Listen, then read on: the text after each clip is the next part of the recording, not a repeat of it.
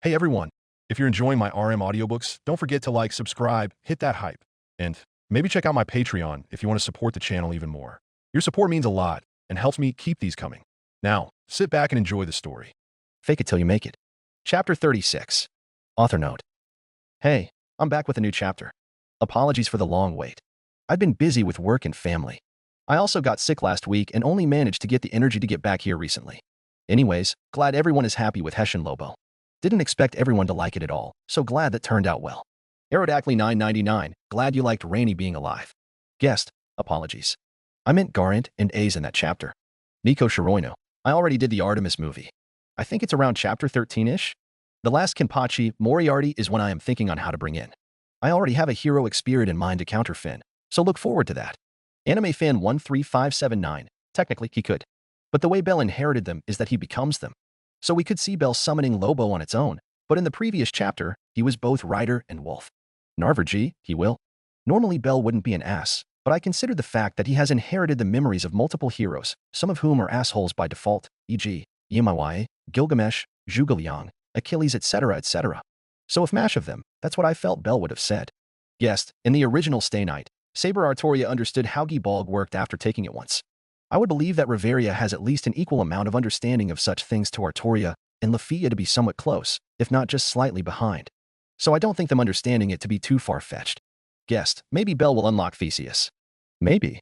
Imperador Flojo, go ahead. I remember someone asking me permission for something like that before. Pretty sure I said yes to that, so I see no reason to say no to you. Anyways, here's the newest chapter. Triple X. To say Grand and the members of the I Close Familia were surprised was an understatement. They were scared, and the lower-level members were scared shitless. Rainy and the remaining Xenos stared in shock as the I Close Familia turned their attention to the white-haired rabbit. No, it was more accurate to call him a wolf now. The Arachne was even more surprised that the boy had actually showed up, much less in such a way. Bell took a brief head count, including Gran. There were about 18 of them left standing. Some were on the ground, either dead or unconscious from fighting the Xenos. But the boy didn't care. He was more focused on the ones before him. The white-haired hero dashed forward, and in an instant, sliced two of the I Close Familia members cleanly in half. Bell didn't stop there. As he bent down, a dozen scythes shot out of his back. Without missing a beat, the boy shot forward once more, spinning as he dashed past some of the I Close Familia members, instantly killing 6 more of them. Gran backed away in fright as he watched so many of his Familia members slaughtered in mere seconds. W8. Why are you killing us? The enemies are the monsters. The heir to the throne stood up, the sides flexed back naturally, as if they were a part of his body. He let out a low growl. Monsters? That's right, my enemies are monsters. And the only monsters I see now are you. Bell took a deep breath as he bent down, said. Friar and Scharfrichter. Without another warning, the sides on his back extended, shooting out and piercing the bodies of every adventurer in front of him. Gran coughed out blood, as the scythe pierced him through his chest. The fuck? He tried to move, but quickly found that he couldn't move a single inch, something the remaining members of his team came to realize. Bell then dashed forward, brandishing the 2 sword scythes in his hands. In the next instant, the boy dashed past them, his 2 swords stained with blood, and with a few thuds, 10 heads fell to the ground. Bell turned around, swinging his swords to flick the blood off of them as the scythes attached to his back retracted. He took a deep breath as Hessian Lobo's powers left his body, regaining a sense of clarity before he turned to Ween. The boy rushed to the Vuivra, noting the numerous wounds on her body. Load. Gilgamesh. Summoning the King of Heroes' powers, the boy brought out a number of potions from his treasury. Bell gave one to Ween. Drink this. The Vuivra nodded and downed it quickly, remembering the time from when she first met Bell, and her wounds vanished. The heir to the throne of heroes turned and walked to Rainy. Here. He gave one to the Arachne, and she took it gratefully. Thanks. In an instant, her wounds vanished, and she regained her lost legs. Much to her surprise, what the hell? How strong are these potions? Bell turned. They're from the Gate of Babylon. My treasury possesses only items of the highest quality. He quickly gave one to FIA and 4, the 2 healing their wounds quickly. He then went to heal the chained siren. Bell asked as soon as they were all healed, what happened? The Arachne scowled. They set us up. The siren lowered her head. I'm sorry. They killed everyone else in my group, and they tortured me to make me scream, but like a monster. FIA nodded. They must have wanted someone who could hear your screams. Someone who would recognize the screams of his Xenos. Bell frowned. I see. The boy looked around. Is it just the 5 of you? Rainy nodded. We were on the way to meet the others at our next village, but we heard her screams. And well? There was another one of us, but he's dead. Bell nodded. I'll come with you, in case there's more of them. The Arachne wanted to object, but upon seeing Ween's hopeful expression and remembering how Bell slaughtered the I Close Familia members, she sighed. That'd be appreciated. The white-haired rabbit nodded. If we're all okay, let's move. We shouldn't stay here any longer. No one objected, and they turned to leave the room. But before they did, Belle spotted something at Grant's corpse. Something that looked like a sphere, and on a closer look, there was an eyeball inside the sphere, a large red D around the pupil. The boy reached down and picked it up. What is this? Belle, come on. Ween's voice reached his ears, and the boy pocketed the item, deciding to use EMY's structural analysis to look at it. Unbeknownst to any of them, they had missed one of the adventurers, one that had been wounded by Rainey and FIA earlier on, who then decided to hide and stay low when Belle showed up. That one adventurer got to his feet, downing a potion, before silently making his way to the surface. With Belle and the 5 Xenos, as they walked, Belle asked, "Why were there only 5 of you? I thought you were moving as a group." Rainey explained, "We do, but we also split up into smaller groups. It was Fell's idea. Larger groups of monsters tend to attract stronger adventurers." The boy nodded. "I see. That makes sense." It really did. But it also changed things. He was expecting Ween to be with all of the Xenos, not like this. And speaking of Ween, the smaller Xenos quickly held onto Belle's hand. "Belle, why did you not come see me before?" The boy smiled softly. "Sorry, Ween. I was busy with some stuff on the surface." Ween nodded slowly. "Oh." Belle's lips thinned. "We'll see each other a lot more from now on, I promise." The Weaver brightened up. "Yay?" The Arachne looked at him. "But still, thanks for saving us. You're not so bad for a human." Belle snorted. "If it wasn't for the command spells I gave Ween, you'd be all dead. Be careful, please." Rainey nodded. "We will." "That was a mistake. We didn't expect it to be a trap." The boy nodded. "Make sure you do. We all know there are enemies that are out for the Xenos, and you never know when they're coming for you." The Arachne fell silent. As grateful as she was, it was still frustrating, especially when he was right. The group made their way through the dungeon, and soon came to a dead end. Belle patiently waited as Rainey walked towards the wall. "We're here." She placed a hand on the wall, and it crumbled down, revealing a hall much like the one Belle and the Hestia Familia had seen when they first met the Xenos. The boy asked, "Are these walls naturally fragile?" Rainey shook her head. "Fells designed these walls. They're a bit different from normal dungeon walls. They only respond to those Fells allow." Belle nodded in understanding. "I see. That's good to hear." The Arachne nodded. "Come on, the others should already be waiting for us." No one objected, and they all walked into the cave. After some distance away from the main parts of the dungeon floor, Belle glanced back, noting the wall had fixed itself. He looked back to the front, noticing some light from afar. That must be where the others are. They continued walking until they heard the voices of the other Xenos. Rainey called out, "We're here." Almost immediately, 2 familiar figures appeared, and LYD spoke. "Finally. We thought something happened to you guys." Grow immediately noticed Belle. "Why is the human here?" The lizardman blinked in surprise. "Belchai?" Rainey explained, "Something did happen. We were led to a trap, and if we didn't call for Belle, we'd be all dead." LYD looked at them, before he noticed the change in members. "Ah. So odd." Rainey nodded, glancing at the siren they had rescued. "Yeah, a group of adventurers captured her, and they tortured her, to get her to scream." Grow's face grew furious. "Where are they? We'll kill them all." The Arachne shook her head. "No need. Belle's already killed them all." That surprised them, and LYD looked at him. "Belchai did." The boy nodded, traces of Lobo leaking through. "Yeah. What they did was unforgivable. They got what they deserved." The lizard man scratched his head in concern. "But won't that put you against your people? If word gets out?" Belle let out a small smile. "It's fine. What happens in the dungeon stays in the dungeon. It'll be fine." LYD still looked uncomfortable. "If you say so." Grow, on the other hand, looked over Rainey. "But are the rest of you okay?" The Arachne nodded. "We are. Thanks to him anyway. He even gave us potions to heal us all up." The gargoyle fell silent. Before he nodded begrudgingly, "You have my gratitude, Belle Cranel." The white-haired rabbit nodded. "You're welcome." LYD hummed. "I guess we owe you one now." Belle smiled. "Don't worry about it. We're friends, aren't we?" The lizard man nodded. "But thanks for bringing them here too." The boy shook his head. "That's fine. I'm thinking of staying with Ween for a bit too." LYD nodded in understanding. "Sure, we were expecting you to visit her sometime anyway." He paused, before grinning sheepishly. "Well, just not so soon anyway." Belle chuckled. "Well, I'm here now. So." Ween nodded happily. "Come on. I made a lot of friends here. Let's go find them." The boy smiled. "Sure." He looked at LYD and Grow. "If you two don't mind." The gargoyle snorted. "You will find 0 complaints from me." The lizard man chuckled in exasperation. "Go ahead. We'll let you know if we need you." The Weaver visibly brightened up, and she pulled the white-haired boy away. That left the 6 Xenos. For grunted as he walked off, and FIA looked at the older Xenos. "I'll go with 4. Okay?" Rainey nodded. "Sure. Get some rest." The harpy nodded gratefully and followed her friend away. LYD looked at the siren. "I'll let Ray know what happened. We'll find another group for you." The siren nodded. "Thank you, LYD." The lizard man nodded. "Go get something to eat, and wash up too." The siren nodded and flew away, leaving the 3 older Xenos. As soon as they were alone, Gro looked at Rainy. Tell us what happened? The Arachne's lips thinned. It's worse than we thought. All this while we thought only a small number of humans knew of us, and that most of the time our brethren died because they were unlucky. That caught their attention, and Lyde narrowed his eyes. You mean? Rainy nodded. They know what we are, and they are hunting us. Actively. This was deliberate, not a coincidence. She looked down. They were prepared, and they chose a corner of the floor on purpose, so none of us could escape. Lyde nodded. But we're lucky Belchai showed up. Rainy nodded. Exactly. She looked at Gro. I know we didn't like him before. But I think we can trust him. The gargoyle fell silent. Before he nodded. All right, I suppose we owe him at least that much now. Lyde grinned. Glad you're seeing the light now, Gro.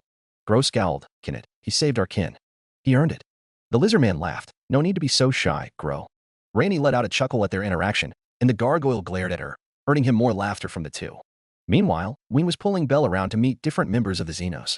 The Vuivre pulled him to a group of monsters, where a Lamia sat on the ground. Bell. This is Laura. She's a Lamia. Laura blinked when she saw the pair. Ween? Wait, you're that human. Bell smiled sheepishly. Sorry, Ween insisted she show me around this village, so.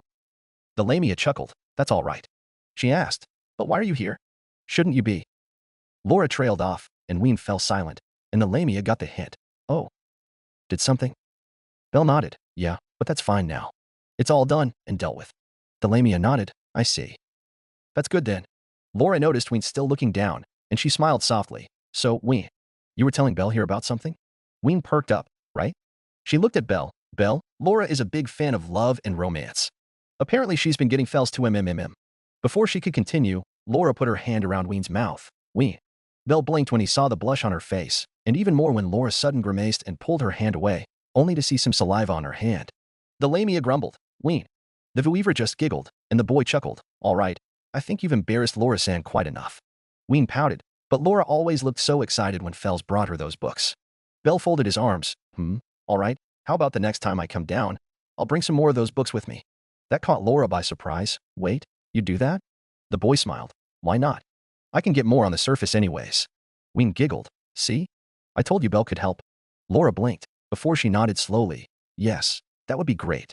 The Vuivre giggled again before she pulled Bell away once more. Come on. We should go see FIA and the others. Line break. Meanwhile, in one of the chambers of Gnosis, Dix Paradix grunted as he killed one of the harpies in the cages around him. The captain of the Iclos Familia sighed. What a waste of time. All that work, and nothing. He looked around. Where the fuck is Gran? His group should have been back by now. A round of grunts and mutters that all went along the lines of, I don't know, reached his ears, and the captain clicked his teeth in annoyance. Dix brandished his spear. Whatever then. We'll have to think of our next plan without them.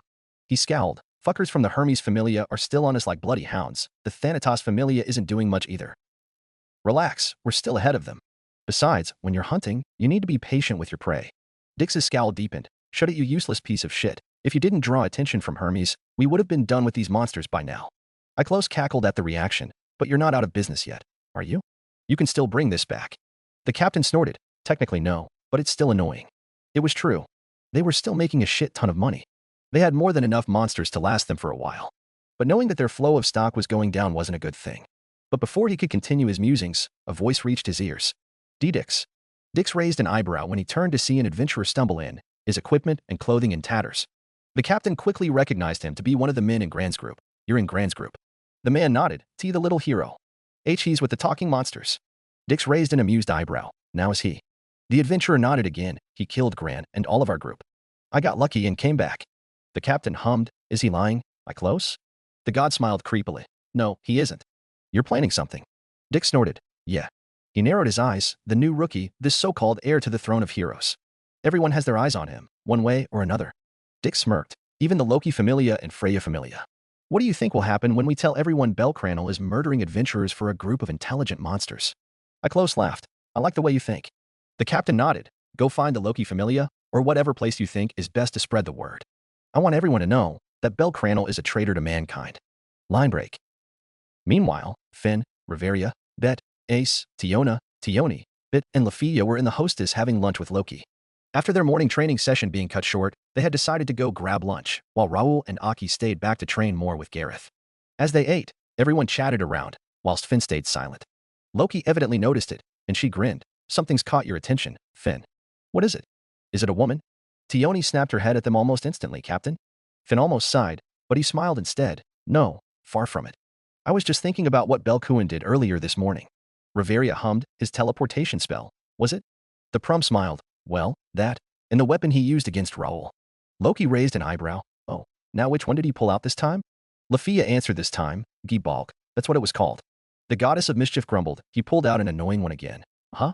Riveria nodded. It was certainly an interesting weapon. I would not have expected him to have a weapon that could reverse cause and effect.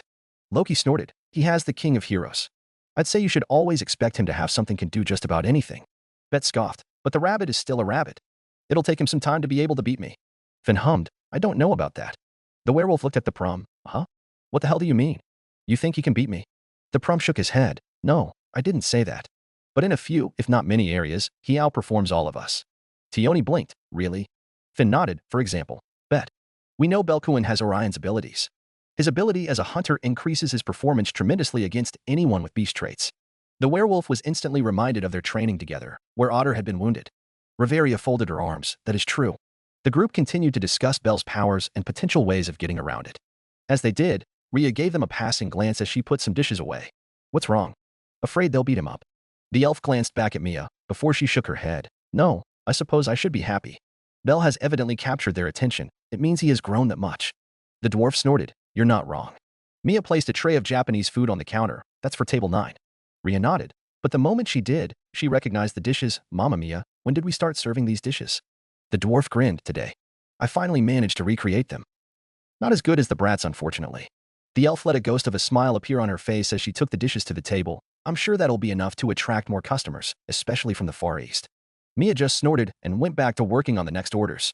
Until someone barged through the doors, and Syr jumped in surprise, happening to be standing near the door. Welcome. The man had damaged clothes, but everyone quickly noticed the unblemished skin under. His eyes landed on the Loki Familia's table. El Loki Familia. Finn raised an eyebrow. Can we help you? The man stumbled over to them. Bel Cranel. He attacked my party. He killed everyone in my party. That caught everyone's attention, and Ryuu immediately stepped forward. You lie. Bel would never dash. He's not lying. Loki's voice was calm and quiet, but it reached everyone's ears in the restaurant. Finn let out a small breath. Tell us more. The man nodded, still shaky. That's not all. We found monsters. Monsters who use adventurer equipment. Bel Cranel is taking their side. He's betrayed humanity. Bet scoffed. Armed monsters? That's fucking stupid. And why the hell would the rabbit help monsters? The man shook his head frantically. I don't know. But we found these armed monsters, and we fought them, and Bel Cranel appeared out of nowhere and killed all of my friends. Riveria asked, and how did you survive? The man looked down. I was injured by a harpy and stayed hidden before he appeared. I only managed to escape after they left. Lafia spoke up. Bel wouldn't do that, would he? Tiona shook her head. I don't think Argonaut Kuin would do that too. Tioni nodded. No, he wouldn't. Finn folded his arms, his mind immediately going to when Bel disappeared earlier. I believe he wouldn't as well. But he glanced at Loki, who shook her head. No, this dude ain't lying. Either he's telling the truth, or he genuinely believes everything he's saying. The Prum nodded, and he looked at the adventurer again. When did this happen? The man swallowed. Just around an hour ago, it happened on the middle floors. Finn stood up. Very well. Tell me where this happened. We will find the truth. Bet sighed. What a pain. And here I thought we would have the day off. Riveria snorted. You're welcome to sit this one out if you want to. The werewolf scoffed. And pay the bill? Thanks, but no thanks. Lafia looked at Ace. We have to make sure Bel is innocent, right, Ace-san? The blonde half-spirit didn't answer, and the elf asked again, Ace-san. The blonde swordswoman glanced at Lafia, and she nodded, of course. With that said, the Loki Familia members left the restaurant after settling their payment. As they did, Rhea frowned, but before she could speak, Mia spoke up. Before you say anything, no, I won't let you go after them. The elf frowned. Mamma Mia. The dwarf shook her head firmly. No, Bel is strong enough now. If he's found himself in trouble, and it's confirmed, we can help. But not now. Excuse me, Lion. As if on cue, Asfi walked through the door, and Rhea blinked. Andromeda. The captain of the Hermes Familia spoke. Can I talk to you for a sec? It's about, well, them. We'll need your help. And Bel Cranel is involved too. Rhea looked at the dwarf, and Mia grumbled. Whatever. Do what you want, you dumb elf. The elf nodded. Thank you, Mamma Mia. She turned to Asfi. Tell me on the way. Asfi nodded. Let's go. The two turned for the door, but before they could leave, Syr called out, Ryu. The pair stopped, and Ryu asked, What's wrong, Syr? The silver-haired girl pursed her lips. Make sure Belsan is safe, okay? The elf paused, before she smiled. I will. Don't worry. With that said, the two left the building, and Mia shouted, Now get back to work. A short while later, Finn stood alone before the hearth mansion. He had told the others to wait for him at the dungeon entrance, mainly in case Bell left the dungeon. Which was also another reason he was here, in case Bell had already left the dungeon and was potentially at home. After a short while, the door opened, and the prom spotted a familiar-looking young lady. Lily blinked. Fansama? What brings you here? The older prom smiled. You must be Lilaruka Arde. How are you today? The younger prom looked confused. Good. Thank you. How can I help you? Fin looked her in the eye. Have you seen Belkuin? I'm looking for him. Lily blinked. Didn't Belsama go to your familia home for training? The captain of the Loki familia nodded. He did. But he left shortly after we began, but there was still some stuff we need to talk about. The younger prom shook her head. No, I can't say I've seen Belsama come home. Fin hummed. I see. Thank you. With that said, he turned away, but before he could leave, Lily called out, Fansama, is everything okay? Fin stopped, and he turned back with a smile. Yes, everything is fine. He paused, before adding, if you see Belkuin, can you please let him know I was looking for him? Lily nodded confusedly. Okay. Fin nodded again, before he left the area. Soon, the leader of the Loki familia reached the Tower of Babel, where the others were waiting. Riveria asked, he's not there, was he? Fin shook his head. No, apparently he didn't go home. Guess we'll have to head down. No one objected, and they descended down the stairs into the dungeon. Line break. Meanwhile, back in the Xenos hidden village, Bell sat at a campfire with Ween, Lyd, Ray, and a few other monsters. Bell had a small smile on his face as he watched Ween play with the smaller-sized Xenos, running around the campfire. He turned to Lyd-san, I have to ask. The lizard man looked at him. What's up, Belchai? The boy asked, do you know who exactly it is targeting the Xenos? Lyd let out a breath. I appreciate the concern, but we don't want to drag you into our mess. Bell shook his head. I already am. The moment those adventurers targeted Ween, this also became my mess. Rainey spoke up. I think having Bell with us is a good idea too. If it wasn't for him, we'd all be captured, if not dead. The lizard man scratched his head. To be honest, Belchai, we don't know much. All we knew was that a small group of adventurers were targeting our kind. Bell narrowed his eyes. So, you don't know who you're dealing with? Bro snorted. Humans, that's what we're dealing with. The gargoyle paused. At least, that's how it would have been. Until you showed up. Lyd nodded. Our group isn't really big. Not big enough anyway. The only reason we know we're being hunted is because we don't see everyone each time we move. Bell's lips thinned. So you're saying every time you move villages, there are casualties? The lizard man shook his head. No, not always. But it does happen. Ray nodded. That's why we split up into smaller groups, to make sure we don't draw too much attention. The boy nodded slowly. I see. Lyd looked at him. Is something wrong, Belchai? Bell took a breath. Lyd-san. We left Ween with you, because we thought it would be safer for her. The lizard man made a complicated expression. Look, I'm sorry about what happened, but there was always the possibility dash. The boy cut him off. No, I know it was a possibility. I just didn't think it would be this much. Bell looked at the older members of the Xenos. Right now, we don't know how many of these people are out there. And you don't know when and where they will be, not with how the dungeon is. Gro leaned back. What do you say we do then? The boy pursed his lips. Come with me to the surface.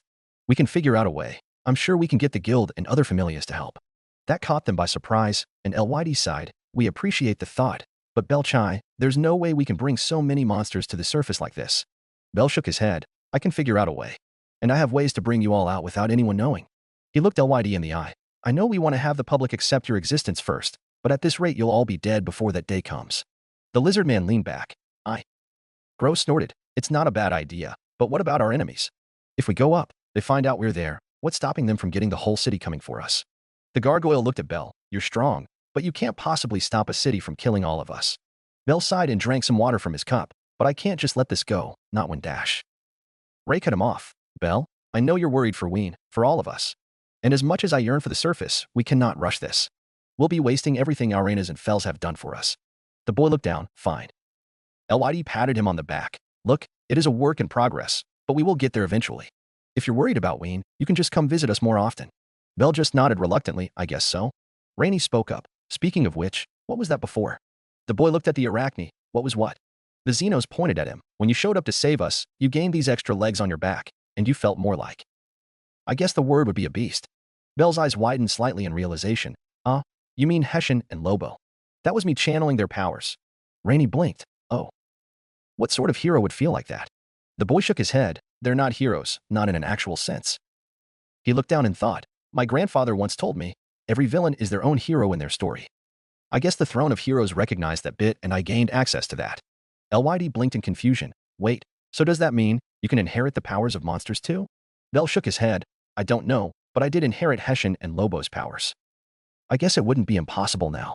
The Xenos all nodded, falling into a moment of comfortable silence, and they turned their attention to Ween, who was playing with FIA and alls. After a while, Bell stood up. I think I'd better get going. I don't want the others to worry. LYD nodded. Of course. Thanks for what you did, Belchai. It meant a lot to us. The boy nodded. Before he chanted, Load, Gilgamesh. The powers of the King of Heroes filled his body, and he pulled out some command spells from his treasury. Before I forget, here. Ray blinked in surprise. Wait, aren't these dash? Bell nodded. Command spells, like the ones I gave Ween. I want the 4 of you to have them. In case anything happens, I can get to you immediately. LYD nodded with a smile. Thank you, Belchai. The boy smiled. Just don't let Ween know. She might use hers to get me to come down if she knows you've got extra.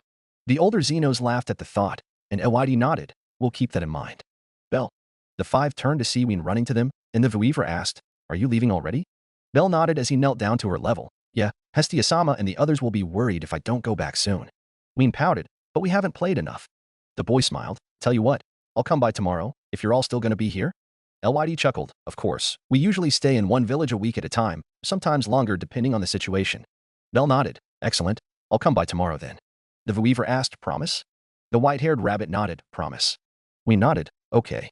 Ray smiled. We'll walk you to the entrance of this floor. Okay? Bell smiled. Thanks. The Weaver perked up. I want to come too. LYD laughed. All right, we can go together then. Rainey looked at Grow. You coming? The gargoyle snorted. Yeah, whatever. Bell chuckled. All right, let's go. The group of 6 walked out of the hidden village, making their way to the exit for the previous floor. Fortunately, there weren't any adventurers on the floor until they neared the stairs for the previous floor. Bell's face immediately steeled when he saw the people before him. LYD groaned. Ah shit. I was hoping the person was lying. I guess not. Bell greeted neutrally Fin-san. The prom looked at the monsters around the boy, and he noted Bell holding Ween's hand. Bet scowled. What is the meaning of this? Rabbit? Lafia nodded. Did you really kill all those people, Bell? Reveria and Ace stayed silent, but anyone who knew them could see that they weren't happy at all. Tiona asked, Argonakuin, what's going on? Tione narrowed her eyes. You better have a damn good reason. Bell studied the members of the Loki Familia before him, and he spoke. Fin-san, if I tell you these monsters with me are just like us, would you let them go? The prom raised an eyebrow. What do you mean? The boy mentally readied himself to load a heroic spirit. They can talk like us, they eat like us, and they have emotions just like us. Fin narrowed his eyes. I see. That changed things, if only a tiny bit, but the prom wasn't focused on that. You're not denying the fact that you killed a party of adventurers. Bell nodded. Those adventurers were targeting these monsters, the Xenos. They used one of their kind as bait to lure them into an ambush. Lafia frowned, but you didn't have to kill them. The boy shook his head. No, there was no other way. Reveria spoke up for the first time. Bell, you killed adventurers, humans, to protect monsters. You do know how ridiculous that sounds, right?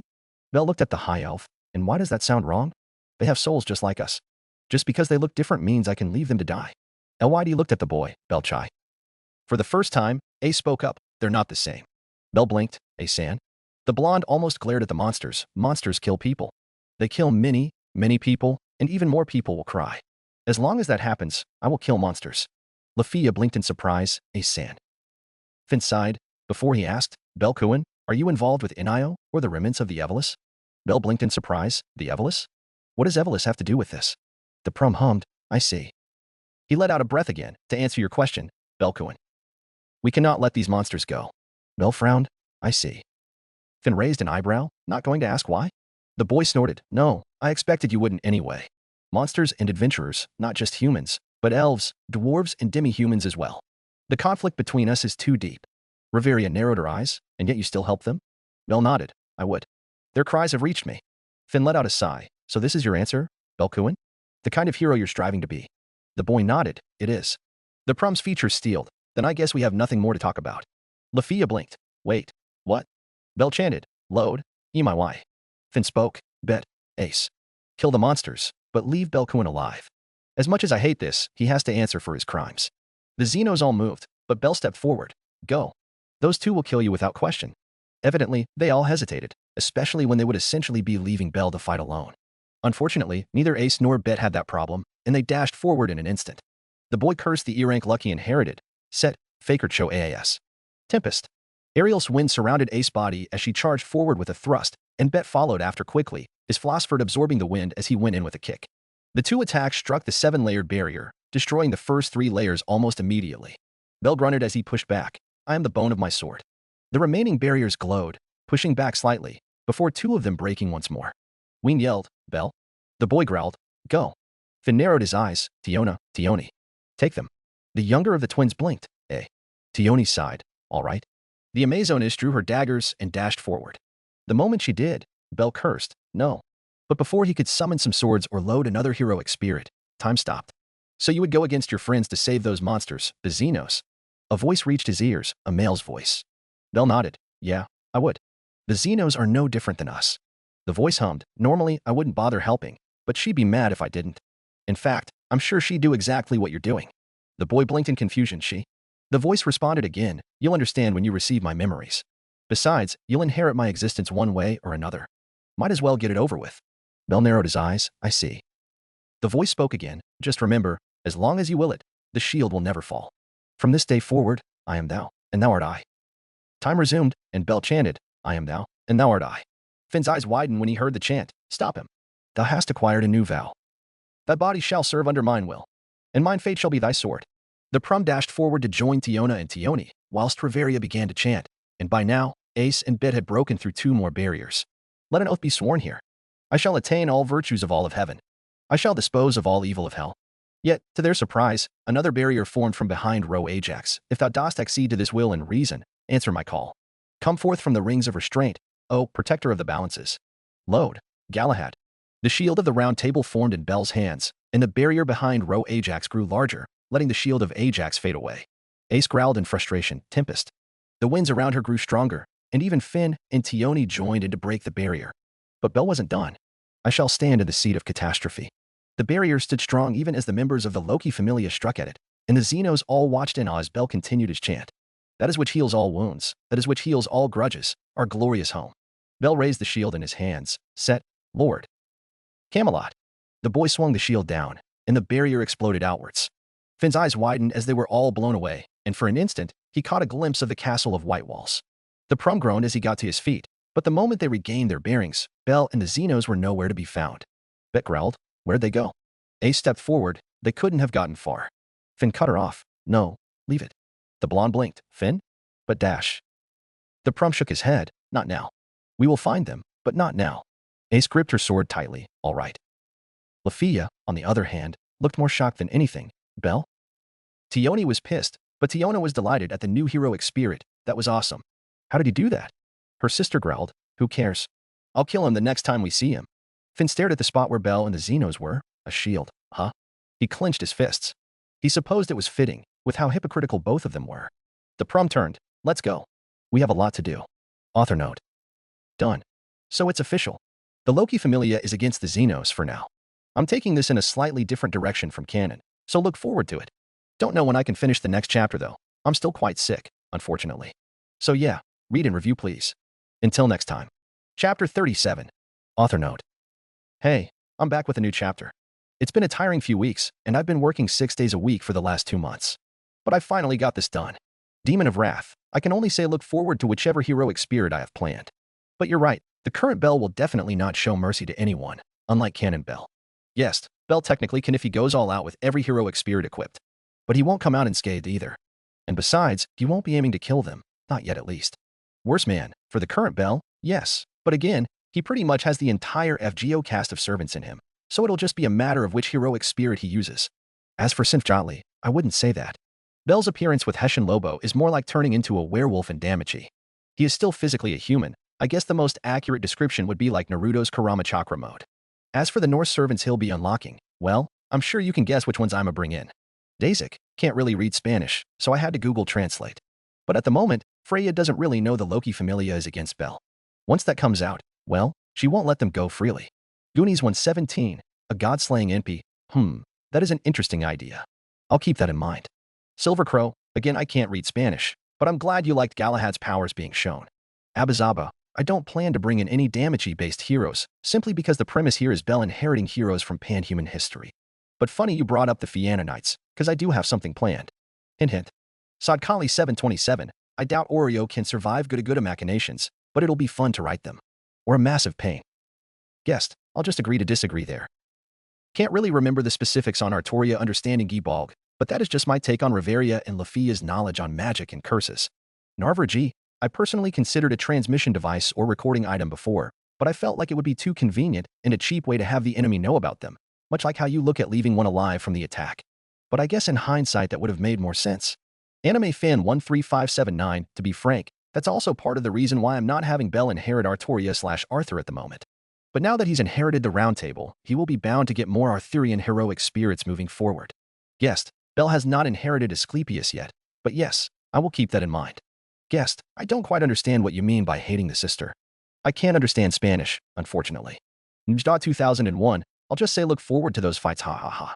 As for Season 4, I am thinking on how to do that one, considering I do plan to bring in more of Sword Oratorio in, but my knowledge on that is very limited. But the Juggernaut arc is definitely coming. And definitely, Season 5 will be coming out before I finish Season 4 at the pace I'm going. Anyways, here's the newest chapter. XXX. Finn and his team stood in the room in the dungeon the adventurer had told them about. After encountering Bell and the Xenos, the group had made their way back to the area where the members of the Iclos Familia were killed. Bet walked around, scrunching his nose at the smell of death. What the hell are we doing back here? There's nothing for us to see here anymore. Finn looked around. It was like Bet said. They had looked over the room earlier, but the prom was more focused on finding Bell first, so he figured there might have been something they'd missed. Now that they knew Bell was helping monsters in the dungeon, it opened up a can of worms Finn was hoping he wouldn't have to face. There were just too many questions. The prom let out a breath, looking around at the corpses of the adventurers around him. Bet, tell me, do you smell Bell's scent on these corpses? The werewolf frowned. Not really. Some, yes, and I could definitely smell blood on him earlier. He looked at Finn, but the thing is, the rabbit's scent always changes slightly each time he uses a different hero. I can smell some of them, but none of them match the powers the rabbit uses. Finn took that information in, and he nodded. What do you smell then? Bet scowled. A wolf. There's something else in there that I can't figure out for fuck's sake, but definitely a wolf. And Alpha has been here. The prom folded his arms. I see. Lafia approached the two. Captain, do you really think Bell killed all these men? I just can't think that he'd kill them all, like this. Finn nodded. A lot of them were stabbed and beheaded. That doesn't fit how Bell fights as far as I know. He sighed. Lafia, I want to believe in Belcoin too, but... Finn trailed off. There was just too much he didn't know. Were Bell and the Xenos involved with the Thanatos Familia and the Evolus? Were they involved with Gnosis? Hell, Finn didn't even know if they knew about Gnosis itself. This whole thing might have been a different matter in its own. Ace's voice reached his ears, bringing him out of his musings. It doesn't matter. We only need to kill the monsters. Finn and Lafia looked at the blonde, and the prom quickly saw the hatred and anger burning deep in her eyes, her fists clenched tightly to the point they were almost shaking. Evidently, Lafia saw it too, Ace-san. Finn sighed. At any rate, we should have a chat with the Hestia Familia. I want to know if Belcoin is acting alone, or if they're in on it as well. Reveria nodded, of course. The prom added, and until we find the truth, no one will mention anything about Belcoin's involvement in this. No one disagreed, even Ace nodded. The group started to head back to the surface, and as they left the room, Bet stared at the back of the room, right at the wall where the siren had been chained to. He scowled and turned away. Fuck it. Similarly, Finn stared at the corpses around them, the Iclos Familia. He sighed to himself. Knowing who they were, who they could be, they had still chosen to side with him. Simply because Bell had chosen to help monsters. Finn closed his eyes before turning to join his friends.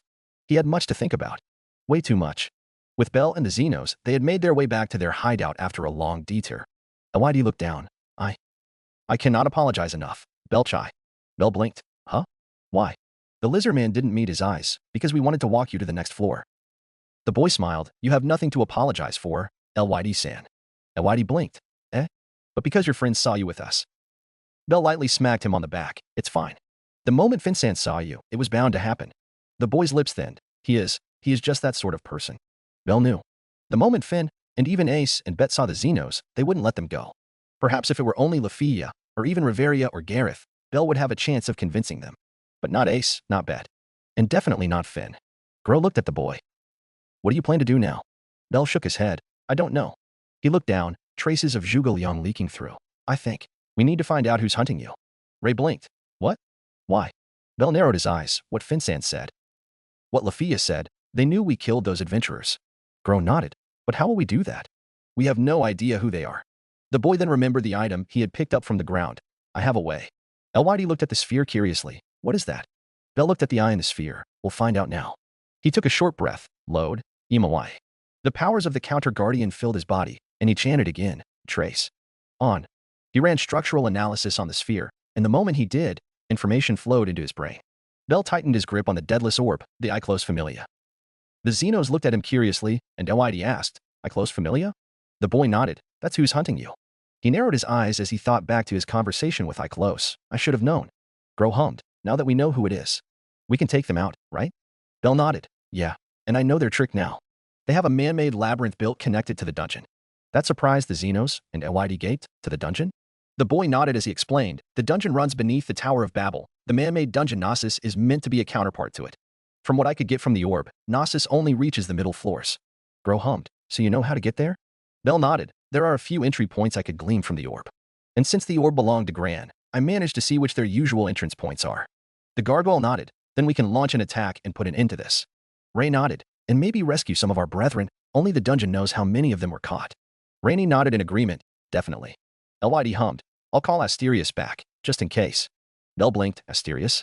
The lizard man nodded. "You remember how we said we had a few new brethren?" The boy nodded. "Yeah, you did." LYD folded his arms with a complicated expression. "He's one of them. Young, but extremely strong. As annoying as it is, he can take the four of us here and walk out unscathed." Bell blinked in surprise. "Really? He must be strong." Gro nodded. "One of our strongest, if not the strongest." The boy hummed, the name catching his attention for obvious reasons. "I see. I think it'd be good if you could.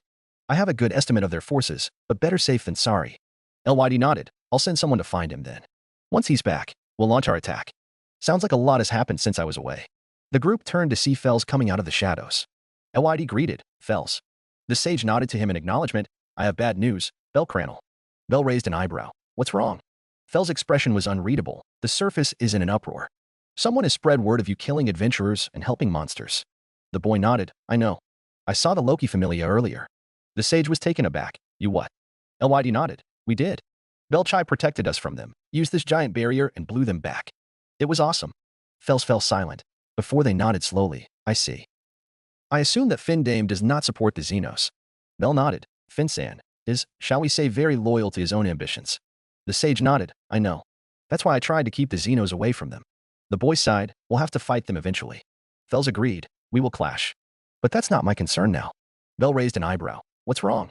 The sage looked at him. "Bell Cranel, if you return to the surface, the residents of Oreo will not let you run free.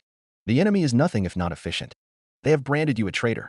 The boy looked down. "It's that bad, huh?" Fells nodded. "It is. I must apologize. I have no way of helping, and neither does Ouranus. It will be hard." Bell nodded. "Frankly, I expected this to happen. After what happened with Finsan, at least." The sage stared at Bell. "What do you plan to do?" The boy closed his eyes. "Nothing, at least nothing different. We still have to take down the Close Familia, and from what I could get from the orb, the Evolus remnants are involved too, to some extent." Fell's eyes widened. "Evolus?" Bell nodded. "The Thanatos Familia, at least. They're in Gnosis, and whilst not as much as the Close Familia, they too have attacked the Xenos." The sage looked down. "This is concerning. I have to let Ouranus know." The heir to the throne nodded in agreement. "That's why I'll need to gather more allies. The Xenos and I alone may be strong, but I'm worried we won't be enough. At the very least, I will need to get my Familia members to help."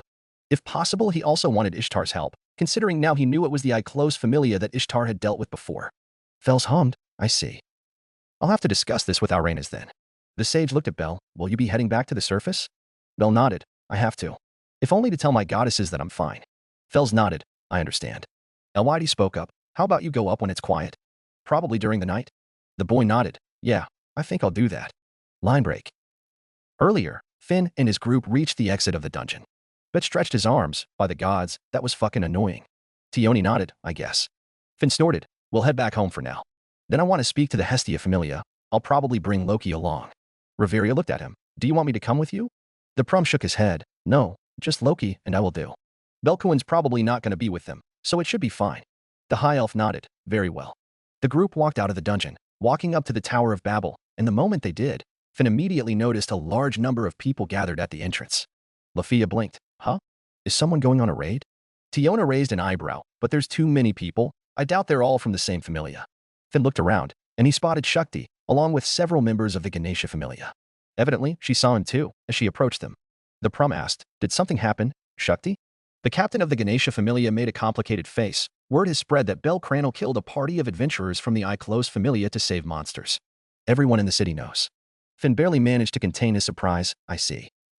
How bad is it?" Shakti shook her head. "Very bad. It started off slow, but now all the people you see here genuinely believe he is a traitor to mankind. At the very least, they want retribution for the people he's killed." Lafia looked at her worriedly. It's that bad. The blue-haired woman nodded. I heard you went down to look for him? Finn nodded. Before he looked around, let's talk somewhere quiet. Shakti nodded, and she turned. Follow me. After a short walk, Finn and the others found themselves in a building owned by the Ganesha Familia.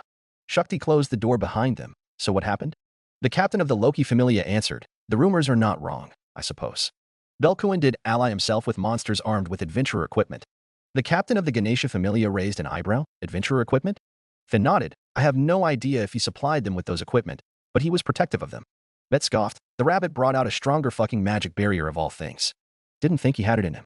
Lafia frowned, keeping silent as she remembered just how strong Lord Camelot was. Shakti took in their words. Before she asked, so you saw these monsters? Reveria nodded. We did. If I recall correctly, a lizardman, gargoyle, arachne, a vuivra, and a siren. The blue-haired woman nodded slowly. I see. And Bel Cranel protected them. Finn nodded. That's correct. Shakti frowned. This is a problem. The Prum agreed. Shakti, I'm gonna be honest with you. I think the Evelis are involved. The captain of the Ganesha Familia's eyes widened. Evelis. Finn nodded. I'm telling you this because you're someone who fought them too. I don't have the specifics, but I heavily suspect the Thanatos Familia to be involved. Shakti narrowed her eyes. I see. The Prum looked at her, but I might be wrong. In the case with the monsters Belkuin is protecting might be a totally different issue on its own. The blue-haired woman folded her arms. Do we know why Bel Cranel killed those adventurers? I don't know him that well, but as far as I'm aware, he's not one to attack anyone without reason. Lafia nodded. That's true. Bel wouldn't attack anyone just like that. There must have been a reason. Bet scoffed. Who cares about the reason? He killed those dipshits for monsters. Reveria shook her head. There's just too much we don't know at the moment. We shouldn't jump to conclusions. Finn nodded. At the moment, I think finding and taking Belkuin in should be our first priority. What we need are answers. Shakti nodded. Agreed. I'll have my Familia members keep an eye out if he shows up. The Prum nodded. That'd be appreciated. The captain of the Ganesha Familia turned for the door. Let me know if you find anything. I'll need to keep the other adventurers in check in case they start to storm the dungeon to look for him. With that said, Shakti left the building, and the Loki Familia left to head home. Line break. Back at the Hearth Mansion, the rest of the Hestia Familia stayed indoors. Aisha frowned as she peeked through the windows. Seems like we're quite popular today. Haraheim looked worried. What's happening? Welf sighed. No idea. Lily's gone out to check. Mikoto nodded. She should be back soon. As if on cue, a crow flew into the room. The crow landed, before transforming into Lily. Daphne asked, how'd it go? The Prum had a grim expression on her face. It's worse than we thought. I don't know who it was, but whoever it is, they made sure everyone heard it. I think almost the entire population of Oreo thinks Belsama killed a whole party of adventurers for monsters. Cassandra gripped her dress tightly. Why? Why didn't I get a vision? Aisha looked at the far side of the room. So, Hestia-sama, what do we do? Both Hestia and Artemis had an unreadable expression, and the goddess of the hearth shook her head. I don't know. We don't even know where Belkuin is. Welf spoke up, but if the rumors are true, I'm pretty sure Bel did it for the Xenos. But killing a whole party is just. Mikoto nodded. Beldano wouldn't kill anyone just like that, even if it's to protect the Xenos. Haraheim nodded in agreement. It's not something he'd do. Aisha hummed. I don't know about that. Everyone looked at her, and the Amazonis explained. When we were in the Ishtar Familia, Bel killed a good amount of us. Obviously we started it, but it doesn't change the fact that he killed Phryne and Tamus, along with many others. Artemis' lips thinned. She's not wrong. It's also something Hestia and I have been worried about for a while. That caught everyone's attention, and Welf asked, what do you mean? The moon goddess looked at Hestia, and the busted goddess explained, I'm worried Belkuin is being influenced by the memories he's inheriting from the throne of heroes. Lily asked in confusion, memories? Wait. Hestia nodded. Every time Belkuin inherits a new hero, he gains their whole existence. He doesn't just inherit their abilities and powers.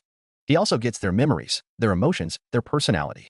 Artemis nodded. So far Bel has been fine, but with heroic spirits with overwhelming personalities like Gilgamesh, it might be affecting him. Mikoto asked, so you're saying because of these memories, he might do things that he normally wouldn't do? The goddess of the hearth nodded. It might be a possibility. Or we might be just thinking too much. Everyone fell silent, until they noticed the gates opening, a pair of familiar figures walking through. Hestia's eyes narrowed. Loki. What does she want? Hestia and Artemis walked to the door with Aisha and Daphne, having told the others to wait. Hestia gained an annoyed expression when the knocking on the door kept going. I can hear you, damn it. Stop knocking. In response, the knocking grew louder and faster, and the goddess of the hearth pushed the door hard, forcing it open. Hestia scowled. What the hell do you want, Loki? The redhead grinned.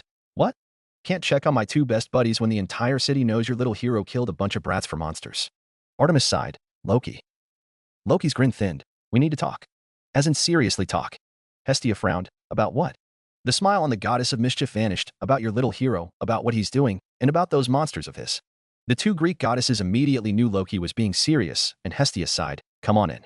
We can talk inside." The four women led Loki and Finn inside towards the living room, closing the gates and doors behind them. After a short while, the three goddesses and Finn sat in the living room.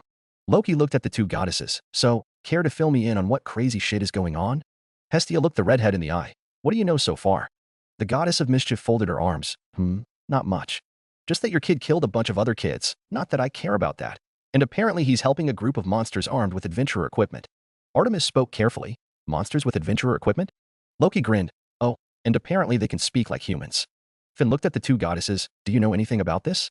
Hestia barely held back from narrowing her eyes, remembering who she was speaking to. "Why do you want to know?" The prum nodded. "Because Belkuin is my friend. He is someone who's trying to become a hero. I want to help him." It wasn't a lie. Finn knew better than to lie to these two goddesses, especially when it came to Bel. Finn pressed on, "But we can't help him if we don't know what's going on. If you know anything." Hestia nodded. "To be honest, we don't know a whole lot either. But about those monsters, yes, they can speak, just like humans." Loki raised an amused eyebrow. "So you know about them?" The goddess of the hearth nodded. "They're called the Xenos. They have absolutely no wish to harm humans or gods, or anyone on the surface for that matter." Loki hummed, watching as Finn took in the information. "And what do they want?" "For your kid to have killed a party of adventurers for them, they must have done something to get his favor." Artemis spoke up this time. "All they want is to learn the world outside the dungeon, to coexist with us." The redhead almost snorted, but one look at Finn's face, and she knew. "So, are you saying you're siding with these monsters, these Xenos?" That caught the two goddesses off guard, and Hestia nodded slowly. "At the very least, we want to help them see the outside world. They mean no harm." Loki hummed, but said no more. Finn looked at the goddesses before him, Goddess Hestia, Goddess Artemis. "I see Belkuin, along with your familia as friends, as allies. I will be honest here. I met Belkuin in the dungeon today." He stood up, staring at the goddesses, but also preparing himself in case the other members of the Hestia familia acted. He was with a group of monsters, all bearing adventurer equipment. Hestia didn't like where this was going and what happened. Finn let out a short breath as he closed his eyes. "It seems Belkuin understood me more than I thought." He opened them again. "We fought. My team only sought to kill those monsters, leaving Belkuin alive. But again, we underestimated him." Finn immediately felt several more presences around them, and he chuckled humorlessly. "Relax, we're not here to fight. I only wanted to clear things up, and if it brings you any comfort, Belkuin escaped with the monsters all unharmed." The short man continued. "Unfortunately, monsters are a blight to this world. Whatever the reason, I cannot allow their existence. I'm sure a number, if not most of my familia members would agree." The prum looked around him, spotting Aisha and Daphne behind their goddesses, with Welf and Makoto standing behind him and Loki. Loki whistled. "Well, this escalated quickly." The redhead grinned. "The rabbit might stand a chance, but the rest of you probably won't even scratch Finn here." Finn nodded. "Perhaps. At any rate, I suppose the entire Hestia familia is with the Xenos. Belkuin is not alone after all then." Artemis narrowed her eyes. "Why go out of your way to do this? I'm sure your familia has more than enough power to take us all in." Loki shrugged. "That's what I said." Finn explained, "Because despite what's going on, I genuinely see Cranel, and by extension all of you as friends. But I guess that may come to an end soon." The prum turned. "I think we have overstayed our welcome, Loki." The goddess of mischief sighed. "Party pooper, I was hoping you'd take these kids on." Finn snorted. "And risk Belkuin coming after my head?" Loki grinned. "You know you want to." That got everyone on guard, but the prum shook his head. "No, not now. Normally, I wouldn't bother, but I do want to settle this with him properly." Finn looked at Hestia and Artemis one more time. "Many adventurers in Oreo will be out for Belkuin. Not to mention, the Ganesha familia in the guild will probably want answers." Hestia asked, "What do you plan to do?" Loki grinned. "You need to ask." The prum turned to face them again. "I suppose I should make it clear. The Loki familia will look for Cranel and apprehend him, and we will wipe out the Xenos." As soon as those words left his mouth, everyone in the Hestia familia tensed up, and Finn easily spotted a few of them getting ready to fight. The short man smiled. "When you see Belkuin, tell him to be prepared and not hold back. Because I will be coming at him with the full might of the Loki familia." With that said, both prum and goddess left the building, leaving the Hestia familia's home. As soon as they left, Aisha clicked her teeth in annoyance. "What a pain. This is bad." Makoto asked, "So what do we do?" "The Loki familia is our enemy now." Hestia pursed her lips. She should have seen it coming, but Finn had been sincere in his words, and she couldn't help but hope. The goddess of the hearth took a deep breath. "We'll need help. A lot of help. This won't be the same as the Apollo familia or even the Ares familia." Aisha nodded. "We should get Ishtar too. I can go talk to her." Haraham nodded. "Me too. I'll come with you." Lily spoke up. "What about the Freya familia? They've helped us before, right?" Artemis nodded. "Considering how much Freya has been supporting Bel, I'd say it's worth a try." I'll talk to her. Hestia sighed. I'll try my luck with Hephaestus then. Welf looked at her. I'll come with you, Hestia-sama. Makoto clenched her fists. I'll ask Uka and Takamikazuchi-sama for help too. I'm sure they'll lend us a hand. Daphne folded her arms. But if the Freya Familia doesn't help, will all of us stand a chance? They have a handful of level 6s, and we don't even have a level 4. Hestia nodded. I know. But we have to try whatever we can. Lily asked, what if we asked the Hermes Familia for help too? Both Artemis and Hestia immediately shot the idea down. Absolutely not. The Prum sighed. Guess that's out of the window. I'll try my luck with the hostess then. Hopefully Ryu-san will help us. Hestia hummed. All right. Everyone has something to do. Let's get to it. The sooner we get this over, the better. Cassandra spoke up. What about Belle? Daphne raised an eyebrow. What do you mean? The healer clasped her hands together quietly. I mean, Belle's still in the dungeon, right? What if other adventurers go down and well? Aisha snorted. I wouldn't worry about that. Anything short of a level 4 will not stand a chance against him. Unless the Loki Familia go down and hunt for him, he'll be fine. Makoto nodded. Besides, Beldano has the Xenos with him. Hestia sighed as she massaged her temples. I hope that'd be the case. Line break. With Finn and Loki, the two walked along the streets of Oreo back towards their home. As they walked, Loki asked with a grin, I thought you'd be more shaken about this. Finn raised an eyebrow. Shaken? Why? The goddess of mischief hummed. Well, I suppose shaken isn't really the right word. More hesitant. The Prum hummed. And why? Loki smirked. Come on. It ain't just you. Most of our top members like him. Normally people would be hesitant to fight their friend. The red-haired goddess stared him in the eye. But you? You seem to look forward to this, excited even. Finn chuckled in exasperation. Nothing gets past you. Huh? Loki just smirked expectantly, and the Prum nodded. I suppose I am looking forward to this. We trained him to fight the Apollo Familia, and without a doubt, he's grown in his way. Finn clenched his fists. Belcoin is the heir to the throne of heroes. A true successor to the heroes of humanity, even if it is an alternate universe. The goddess chuckled. By the gods, it's always heroes with you. The both of you, eh? The Prum nodded. Everything I've done. Everything I've built up until today. I want to put it to the test. Against him. Loki grinned. Really now? What about those monsters? The two turned into a quiet alley, only a short distance away from their home. Finn snorted. Of course, I stand by what I said. We will take them all out. Loki hummed. And that other matter? Surely you wouldn't put everything you have into fighting him. The Prum smiled. Unfortunately, we don't know anything more about Knossos. Our hands are tied, to be honest. His smile dropped. But Belcoin is serious. He wants to protect those monsters. I cannot go in half-assed. Loki studied him for a while, before she smirked. Then go all out. You may not have the powers of the heroic spirits, but you shouldn't be any lesser than him. Finn nodded. Yeah. Line break. Meanwhile, back in Knossos, Dick smirked after hearing the reports. Great work, people. He laughed. For fuck's sake. I didn't expect it to be this easy. I close chuckled at a corner. To think the heir to the throne of heroes is seen as a traitor. How ironic. Dick scoffed. That's what he gets for butting into my business. Fucking brat. The captain of the I-Close Familia took a breath. Anyways, it's a shame Gran and the others died. But I guess it can't be helped. He looked at the man who used to be in Gran's team. I'll need that spare key you have. The man blinked. Spare key. Dix nodded. Yeah. Now that Gran's dead, you don't need 2 keys, right? The man froze, and the captain narrowed as dangerously. You did pick up the key Gran had for your team, yeah? The man's face paled. I am. Dix glared at him. You're not telling me you forgot, are you? The man backed away in panic. I. Cranel took it. Dix pulled out his spear. And you tell me this. Now. I-Close spoke up. Now. No need for that, Dix. The captain glared at the god. Shut up, you useless piece of shit. If Cranel has the key, everyone will know about Knossos. The god chuckled. And? Do you think they believe him? No.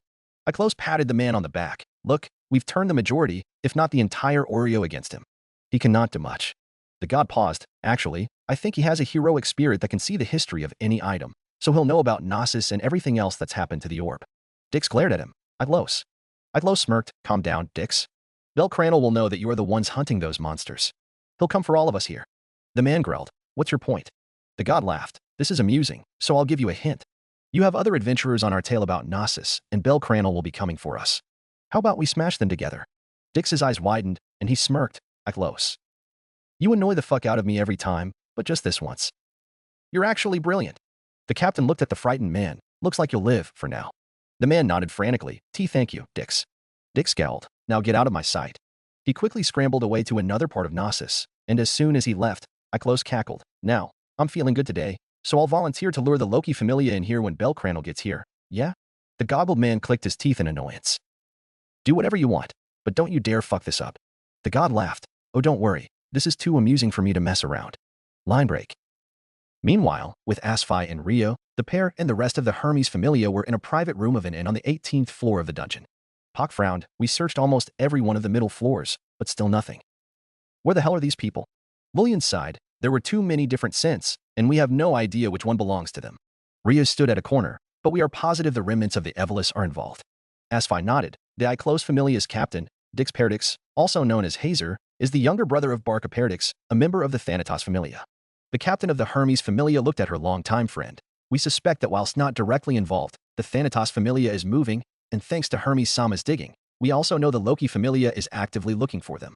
Laurier spoke up, but the situation with the Xenos and Cranel seems to be more. I don't know, urgent. Asfi shook her head.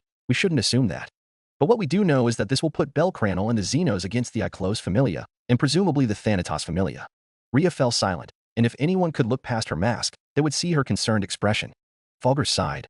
All of this is just speculation. Unfortunately, we're very much in the dark. The blue-haired woman nodded. If we could only get into contact with the Xenos and Cranel, this would be easier. But I doubt it'll help much with the Evolus side of things. Ryu closed her eyes. Before she asked, Lillian, did you catch Bell's scent when we were looking around? The Chianthrope nodded. It was faint, but yes. Asfi hummed. I suppose since we couldn't find any of the Iclos or Thanatos Familia members, he'll be our next shot then. Fulgur nodded. Let's head out then. Hopefully he's still in the dungeon with the Xenos. The Hermes Familia and Rhea left the inn, leaving the 18th floor. Author note. Done. Honestly, this chapter is more build-up than anything. We'll see the Hermes Familia meeting the Xenos and Rhea next chapter, and then officially the face-off against the Iclos Familia and the Loki Familia. Until next time, read and review please. Chapter 38. Author note. Hey, I'm finally back. It's been a long few months, and I honestly wanted to post an update on why I was on an unannounced hiatus. But then I realized I didn't actually did it, and I was already done with the chapter. Long story short, I went to Japan, attended FGO phase, got into issues with housing, and now I'm back here. But anyways, y'all know how we've been having Imuai's cooking as a gag? I'm thinking if I should have him inherit Benienma, similar to how he inherited Dion. XBY40, here's a new one. Way overdue, and you'll see a new servant soon enough. Demon of Wrath, Bell will become more jaded, more cynical. But at heart he is still the same boy who wants to become a hero. But anyways, God-slaying weapons, well, that's not impossible. Rider 09 MK2, soon. Well, hopefully 2 months qualifies as soon for you, because it doesn't for me. A bit overdue, but here you are. Yes, honestly, I agree. Rio is so much better, and I am a larger Hayami Saori fan than an Onishi Saori fan. Lightning Lord Kaji, you mentioned Finn and the others just ignoring why Bell killed the Iclos Familia. But the intention here is not to focus on the deaths of the Iclos Familia, more so on the Xenos. They can't accept the Xenos as a legitimate reason for, well, personal reasons. Anime fan 13579, Chaos Labyrinthos will definitely be a huge game changer. In fact, that will basically give Bell the win.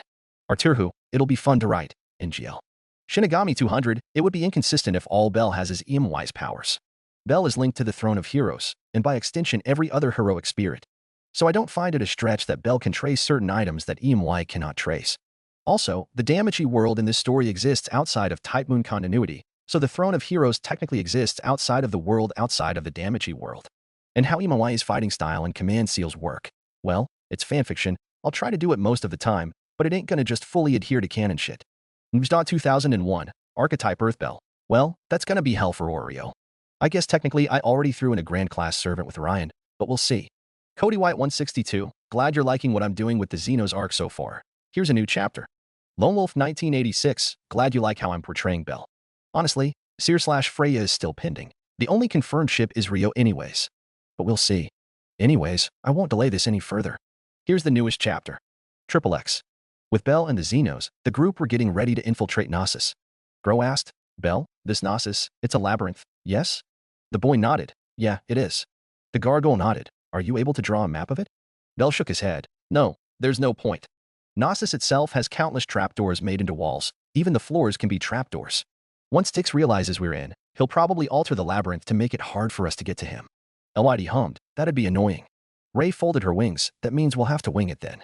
The boy looked at the sage. Fels san. Let us know when you have the others ready. We'll meet up at one of Knossos' entrances. Fels raised an eyebrow. You don't want us to go through the entrance on Deadless Street? Bell shook his head. No, it's too risky. If Barca Pairings joins in, they will easily split us all up. It'll be better if we go in together. He narrowed his eyes. Besides, if what you told me is true, then a large portion of Oreo will be watching my Familia too. The sage nodded in acceptance. Very well. He brought out a small blue pearl and handed it to Belle. Take this. I'll contact you when we're ready. Belle took the pearl. Thanks, Fels-san. Fels turned to the door. I'll be off then. With that said, the sage vanished into the shadows, leaving Belle and the Xenos. Ray spoke up. I suppose we should take the chance to prepare and rest. No one disagreed, and Belle took a breath. I'll make us some food. Using the Gate of Babylon, the boys summoned a portable stove and wok, along with a bunch of other cooking equipment. Soon, the heir to the throne and the Xenos sat around a campfire. LYD looked at Belle in surprise. Holy sheet. Belchai. Wow. Every other monster was devouring the food in front of them, and the lizard man could barely hold in his hunger to wolf down the plate of food in front of him. Belle chuckled as he ate his own plate at a much slower pace. Well, perks of inheriting the abilities of a chef. Gro looked at him. Belle Cranel. If things don't go well, you are more than welcome to stay with us indefinitely. A few other monsters nodded vigorously, but most of them were too absorbed into devouring their food. The boy smiled. I'll keep that in mind. As they ate, Ray's eyes narrowed as she looked at the direction of the entrance to their hideout, LYD. The lizard man glanced at her. What's up? The siren kept her eyes at the direction of the entrance. I hear many adventurers outside the entrance. They've been there ever since Fels left. LYD's eyes widened, and every other monster tensed up at her words. Bell furrowed his brows. You think the enemy has found us? Ray nodded. It's possible. The boy asked, if we move closer to the entrance, would you be able to hear what they're saying? The siren stared at the direction of the entrance. If they speak, I suppose I can. Bell stood up. Let's go see who these people are. LYD stood up. I'm coming too. The boy nodded. All right. Be ready to get everyone to run if need be, though. Bell looked at Ray, and the two nodded before they headed to the entrance. As they approached the entrance, Ray commented, I can hear the voices more clearly now. Bell mentally readied himself to load a heroic spirit. Can you hear what they're saying? The siren nodded. Give me a moment. Ray closed her eyes as she focused on the voices behind the entrance. Are you sure we can't just blow the wall apart? No. We don't want to scare them off. But we don't even know if the Xenos are here. Bell Cranel could have just teleported or erased his scent or something. Lillian, are you sure this is where Bell's scent leads? Positive. It leads further down into the wall. There's definitely more behind this. The siren opened her eyes. It sounds like they're looking for you. Bell? Bell furrowed his brows. Who could it be? He looked at Ray. Can you hear any names? Ray closed her eyes again. I can. Andromeda. Lillian and Lion. Bell paused. Rhea-san. He clenched his fists. Unlike Finn or the other members of the Loki familia, Ryu could definitely be convinced, and whilst he wasn't as close to Asfi, he knew she was someone he could try to convince too. But there was also the fact that the Evolus was involved, and with his current reputation in Oreo, he didn't want to risk having Ryu against him and the Xenos. The boy took a deep breath. Ray-san, can you open the entrance? LYD blinked in surprise. Belchai. Bell looked at the two Xenos. The people outside are my friends. But unlike Finn-san, I think I can convince them. Ray nodded. All right. I trust you. The lizard man scratched his head. If you say so, Belchai. The boy smiled. Thank you. If they end up fighting against us, I'll take them out myself. I promise. LYD frowned, and before Ray could open the entrance, the lizard man placed his hand on Bell's shoulder. I'm going to stop you there, Belchai. You don't have to take responsibility for that. Bell's smile thinned. But Dash. LYD shook his head. Again, that you are adventurers. We are monsters. It is only natural that they seek to kill us, and we them. The lizard man sighed. Look, everyone is trying. But if you take responsibility for all that, you'll burn yourself out. The boy paused, and Iimawai's memory surfaced in his mind, and he chuckled. I guess you're right. I take that one back. LYD grinned. Now let's see if we can make some new friends. Eh? Ray nodded. I'll open the entrance now. Soon, the wall crumbled down, revealing a very surprised Hermes Familia and Rio Lion. Asfi looked at the people inside the entrance. Bell Cranel. Bell took a brief count, noting that there were only members of the Hermes Familia and Rio. Asfi-san. Rio rushed forward almost immediately. Bell? Are you okay? Bell was slightly taken aback, before he smiled slightly. Yeah, I'm fine. The elf looked at the Xenos beside him. So the rumors are true. Are they? She trailed off, and Bell nodded. These are LYD and Ray. They are part of the Xenos. His eyes steeled. Asfi-san, where does the Hermes Familia stand regarding their existence? Rio almost showed her surprise at the sudden change in tone, but Asfi was half expecting this. The captain of the Hermes Familia answered firmly, I cannot say we will ally ourselves with them like you have, but I can say we are not hostile. Bell studied the item maker, before he nodded. Okay. He looked at LYD. LYD-san, do you mind if we bring them in? Talking out here isn't the best idea. The lizard man nodded. I don't mind. They're your friends, right, Belchai? If you trust them, we will too. LYD's words surprised the Hermes Familia members, and Rio to some extent. Lillian commented in surprise, they really can speak. Ray nodded. Most of us can, but some cannot. LYD nodded. Come, we should head inside. The three turned to enter the hideout again, and Rhea followed quickly. The rest of the Hermes familia looked at Asfi, and Lillian asked, "What do we do, Asfi?" The captain sighed, "We don't have much of a choice, do we?" With that said, she walked into the entrance, and the rest followed after her. After a while, they were back at the campfire. Asfi looked around, seeing all the different Xenos around them. The blue-haired woman took a deep breath. "Belle, are you aware of the situation on the surface?" Belle looked at her, and he nodded, to some extent. "I know most of Oreo knows I killed a party from the Iclos familia, and I guess I'm not really liked at the moment." Asfi nodded. "You'll be in quite a bit of trouble when you go up." The boy sighed. "Not much I can do about that, can I?" Rhea frowned. "Why did you go that far? You didn't have to dash." Belle cut her off. "I did, actually. The Xenos are my friends. I couldn't leave them to die. Not when the Iclos familia are actively hunting them." Asfi's lips thinned. "Then what do you plan to do?" The boy answered immediately, "Simple. We take them out." Laurier blinked in surprise. "Take them out? Isn't that a bit extreme?" Belle shook his head. "Pairings won't back down just because I beat them up. He'll get back up and get back at us, if only just for revenge.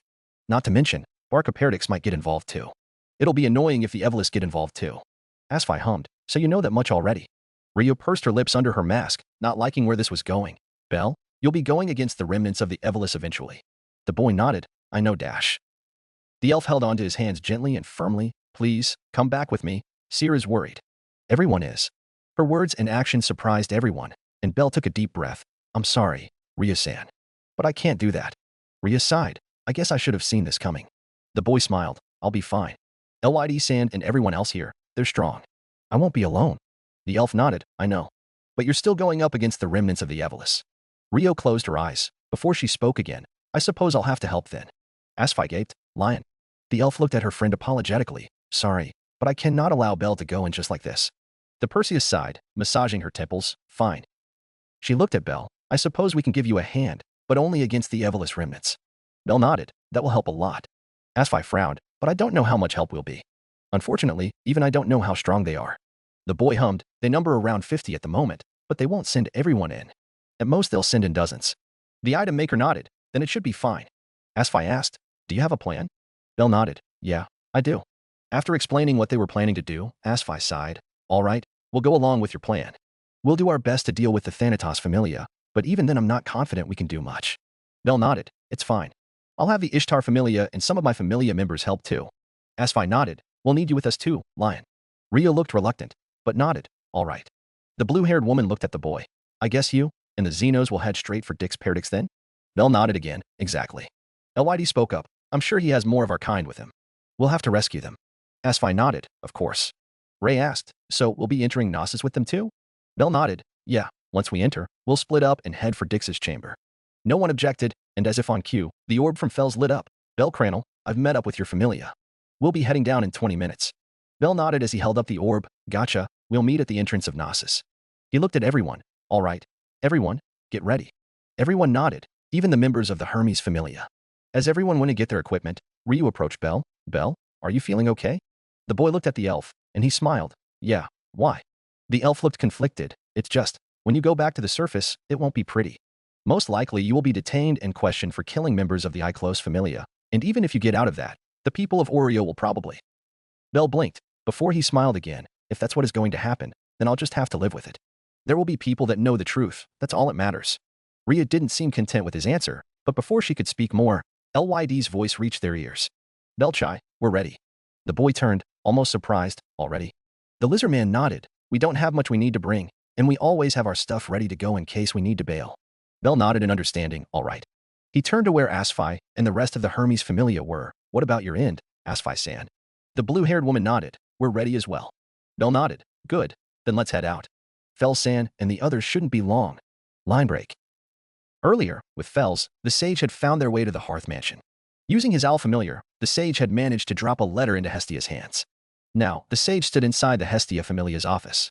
Hestia had a concerned but serious expression. "I see. So that's what Belkuin has decided." Fells nodded. "That's correct." Artemis looked at her fellow goddess. "What do you want to do, Hestia?" The goddess of the hearth sighed. "If that's what Belkuin wants, I'll support him. I'll have the others ready, then you can bring them to meet Belkuin." The sage nodded. "Thank you, goddess Hestia." The busted goddess shook her head. "Don't thank me yet. Thank Belkuin." Fells nodded in agreement, "And I am extremely grateful." The sage asked, "Speaking of which, Belle Cranel mentioned obtaining assistance from the Ishtar familia as well. I am not as familiar with them as I would like." Artemis hummed. I can go talk to her about this. Hestia nodded, before another idea came up, I think. I might ask Freya for help too. That surprised the other two. Fels furrowed his unseen brows. Is that wise? The busted goddess nodded. Freya will want to help Bel. I just hope the matter with the Xenos won't change that. Artemis nodded. Very well. I'll go talk to Ishtar. You look for Freya then. Hestia nodded, and she looked at Fels. We'll be back soon.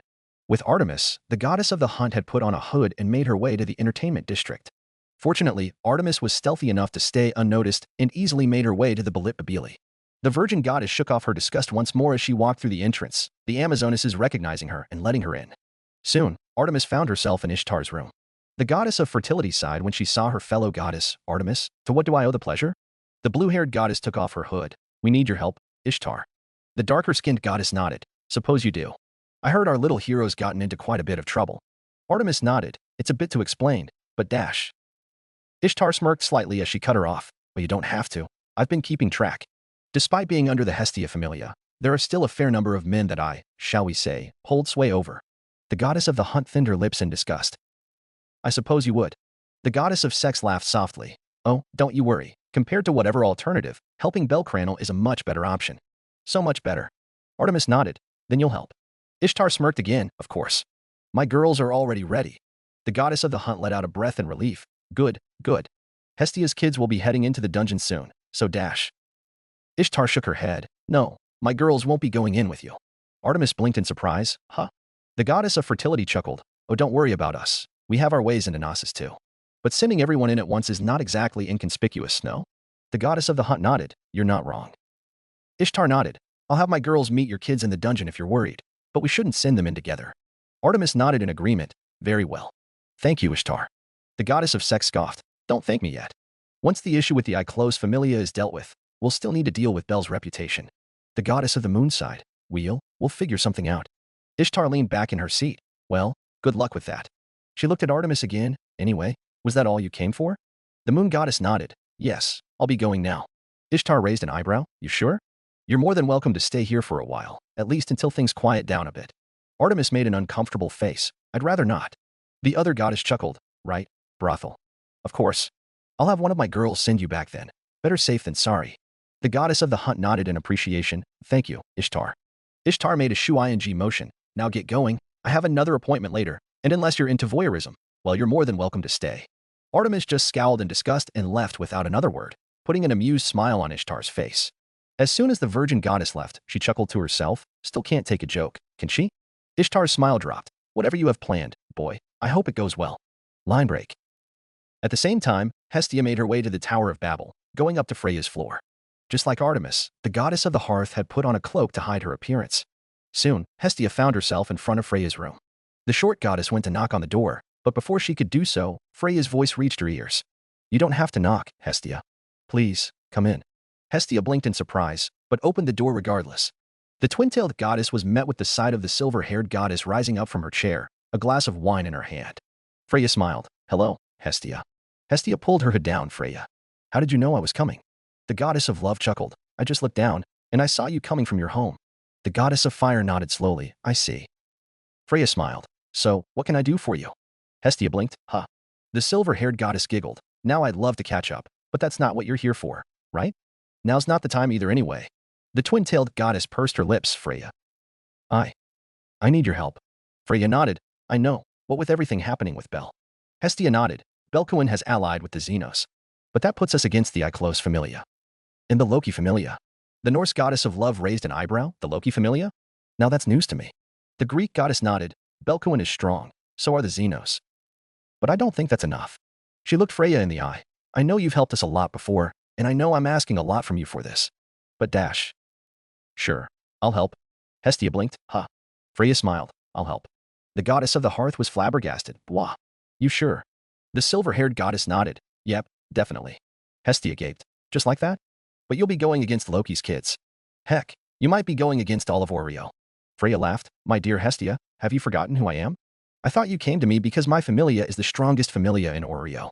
The goddess of the hearth felt dumb. WL. I mean.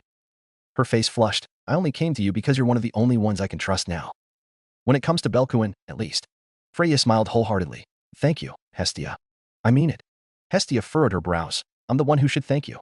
The goddess of love shook her head. No, you know what? Let's leave it at that. Freya turned to look over Oreo again. I'll have Otter and a few of my kids keep a lookout.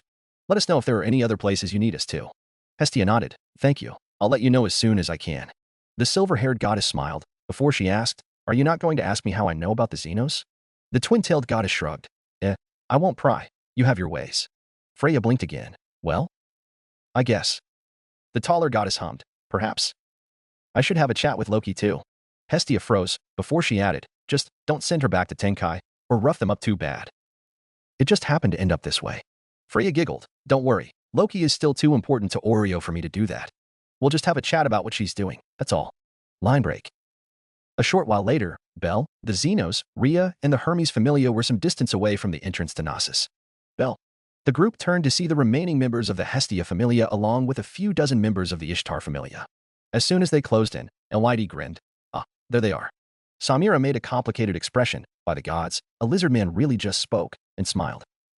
Aisha ignored the reactions from her fellow Amazonesses. Belle, is that everyone here? The boy nodded. Yep, that's right. He asked, why, you wanted more? The level 3 Amazoness smiled dryly. Well, it doesn't hurt. Belle glanced around. I honestly like our chances, not gonna lie. Fell snorted. Don't jinx it. It doesn't take much to trigger your E-ranked luck. The boy grimaced. Yeah, don't need to remind me. Asfi spoke up. So, if we're done chatting, the enemy may notice us. Belle nodded, of course, but once I open the gate, they'll probably know we're here by then. Lily stepped forward. Then we should hurry. There are more of the Xenos with them, aren't there? Ray nodded. Most likely. Gro growled. Then we should hurry. Fells cut in. Patience, Gro. We will rescue them, I promise. Belle nodded. But he's not wrong. Let's head in. He looked at Asfi and Rhea. Once we go in, Asfi-san, Ryu-san, your group will split up to handle any of the Evolus remnants, yeah? Asfi nodded. That's right. Belle looked at Fells. Fells-san, can you give them one of your communication orbs? That will help us a lot. The sage nodded, of course. He brought out a couple of them and gave them to Asfi and Ryo, before handing the corresponding pair to Belle. Hopefully everything goes well. They all nodded, and Belle continued. The rest of us will storm in for Dix Perdix's chamber. But we'll need to be quick. Everyone nodded, and the heir to the throne of heroes turned to face the entrance. Let's go. Dix will regret the day he chose to hunt the Xenos. They approached the entrance, and Belle held up the key, emitting a red glow. As expected, the doors opened, revealing a path into Knossos.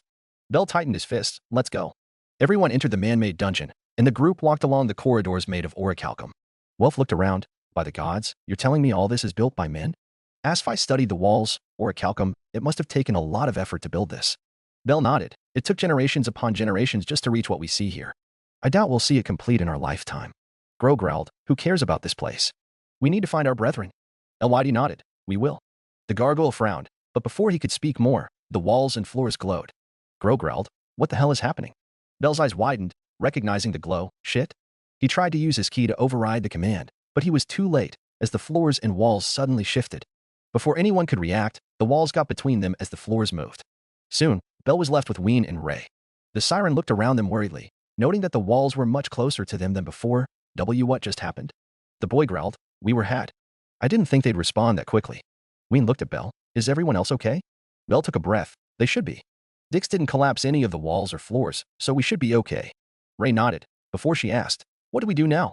The boy looked forward. We keep going. If we can figure out where we are, we can find our way to their chamber. The two Xenos nodded, and the three continued forward. Meanwhile, in the Iclos Familia's chamber in Knossos, Dix smirked as he watched the whole group become separated through a crystal sphere. Iclos whistled as he watched from behind the man. I'll say it again, you deadless kids are insane. Dix spared the god a glare for the comment, before he turned his focus on the sphere again. Yeah well, glad I took the effort to copy this from that shitty piece of shit I call my brother. Iclos glanced down at another crystal sphere next to Dix, this one fully blue in color, and to think you can use that to alter the labyrinth. The captain of the Iclos Familia snorted. Not as good as the big one, of course. But good enough. He glared at Iclos. Now get your shitty ass out of here. We only have so much time before they find us. You said you have a plan to get the Loki Familia on our side, didn't you? The god laughed. All right. Don't get your panties in a twist. I'll be back. With that said, Iclos turned and left the chamber, leaving Dix with his two spheres. The captain of the Iclos Familia barked, and the rest of you. Get your asses moving. Dix growled. I swear to all the fucking gods, that brat will regret getting himself involved in this. Shortly after, Finn was walking around Oreo with Riveria and Gareth, only just having finished his preparations for his Familia. Now, the Prum was headed back to their Familia home, ready to enter the dungeon. Until Ikelo's voice reached his ears, Oh, there you are. I've been looking for you. Braver. Finn turned to see the god of nightmares approaching them, and he stared at the god warily. Close. What do you want? Close grinned creepily. I see all of you heroic kids really don't like me. Eh? Well, not that I care, really. Riveria stared the god in the eye. We never had any business with your familia, close, so forgive us for being cautious. The god chuckled. Oh, don't worry, I understand. I just found a bit of tea about our little hero friend. I thought you'd like to know. Finn narrowed his eyes. What do you mean? Close cackled. Let's talk somewhere more private. Yeah? Gareth blew through his nose. Finn, you think we can trust him? The prum thinned his lips as far as we can throw him. But let's hear him out first. The god's grin widened. Now we're talking. The group soon found themselves in a run-down storeroom near Deadless Street. Finn folded his arms as his longtime comrade stood behind him. So, what did you want to tell us? Close sat down on a chair. See, my familia has a bit of involvement with Gnosis. The prum narrowed his eyes. Gnosis. The god nodded. That's right. Now, as we speak, Cranel is leading his monster friends to take over Gnosis. Finn's eyes widened. What? Close sighed. Yep, and he's out for blood, apparently. Not sure how long my kids will last. The prum took a moment to compose himself. So you want us to help you? The god nodded. I'd be lying if I said no. Finn closed his eyes before he asked, then you know a way to get into Gnosis? Close cackled. Oh, that's easy. Here. The god tossed one of the keys to Finn, who caught it easily. There's an entrance to Gnosis just a few doors down. You'll find deadless markings on the walls. That orb will open the way to Gnosis. The prum looked at the orb, studying the eerie-looking eye, before he looked at Close. Very well, show me where the entrance is. A short while later, Finn stood in front of the entrance to Gnosis on Deadless Street with all of his executive members, Lafia, Raul, and Anakitty. Riveria asked, Finn, are you sure this is all the people we'll need? The prum nodded. I don't trust that god. But in the unlikely chance what he's saying is true. Belcoin will have a large number of monsters with him. Bet scoffed. It'll just be monsters. What's the big deal? Finn glanced at the werewolf. If they were just monsters, then nothing. But this time, Belcoin will be leading them. I hope you remember our time training him. The werewolf fell silent, but the prum knew Bet understood the implications now. Finn nodded, and this is uncharted territory, even for us. We may have gone into Gnosis before, but this won't be the same. It won't matter. A familiar voice reached their ears, and Finn and his group turned to see Otter approaching them. Finn narrowed his eyes. Otter. What are you doing here? The Boaz grabbed his sword. None of you are going in. The prum almost scowled. What is the meaning of this? Otter's face stayed blank, expressionless. If you want to go in, then you'll have to go through me. Finn took a breath. I see. The prum turned to fully face the giant man. Riveria, bring the others and go in. Gareth, you, and I will stay here. The high elf blinked. Finn. Finn drew his spears. It won't matter how many of us try to fight him. So Gareth and I will hold him back while the rest of you go in. Otter made no move to stop them, and the prum chuckled. So I guess that's fine? The Boaz closed his eyes, before opening them again. Very well. Gareth sighed. Bloody hell. Whatever. All right. Riveria thinned her lips. I hope you know what you're doing, Finn. The prum just waved, and the high elf led the others into Gnosis. As soon as they went in, Finn brandished his spears. I suppose I should have seen this coming. The Freya Familia is siding with the Hestia Familia. No. I guess it'd be more accurate to say that you're siding with Belcoin. Otter hummed. You can put it that way. But make no mistake, no one in my familia likes him at all. All this is because of our goddess. The prum snorted. I can imagine. Finn's lips thinned. I'm not complaining. But why did you let Riveria bring the others in? The Boaz simply walked towards the two, but to their surprise, sheathed his swords and simply stood in front of the entrance of Gnosis, because Cranel can defeat them without issue. His answer baffled them, and Gareth couldn't help but ask, you believe the lad is strong enough to take them all on? Otter nodded, perhaps not in a direct fight, but he can win. Finn sighed, so you just want to keep Gareth and myself away then. The Boaz nodded again, and the rest of your familia, including your goddess. They are under watch by the rest of my familia. Gareth shook his head. Well, this just got annoying. The prum nodded. I suppose so. Finn couldn't help but be disappointed, but he shook his head and instead focused on Otter in case the Boaz decided to attack. Line break. Back with Bell and the two Xenos, the three had been using the Deadless Orb to open the trapdoors. They couldn't find any of their friends, but through their communication orbs, had confirmed that everyone was safe. Soon, through the memories from the Deadless Orb, the three found their way to the Iclos Familia's chamber. Bell narrowed his eyes when he saw the man at the far end of the chamber, surrounded by at least a dozen adventurers. Dick smirked. Welcome, Cranel. I see you found a stray key to her home. It's rude to come in uninvited, you know? The boy met his gaze. So, you must be Dick's Pairings. The captain of the Iclos Familia chuckled. Indeed I am. Bell quickly noticed the monsters caged up at the side, and more importantly, how badly wounded they all were. In total, there were at least 30 of them, and counting. Ray gasped. What happened to them? Ween hid behind Bell, and the white-haired rabbit glared at Dix. Did you do this? Dick smirked. We did. See, these talking monsters are too intelligent for their own good. We needed to beat some sense into them before we handed them over to our clients. The older man snorted. Of course, we healed them up before we sold them. Can't sell damaged goods now, can we? Everyone around him laughed. Before Dick snapped his fingers, I'm a generous host. As a gift, Bell Cranel, I'll give you all of these monsters here. As if on cue, every of those cages opened, freeing every Xenos from the cages. Bell narrowed his eyes. What are you playing at? The man chuckled. Oh, it's quite simple. You're a big hero, aren't you? We'll play a game. Dix drew his spear, and as on cue, every other adventurer drew their weapons. This is a hunting game. We'll kill every one of those monsters on your side, and you'll have to do everything you can to protect them. Bell scowled. You won't get away with this. The man smirked. I already have. A few adventurers holding crossbows and bows fired, killing a few hellhounds and goblins. Ween yelled, you know? Dix laughed. Yes. Now let us begin. Bell dashed forward. Overload. Hessian Lobo. The twin scythes appeared in his hands, and without a moment of hesitation, the boy sliced down 4 of Dix's men. In no time, Bell had placed himself in the middle of the close familia members. Dick scowled as he watched the caged Xenos all run towards Ween and Ray, get the little hero first. He made a dash, thrusting his spear straight at Bell, only for the boy to block it with his swords. Dick smirked. You know, I'm a level 5. What are you 3 for? Bell snarled, his eyes glowing with power as Lobo's figure flickered around him. Doesn't matter. The level 5 adventurer laughed. No, it doesn't. I outnumber you 20 to 1. Do you think you can get out of this alive? The boy growled, and before anyone could react, a dozen scythes shot out of his back, impaling a dozen of Dix's familia members. Dick scowled as Bell retracted his scythes. Make that 10 to 1, I guess. He brandished his spear. I'm gonna butcher you, little hero. And I'm gonna enjoy every bloody second of it. Bell brandished his swords again. You can try. The pair charged each other, as the remainder of the close familia members in the chamber faced off against Ween, Ray, and the rest of the caged Xenos. Author note. Done. So that's the newest chapter. Bell and his group and the Xenos are officially now fighting against the close familia, and the Hermes familia will be fending off the Evolus remnants. We see Otter holding Finn and Gareth back, and Freya's familia are all watching Loki's familia home, leaving Raoul, Anakitty, Bet, Ace, Tiona and Tioni, Lafia and Riveria entering Gnosis. I'm not sure when I can get back to writing the next chapter. Honestly, life and work has just been tiring for me. But we'll just have to see. Until next time. Chapter 39. Author note. Hey, I'm back with a new chapter. In Fontainebleau 7, it was never dead. I'm just taking more time to actually write them out. Shinigami 200, you have a point about the power scaling.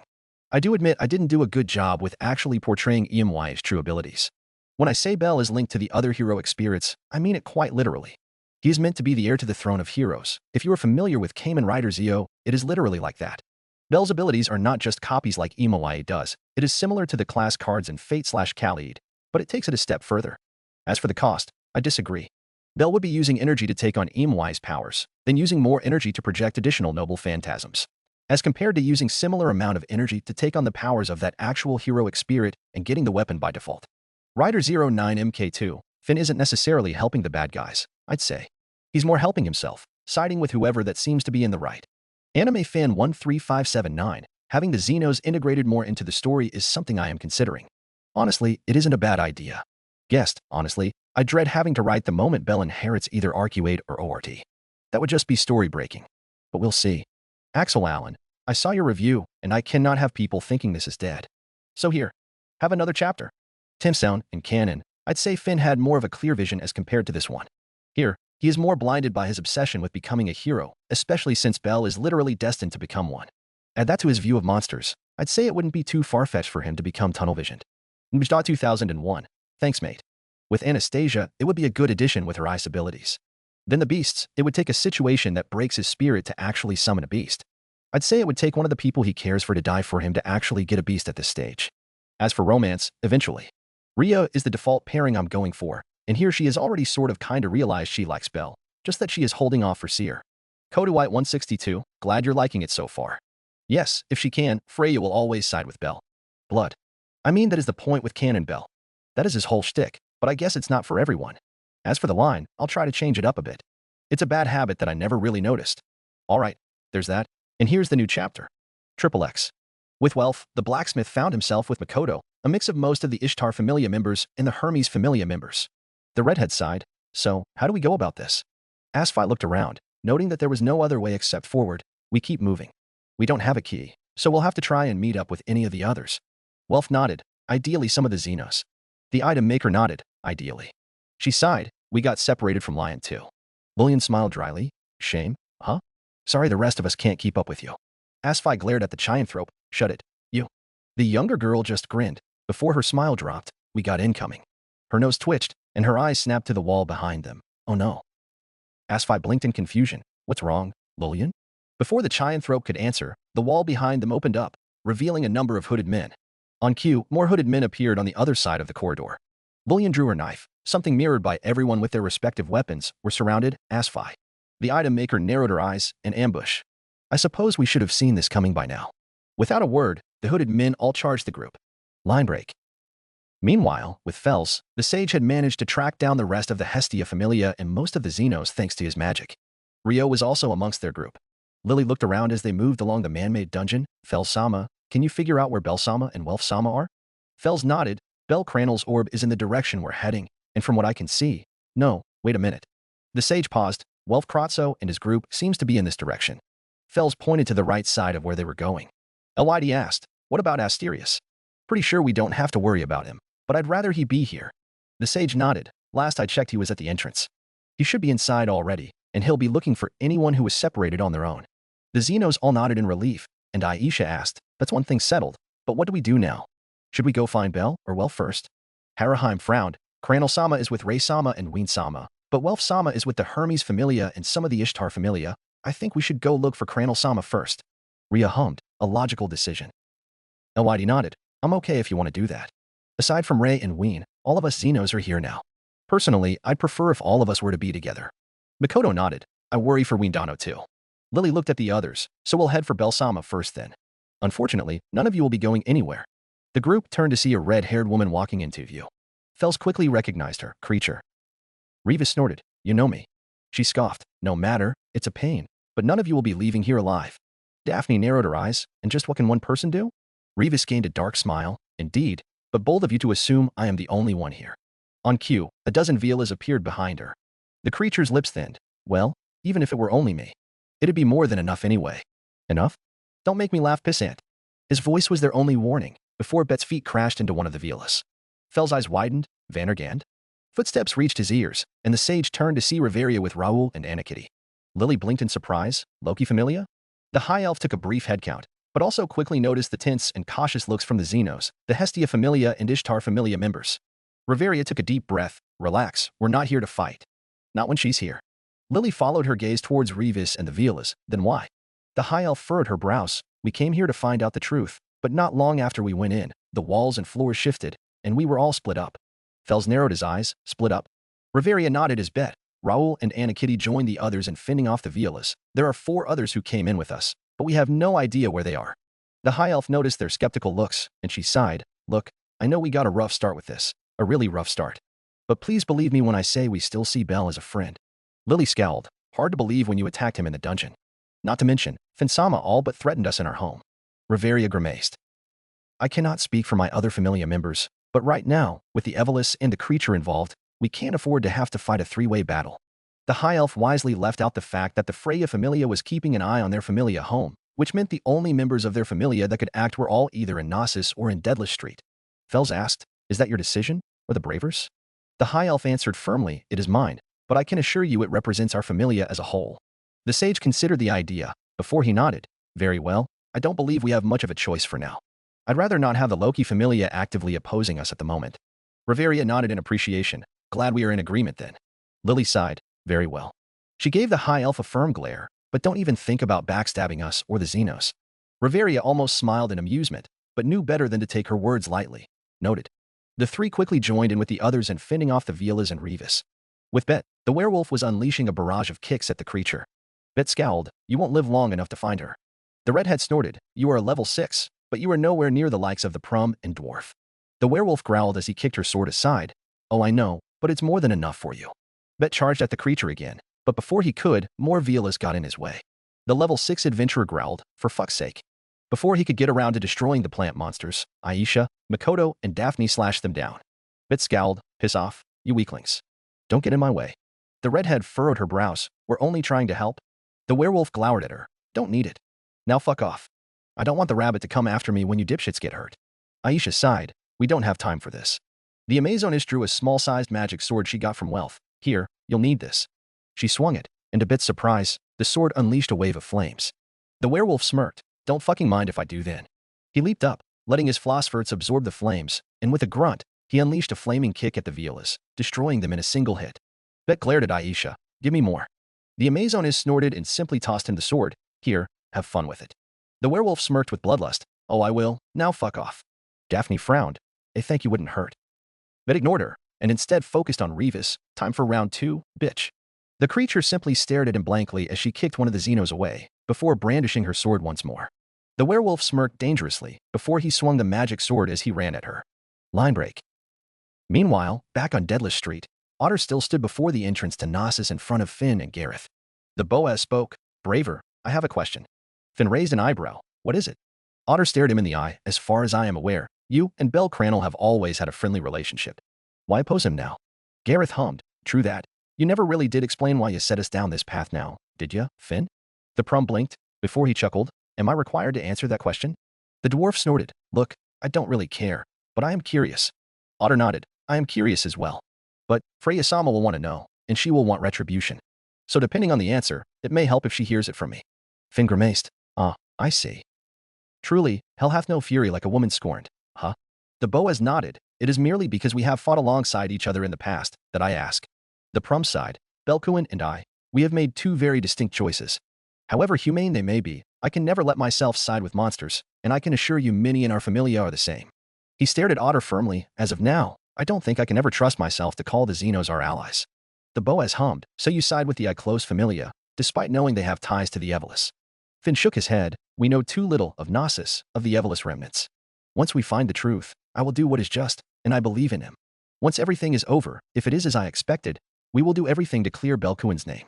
The Prum noticed Otter's pointed stare, and he smiled sheepishly. Well, I suppose, given Belkuin's title, I couldn't help but want to put myself against him. As a test for myself, and for him. The Boaz almost sighed.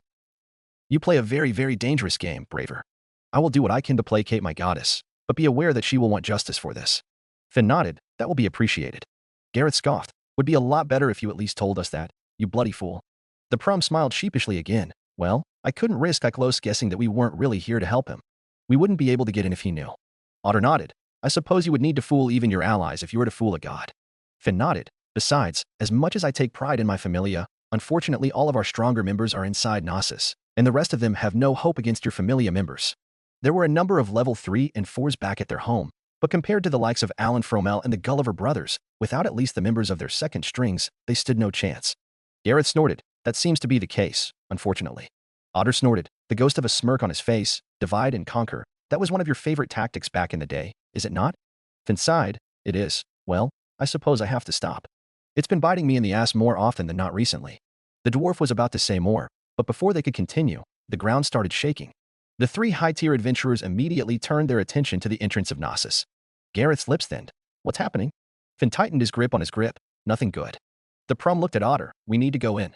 The Boaz hummed. Very well, but if you attempt to hurt Bell Cranel or his allies, know that I will not hold back. Finn nodded. Thank you. He looked at Gareth. Let's go. The dwarf nodded, and the 3 entered the Gnosis. Line break. Earlier, with Bell, the boy was clashing blades with Dix over and over again. The level 5 adventurer cursed as he deflected yet another slash from Bell's swords.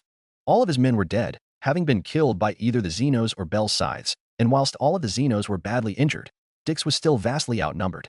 Not to mention, Bell was faster than he expected, and it was taking all he could to keep the boy at bay.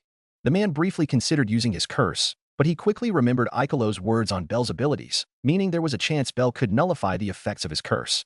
The risk of his curse not working and reducing his stats to that of a level 4 was simply not worth it. Dix was torn out of his musings as Bell sent the signs from his back at him, forcing the level 5 to back away. Bell narrowed his eyes as his sides danced behind him. Give up. You've got nowhere to run. The man smirked angrily. Give up? You really think just because you killed my men, everything is over? The white-haired boy pointed his sword at the older adventurer. No, it's over because I'll kill you. If I leave you be, you'll just do the same thing again. Dix scoffed. Ha. Didn't think you'd know me so well. The man thrusted his spear at Bell, only for him to redirect it to his side with ease. Not missing a beat, Bell swung his free sword arm, hitting Dix's spear, but he didn't stop and quickly swung his other sword, landing a giant gash on Dix's chest. The older man grunted in pain as he backed away, and Bell slowly stalked towards him, hints of Lobo leaking through his voice. What happened to butchering my face? Dix growled as he pulled a potion from his pouch, uncorking it. But before he could use it, Bell's arms lashed out, and Dix winced as the boy slashed at the potion vial. The contents burst out as the vial shattered, some of it splashing on him, but not enough to heal him. Dix growled and tried to stab Bell with his spear, only for the boy to easily disarm him with his swords, sending the spear stabbing into the ground. The aura of Hessian and Lobo danced around Bell menacingly, and the sides sticking out of his back added to the look. Bell stared at the man coldly. This is the end for you. He raised his swords, but before he could end the man, a familiar voice reached his ears. Bell. The boy turned to see Lafia and Ace running into the chamber, and he noted Dix backing away from him.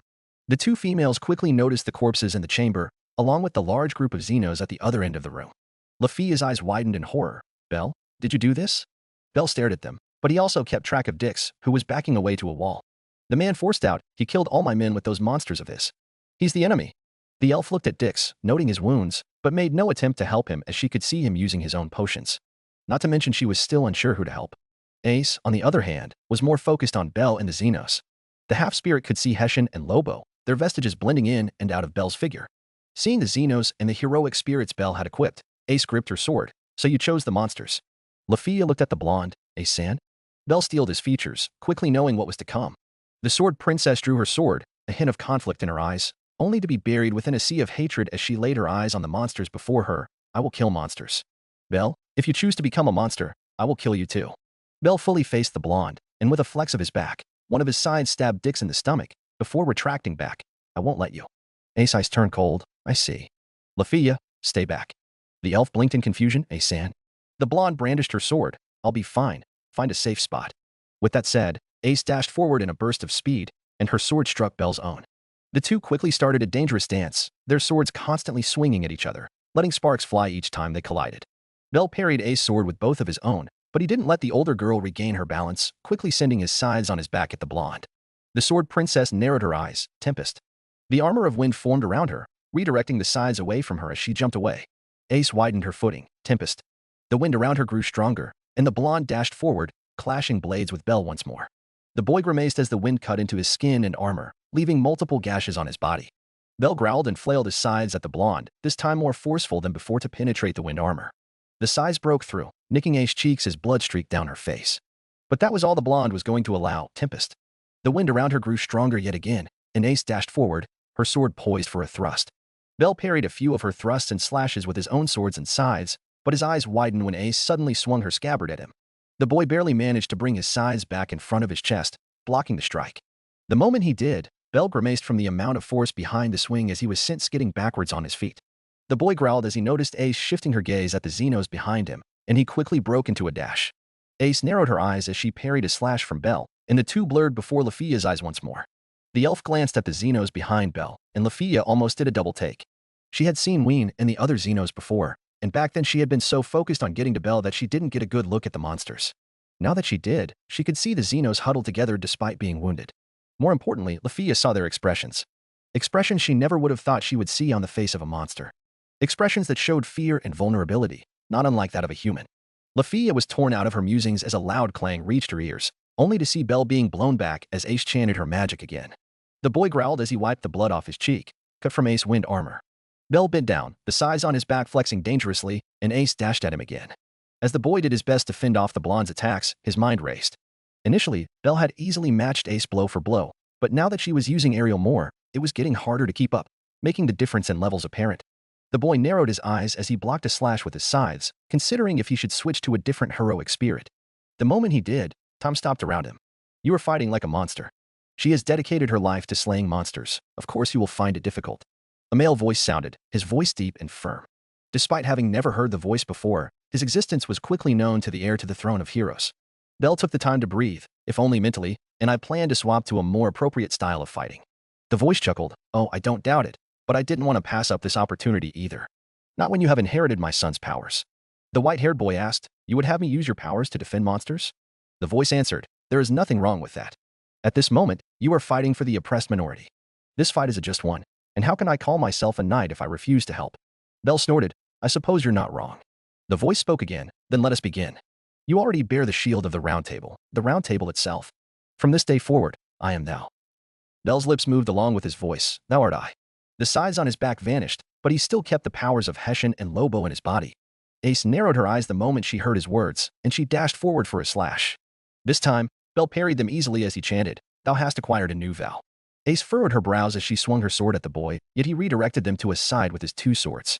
Thy body shall serve under mine will, and mine fate shall be thy sword. Bell's mind raced as he chanted while fending off Ace attacks, as images of the heroic spirit flashed in his mind. Let an oath be sworn here. I shall attain all virtues of all of heaven. I shall dispose of all evil of hell. A knight of the Round Table, arguably the strongest amongst them after the king, the Knight of the Lake. If thou dost accede to this will and reason, then come forth from the rings of restraint, O protector of the balances. Up against one called the Sword Princess, it was only fitting that Bell inherited his existence. The boy pushed the blonde sword away with his own, load, Lancelot. The air around Bell gave way, as the twin swords from Hessian and Lobo vanished, replaced with a single broadsword. But unlike the two nameless side swords Bell wielded with Hessian and Lobo, this sword was so much more, and both Ace and Lafia evidently noticed the difference. This was no simple sword. It was a holy sword. No longer Bell stood lumping forward. No, he stood tall and firm. Even his demeanor was a lot calmer. Ace felt conflict arise in her once more as she saw the tall knight overlapping with Bell's figure. Noble. There was simply no other word that could describe how Bell felt to her now. The blonde tightened her grip on her sword, Tempest. The winds around her grew stronger, and Ace dashed forward once more. But this time, Bell was ready, and he no longer fought like a beast would. With Arondite in hand, the boy easily parried Ace swings as Lancelot's memories filled his mind.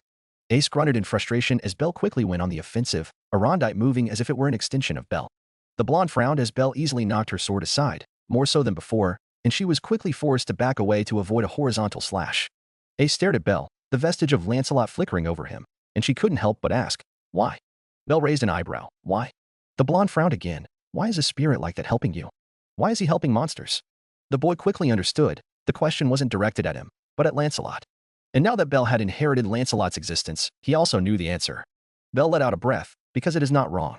It is not a sin for them to live, and it is not a sin to want to protect them. The boy reached out with his left hand, overload, Galahad. The round shield appeared in his left hand, and Bell placed it on the ground firmly with a loud clang. As soon as he did, Ace could see the vestiges of Galahad standing beside Bell, while Lancelot stood on the other side. He spoke again, Ace-san, I will protect them. I understand where you're coming from, but they are not just monsters. The blonde tightened her grip on her sword, also clenching her other fist tightly, but she gave him no answer. Bell continued, I said this before, and I'll say it one more time.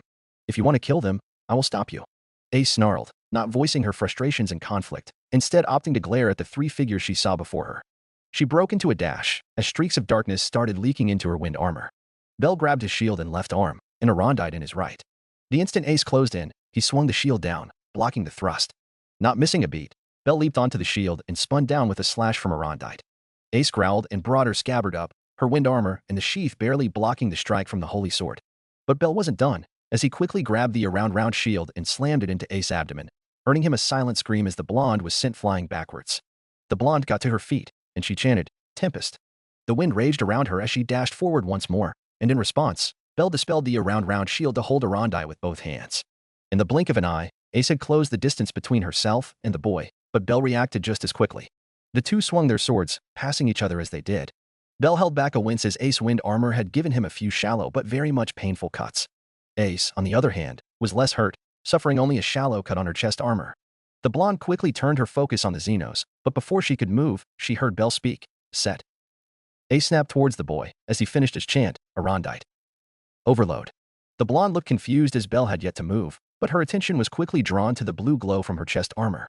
Ace's eyes widened as the glow got brighter, before the cut exploded, sending her crashing into the ground near Lafia. The elf rushed to her side in worry, Ace-san. Bell turned to face them, don't worry.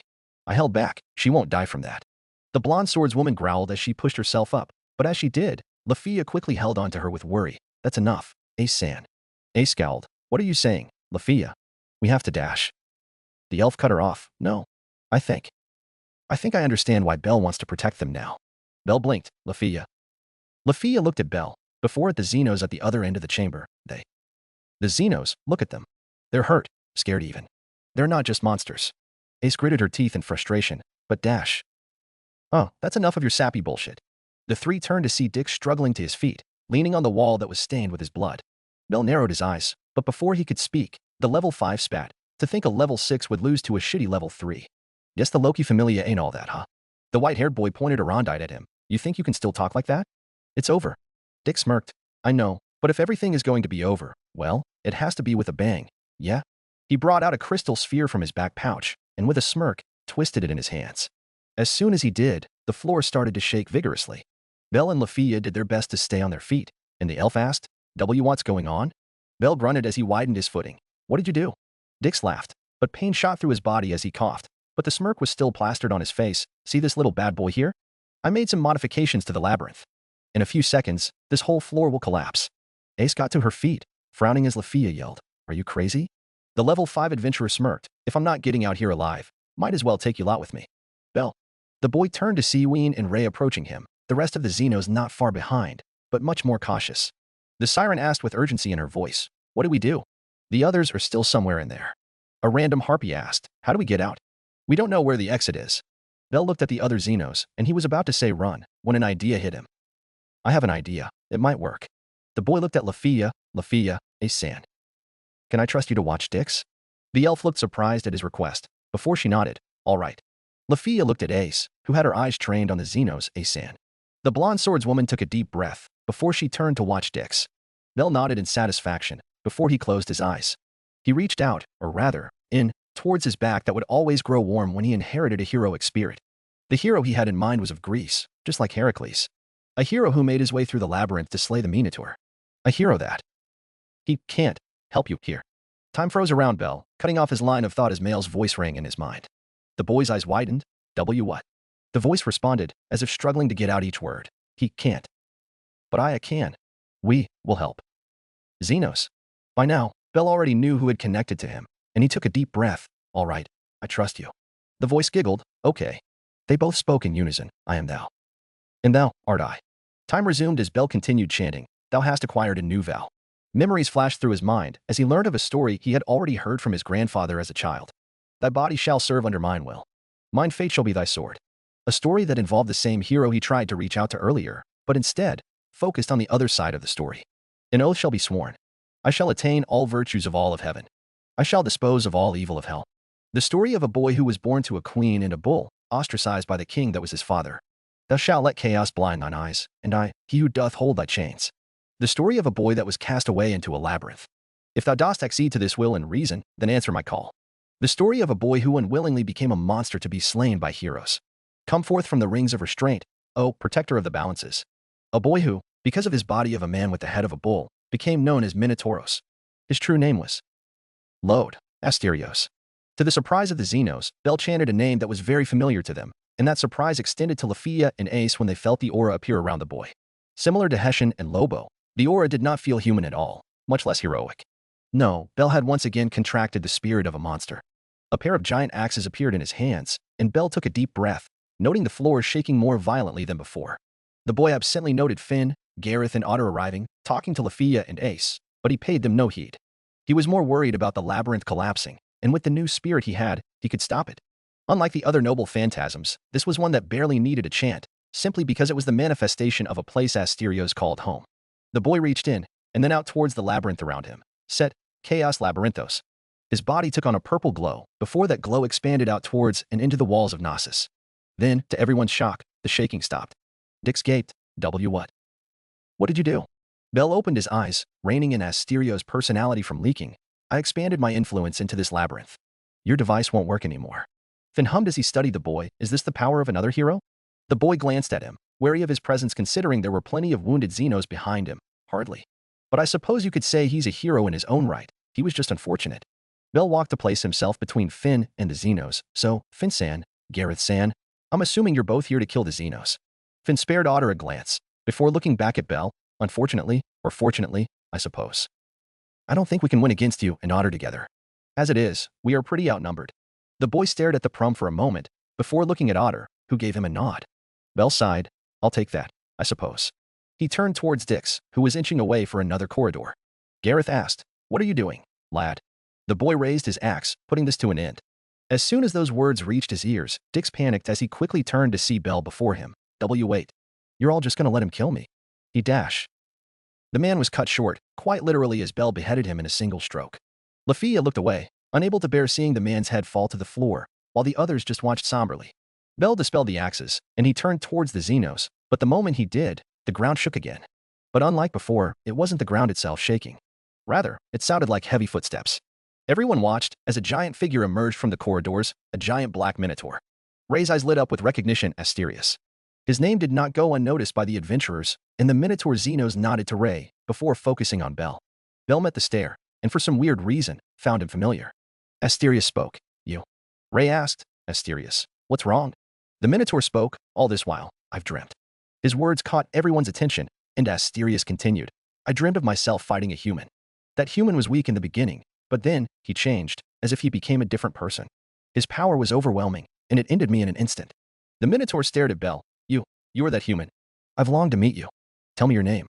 Bell suddenly had an inkling as to who the Xenos before him was. Bell? Bell Cranel. Asterius nodded. Thank you, Bell. Ray's eyes widened as she realized what was happening. Wait, Asterius. You don't mean the adventurer that killed you before Dash? The Minotaur nodded. It is him. The adventurer that wielded lightning. Asterius looked at his fellow Xenos. Ray, would you bring everyone to safety? The siren nodded. Of course. What about you? She knew the answer, but she wanted to ask anyway, hoping to be wrong. Alas, that hope would not be answered as Asterius stepped forward. Bell, would you grant me a rematch? Finn's eyes widened as he quickly recalled witnessing Bell's first adventurer. A rematch? Wait. That means... Otter stayed silent, but it didn't change the fact that he was interested. Gareth and Lafia were both confused, and as for Ace, she quickly arrived at the same conclusion as Finn. Bell let out a breath. Asterius, I see. You're that Minotaur from back then. He shook his head. I would like to, but we are still in enemy territory. Our allies, including the other Xenos, are still within the labyrinth. Asterius nodded. I understand, but I have been waiting for this moment my entire life. Bell closed his eyes. He knew where everyone else was now thanks to his noble phantasm. Against his better judgment, the white-haired boy nodded. All right. Bell walked forward and Asterius did the same until they stood in the middle of the chamber. As they stood before each other, the Xenos all went to the far end of the chamber. Gareth asked, Finn, what do we do? The Prum answered, nothing. The dwarf raised an eyebrow. Nothing? Finn nodded. I'm not going to lie. If what that Minotaur said is true. Then Belkuin is having a rematch for the fight that made him a level 2 adventurer. Gareth's eyes widened in surprise. What? The Prum nodded. This has given me a lot to think about. He glanced at the cages around the chamber. It is clear that Belkuin is not at fault here. The Iclos Familia were using Gnosis for monster trafficking. Finn focused on Bell and Asterius once more, and well, I'd be lying if I said I wasn't interested in seeing this unfold. I'm sure Otter is of the same mind. The Boaz simply nodded. Do not interfere. His words were more directed at Ace, and while no one responded to his words, they knew better than to actually interfere. Finn's eyes locked onto Bell, and his mind raced, before he nodded to himself as he made his decision. But for now, he would bear witness to this rematch. As if on cue, both hero and monster charged, each holding a giant axe in both hands as they clashed whilst the others watched. Author note. So that's it for this chapter. The next one will probably be the last of the Xenos arc. Again, I do not know when I can get another chapter out. I've settled my housing issue, but now I'm hit with a visa issue. So we'll see how it goes. Hopefully I'll get more time to work on a new chapter soon. Until then, read and review please. Cheers. Chapter 40. Author note. Hey, I'm back with a new chapter. Ninjafong 1331. Hope you like this one as well. Lone Wolf 1986. Hey, I actually welcome people giving me their thoughts and opinions. It gives me a new perspective too. Obviously, I'd appreciate if people didn't sound like asses, but you're all right. Freddy 8712. Bell inheriting the power of the gods is something I am torn on. I'm leaning towards not, just because Bell's whole gig is with the heroes and anti-heroes. Guessed, man, that might be fun to write about too. But we'll see. I have to finish Lost Belt 7 before I can comfortably write about ORT. Anime Fan 13579. Honestly, Lancelot's ability will come in handy if he were to have to fight the Freya Familia. But we'll see. Timson, honestly, I was trying to think on how I'd bring in Asterios' powers. Against Asterius, DanMachi, Theseus felt more fitting, or even if I just had Bell stick with Kentucky. Then I reread Asterios, Fate, Noble Phantasm, and I remember Dix having that trinket to self-destruct Gnosis. So Viola. Bits and toes, I'm a bit curious about which famous DanMachi fanfic that died.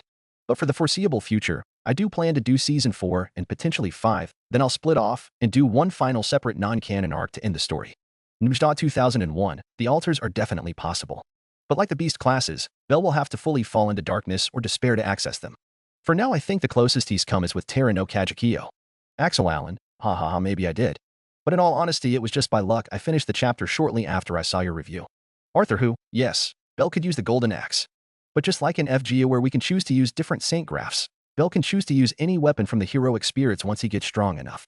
Rider 126, I'm more inclined towards one girl here, as a personal preference.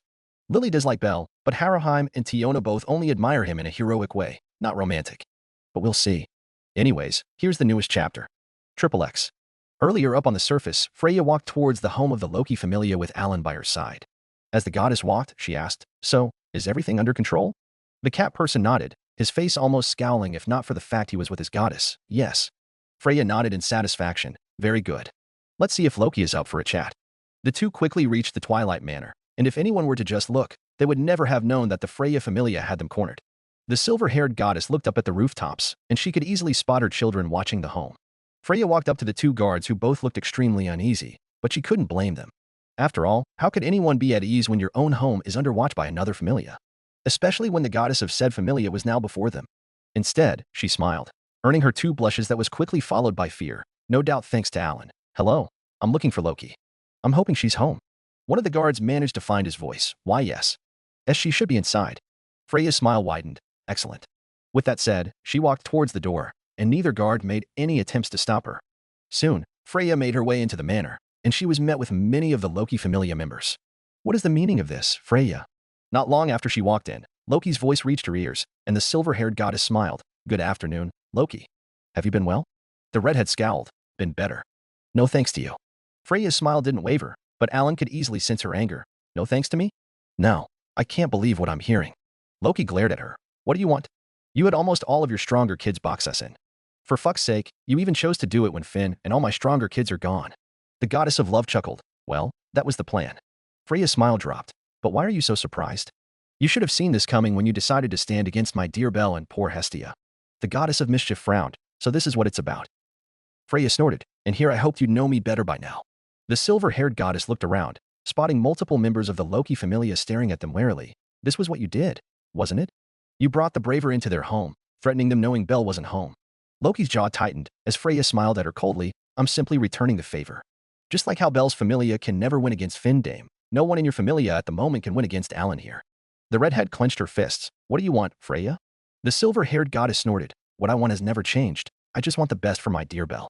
Freya stared Loki in the eye. "But relax. We won't do anything if you sit still. As long as you let Belle settle what he needs to do in Knossos, then we're good." Loki sighed. "Not much I can do now, can I?" The silver-haired goddess just smiled again, but her eyes burned with fury. "You only have yourself to blame. Be glad I'm not doing more." The redhead wisely kept quiet about this being Finn's idea. Loki knew better than to direct her attention to her captain after all. But before she could speak again, Freya brought her out of her musings. "Now, shall we have some tea? It's been a while since we actually caught up, no?" Loki sighed. "All right, but you're paying." The silver-haired goddess just chuckled as the two goddesses left the home with Alan and one random Loki familia member. Line break. Meanwhile, Ina frowned as she stood outside Royman's office. The half-elf had been looking into the mission issued to the Hestia familia, but she couldn't find anything. Then news of Belle killing members of the Iclos familia reached her. It was disheartening and shocking, but Ina was determined to find the truth. The young woman knocked on the door, and the older elf's voice sounded, "Come in." The half-elf pushed the door open. "Excuse me." Royman's lips thinned as he saw Ina, but quickly hid his displeasure. "What can I do for you today?" Ina spoke. "Royman-san, I have a question I hope you can answer." The older elf raised an eyebrow. "What is it?" The half-elf took a deep breath. "I know it is not my place, but I have to know. What did the guild order the Hestia familia to do?" Royman closed his eyes. "That is none of your business." Ina frowned. "It is. I'm Belcoin's advisor. I have a duty to know so I can advise him dash." The older elf cut her off. "Then why don't you ask him directly? You are a member of the guild, and as you have said, his advisor." The half-elf fell silent, and Royman snorted. "He didn't say anything, did he? I'm sure someone as intelligent as yourself should be able to take the hint." Ina clenched her fists. "Word is Belcoin killed members of the Iclos familia to protect some monsters that are armed with adventurer equipment." Royman paused, but the young lady continued. "This is some sort of secret the guild has, isn't it? You chose Belcoin and his familia to help protect that secret, but now something wrong has happened, and Belcoin and his familia have to take the fall." Ina glared at the older elf. "Tell me I'm wrong." Royman narrowed his eyes. "Watch your tone." The younger woman didn't falter, but instead turned away. "Thank you for your time." Not waiting for a response, Ina stormed out of the room, leaving a scowling older elf.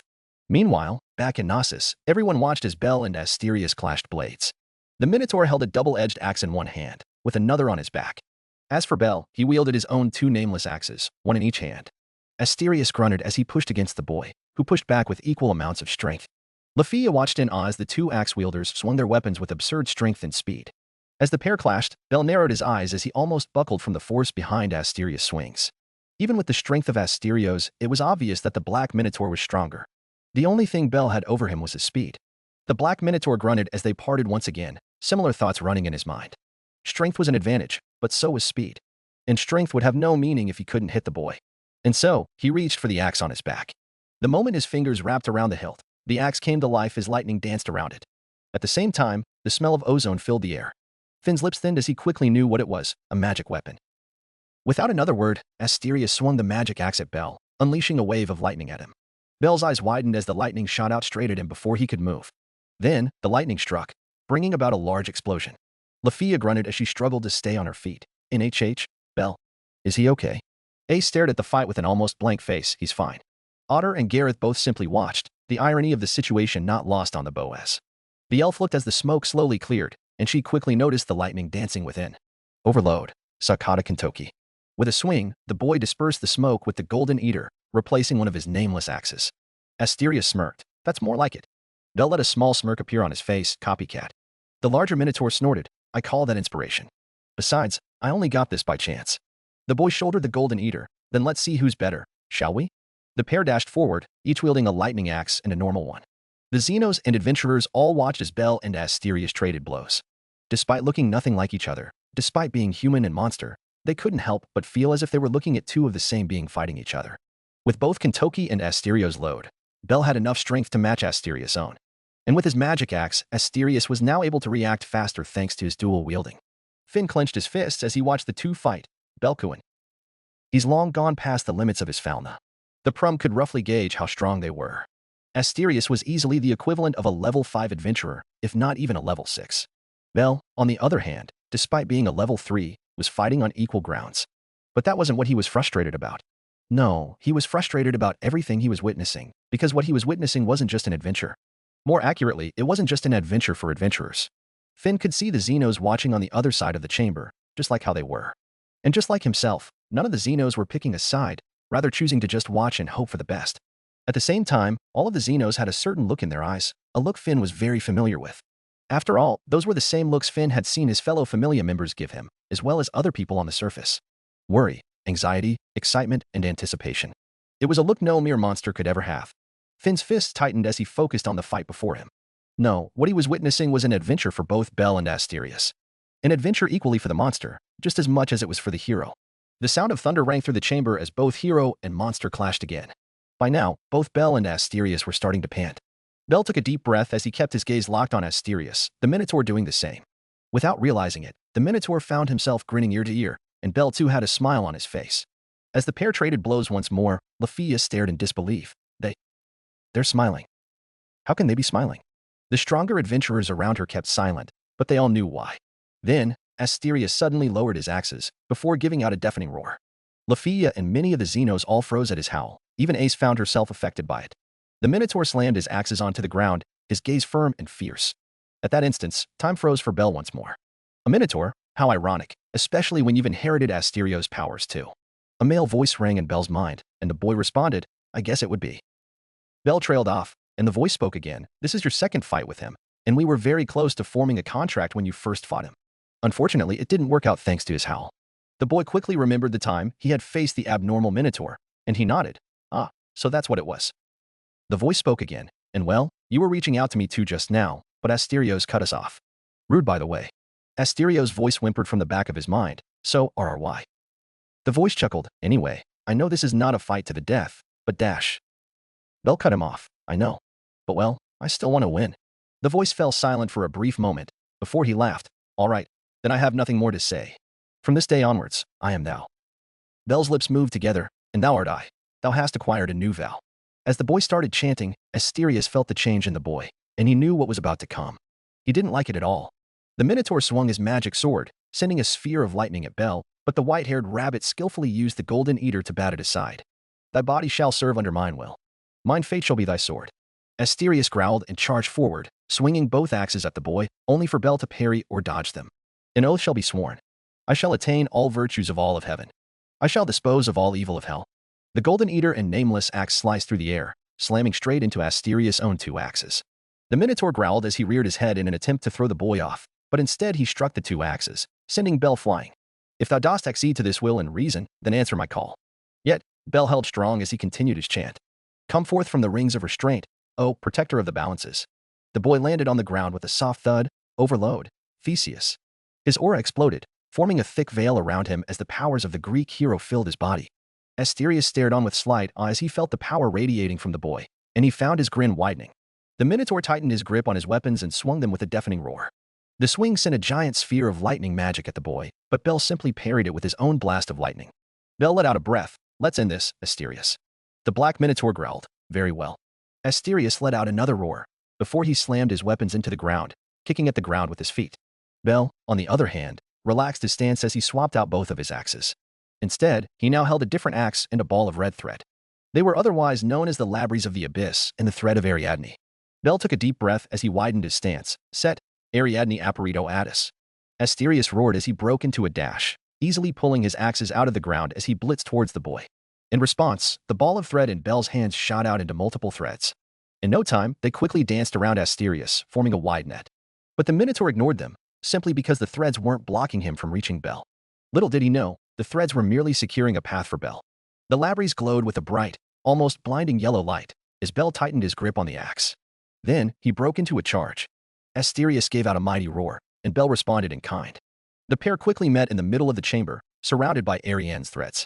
Asterius reared his head and swung both of his axes at the same time, whilst Bell simply swung his Labries down hard.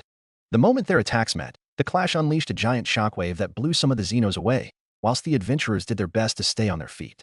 Lafia grunted as she pushed her one against the ground. What happened? Otter snorted. It's over. The shockwave ended as soon as it happened, and everyone focused their attention at the center of the chamber. To the surprise of the Xenos, but not so much for the adventurers, Asterius laid on his back panting, whilst Bell stood before him, breathing heavily. Gareth whistled. By the gods, the lad beat that beast of a monster. Finn stayed silent, watching as the other Xenos all approached the pair, but also keeping an eye on Ace. Asterius grunted as he slowly got up. It is my loss, again. Bell let the powers of the three heroic spirits leave his body. Yeah. The Black Minotaur grunted as he fell on his back again. Ended. The boy raised an eyebrow. Sorry. Asterius glanced at him, before opting to stare at the ceiling again. I trained. And trained, and trained. I thought I was ahead, that I could defeat you, but you went further and beyond. There's nothing more for me. The boy raised an eyebrow. Do you really have to go that far? The Black Minotaur snorted. Please. You weren't going all out, not even close. Compared to our fight before, you don't even look winded. Bell sighed. You're not wrong. I wasn't trying to kill you, after all. He picked up Asterius' axes and slowly walked towards the Black Minotaur. The Xenos all looked with worry, and Ray yelled, Bell? Wait dash. To their surprise, the boy simply dropped them on Asterius' chest. The Black Minotaur blinked in confusion. What are you doing? Bell snorted. You lost. The loser listens to the winner, right? Asterius furrowed his brow. What are you saying? The boy smiled. If Ray-san didn't make it obvious, the Xenos all care for you. The Black Minotaur grunted as he got up again, and Bell continued. Stay with them, protect them, and grow stronger with them. The boy stared the Minotaur in the eye. I won't be able to stay with them as much. But you're strong. With you here, I can trust you to keep them safe. Asterius studied the boy for a moment, before he snorted. I see. I suppose you're right. The Black Minotaur looked at the Xenos behind him, and he nodded. Very well. I suppose I do not have the right to complain. He spared Bell a look, but next time, I will win, and it will be against every spirit you have on you. The boy smiled. I'll look forward to it. With that said, Asterius walked towards the other Xenos, but before they left, Ray looked at Bell. Bell, are you coming with us? Wing quickly grabbed Bell's hands. Come on, Bell. The white-haired boy smiled gently at the Vuivra. Not yet. Ween. You go on ahead with them. I'll find you when I'm done. The Vuivra pouted. But I don't want to go without you. Bell chuckled, before he pointed at the command spells on her hands. You still have this, remember? I'll come to you.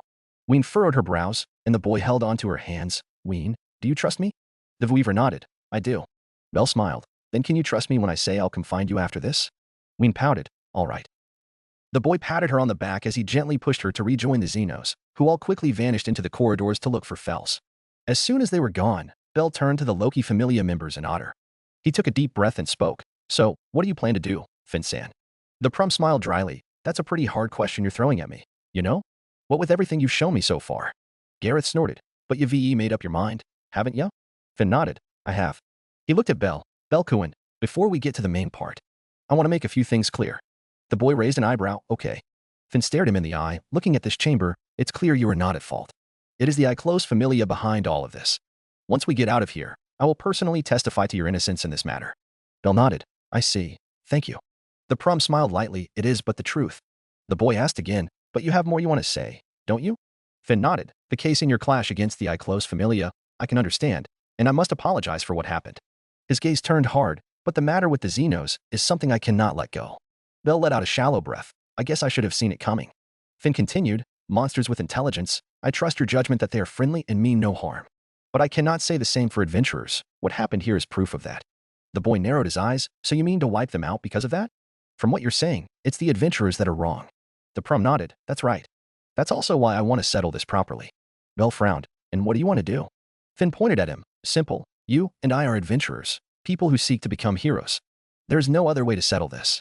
The boy quickly understood. I see. The prum lowered his hand. Well, that's what I would say before, but unfortunately, I'm sure I will anger the wrong person. Finn glanced at Otter, who simply nodded. The shorter man sighed. At any rate, I'm convinced now. Belkuin, the Loki familia will no longer go after the Xenos. Not that we actually started anyways. Bell studied the older adventurer before he asked, so I can take this as a ceasefire, yes? Finn nodded. That's right. An alliance or more would probably be a bit hard to swallow at the moment, but a ceasefire is definitely possible. The younger hero hummed. If the Xenos can move without worrying about the Loki familia, I'll take it. The older adventurer looked at Gareth. I hope that is acceptable. The dwarf snorted. Hey, you're the boss. Otter blew through his nose. Then I suppose that is settled. Finn nodded. We'll go find the others and head back to the surface. We have quite some work to do. As they started heading out, Ace stood still in the chamber, her almost cold gaze trained on Bell's back. The four males were already moving out of the chamber, and Lafia asked, Ace-san. The blonde didn't respond, and Lafia walked closer. Ace-san, are you okay? We're leaving. Ace didn't move her gaze away from Bell. Okay, I'm coming. With that said, the blonde quickly walked after the four adventurers, quickly moving past and leaving Lafia behind. The elf quickly chased after her, but she still looked at the blonde worriedly. Ace-san. Line break. A few days later, everything had settled down. Revis and a number of the Evolus remnants had escaped when Dix tried to bring down the floor. Despite having more influence over Gnosis, Bell couldn't find any of the Evolus remnants in Gnosis at all. The whole issue had been blamed on the Iclos Familia, and the official release story was that the Iclos Familia were a part of the Evolus and happened to target the Hestia Familia. That fact easily placated most, if not all of Oreo, on the matter with Bell killing members of the Iclos Familia. Finn and Loki had also come out and testified for Bell to the public. Otter showing himself and agreeing also helped a lot, which led them to their current situation in Aurena's chamber. Bell, Hestia, Artemis, Otter, and Freya stood on one side, while Hermes, Loki, Asphi, and Finn stood on the other. The patron god of the guild opened his eyes. So, what is your answer? Loki sighed. Not much of a choice you're giving me, eh? The redhead glanced at his side. You've got Hestia, Artemis, Hermes, and even Bloody Freya of all people on board. Loki glared at him. And I know Hephaestus and Ganesha are in on this too. Aurenas nodded. That's right. But what we want to know is if you will cooperate. The goddess of mischief grumbled. I'll leave that to you, Finn. The prum nodded. Thank you, Loki. Aurenas turned his attention to the shorter adventurer, Braver, the prum who seeks to become a hero. Very well, let us hear your answer. Finn met the god's gaze firmly. For now, if we can guarantee the Xenos being friendly, then I am not blind to the potential benefits. The god of the sky raised an eyebrow. Oh? And what benefits do you speak of? The prum's gaze did not waver. The Xenos have been traversing the dungeon for a while, potentially more so than we have. If things progress well, we may even have them as guides. Aurenas hummed. I suppose. Hermes spoke up. Mind if I butt in? How do you go about that, though? Finn glanced at the god of messengers. We mark them, or at least have them wear clothing that would be easy to identify. Or alternatively, have them gather drop items. Aurenas nodded. You have a fair point, and the latter one is already being done. The god spoke up. What do you think? Fels? The sage revealed himself from the shadows. It is something to consider, I suppose. But it is still early. Finn nodded. Perhaps. But I believe this will help us reach the deeper floors faster. Even beyond the floors the Zeus and Hera Familius reached. None of the gods reacted to his words, until Fel spoke up again. I agree. If we can get adventurers and the Xenos to work together, it will benefit both sides heavily. But before anyone could speak up, the sage stared Finn in the eye. But you would do well to remember what transpired recently. I will not have the Xenos be put at risk again. Everyone could hear the sage's displeasure, and Bell spoke up. I feel the same way. Fel-san. Oreo is not ready for the Xenos yet. Everyone turned to Bell, and Artemis asked, Bell? The boy looked at the gods around him. But then, the majority of Oreo doesn't know about the Xenos, right? The rumors about the armed monsters were all blamed on the Iclos Familia, after all. Hermes snorted. That's the guild's information division for you. Asphi nudged him in the ribs, earning a silent wince. Freya chuckled. Hermes is not wrong. The existence of the Xenos, and even the public opinion on my dear Bell destroying the Iclos Familia has settled down. Aurenas nodded. It is the least we could do. There was no way we could have Bell Cranel take that fall. The white-haired hero continued. What I'm trying to say is we'll keep things as we have before, But that doesn't mean we can't slowly start more collaborations between us adventurers and the Xenos. Bell looked at Uranus, or am I wrong? The god of the sky breathed out deeply. No, you are right. The Xenos do see you as one of their own, Bell Cranel. Uranus looked at Fels. We'll have joint missions between the Xenos and select adventurers from the Familias present. Will that work? The sage sighed. I suppose that is acceptable. Fels nodded. Very well. We will arrange for certain missions to be done together. The sage looked at Uranus. That concludes everything we wanted to settle. The god of the sky nodded. Thank you, Fels. Fels nodded. Before he glanced at Bell, come down to the dungeon when you have time today. Weena's been making a fuss the entire morning. The boy smiled sheepishly. Yeah, I know. She's been pinging me through the command spells. The sage snorted. I'll leave you to it then. With that said, Fels vanished into the shadows, leaving the 6 gods and 4 adventurers. After a short moment of silence, Uranus spoke again. That is all today. If you have no questions, you may leave. Hermes grinned. Excellent. Belcoin, there's this skewer shop that dash. Not you, Hermes. I would like to have a few words with you. Alone. Uranus cut him off, and the god of messengers deflated. All right. Freya giggled. How unfortunate. But regardless, we already have plans for afternoon tea, so I'm afraid you're a bit too late, Hermes. The god sighed again. Just my luck. The goddess of beauty glanced at Loki. You're still invited, Loki. The redhead grumbled. All right, I'll come too. Freya smiled. Excellent. Let us get going then. The group quickly left the chamber, leaving Hermes, Asphi, and Uranus. Line break. A short moment later, the goddesses were all in a room in a cafe, whilst Belle sat in a different one with Finn and Otter. The Prum sighed. Well, this turned out better than I thought. Belle raised an eyebrow as he bit into a cookie. Huh? Why? Finn chuckled. When Loki dragged me along, I was expecting to have to stand guard with the 2 of you whilst they had tea. Didn't expect your goddess to have prepared another room for us, Otter. The Boaz snorted. Normally she wouldn't. The Prum glanced at Belle. So, Belkuin, do you have any plans moving forward? The boy swallowed the cookie. What do you mean? Finn leaned into his chair. I'm going to be honest with you.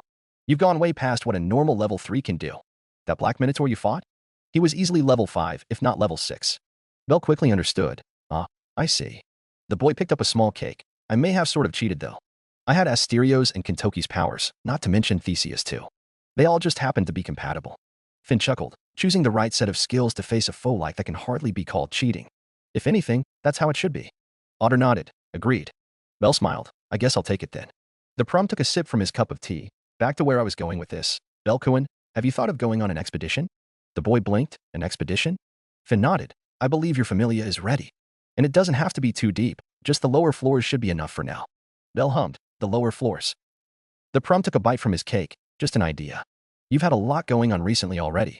The boy gave him a dry smile. Oh, I'm sure you'd know why. The pair laughed at that, and Otter spoke. If you do plan on actually going for the lower floors, you'll have to be prepared. Belle. Belle looked at him. Is it that bad? The Boaz shook his head. No, you alone will be fine. But when you go, you will be with your familia members as well. Finn nodded. That's right. You might remember, but going from the 10th floor onwards, the number and ferocity of the monsters are very different. The boy folded his arms. I see. I'll have to talk to Ainea. Oh shit. Belle trailed off as his face paled. The 2 higher-leveled adventurers looked at the younger boy curiously, and Finn asked, What's wrong? The boy palmed his face. I might have gotten a little heated and cynical to my advisor. The Prum blinked a few times, before he chuckled. Surely she'd be okay if you explain everything. Belle nodded. Yeah, potentially. He stood up. I think I should go, to at least clear things up.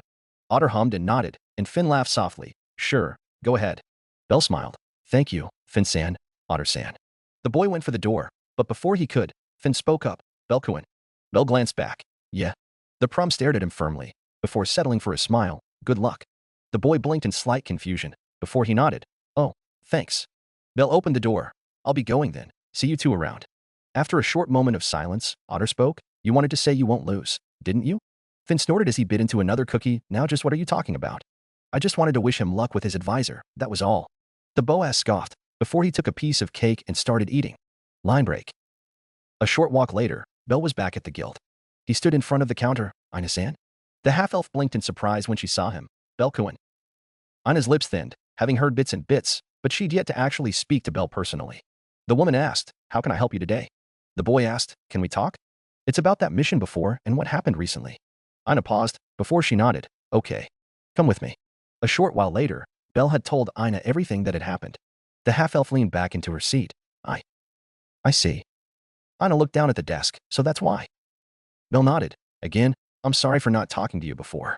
But well, she understood now. why Belle had to keep everything a secret. Anna took a deep breath. Belkawan, I get it. You had to make a choice, in case things go wrong.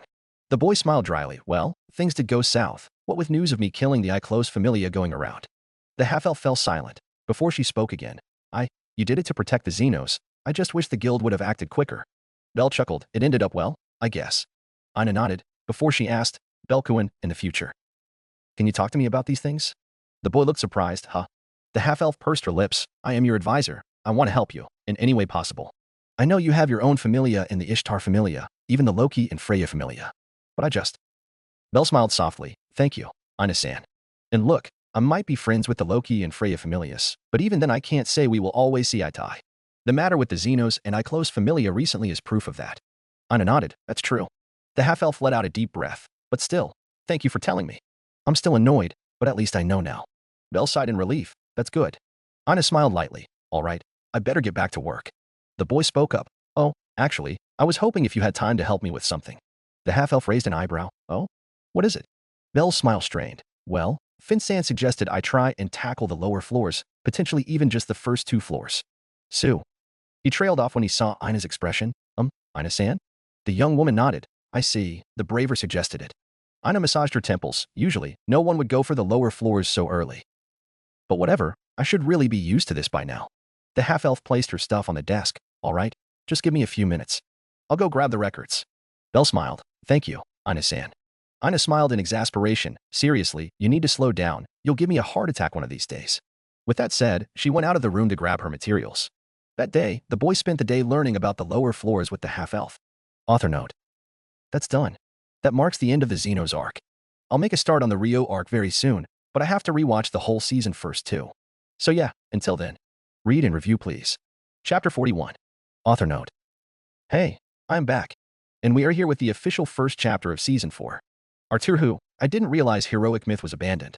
I thought it just took him ages to update it. But yes, that one is a very good DanMachi X Fate fanfic. Anime fan 13579, that is an interesting idea with the elevator to safety points. Especially now Belle has full control over it.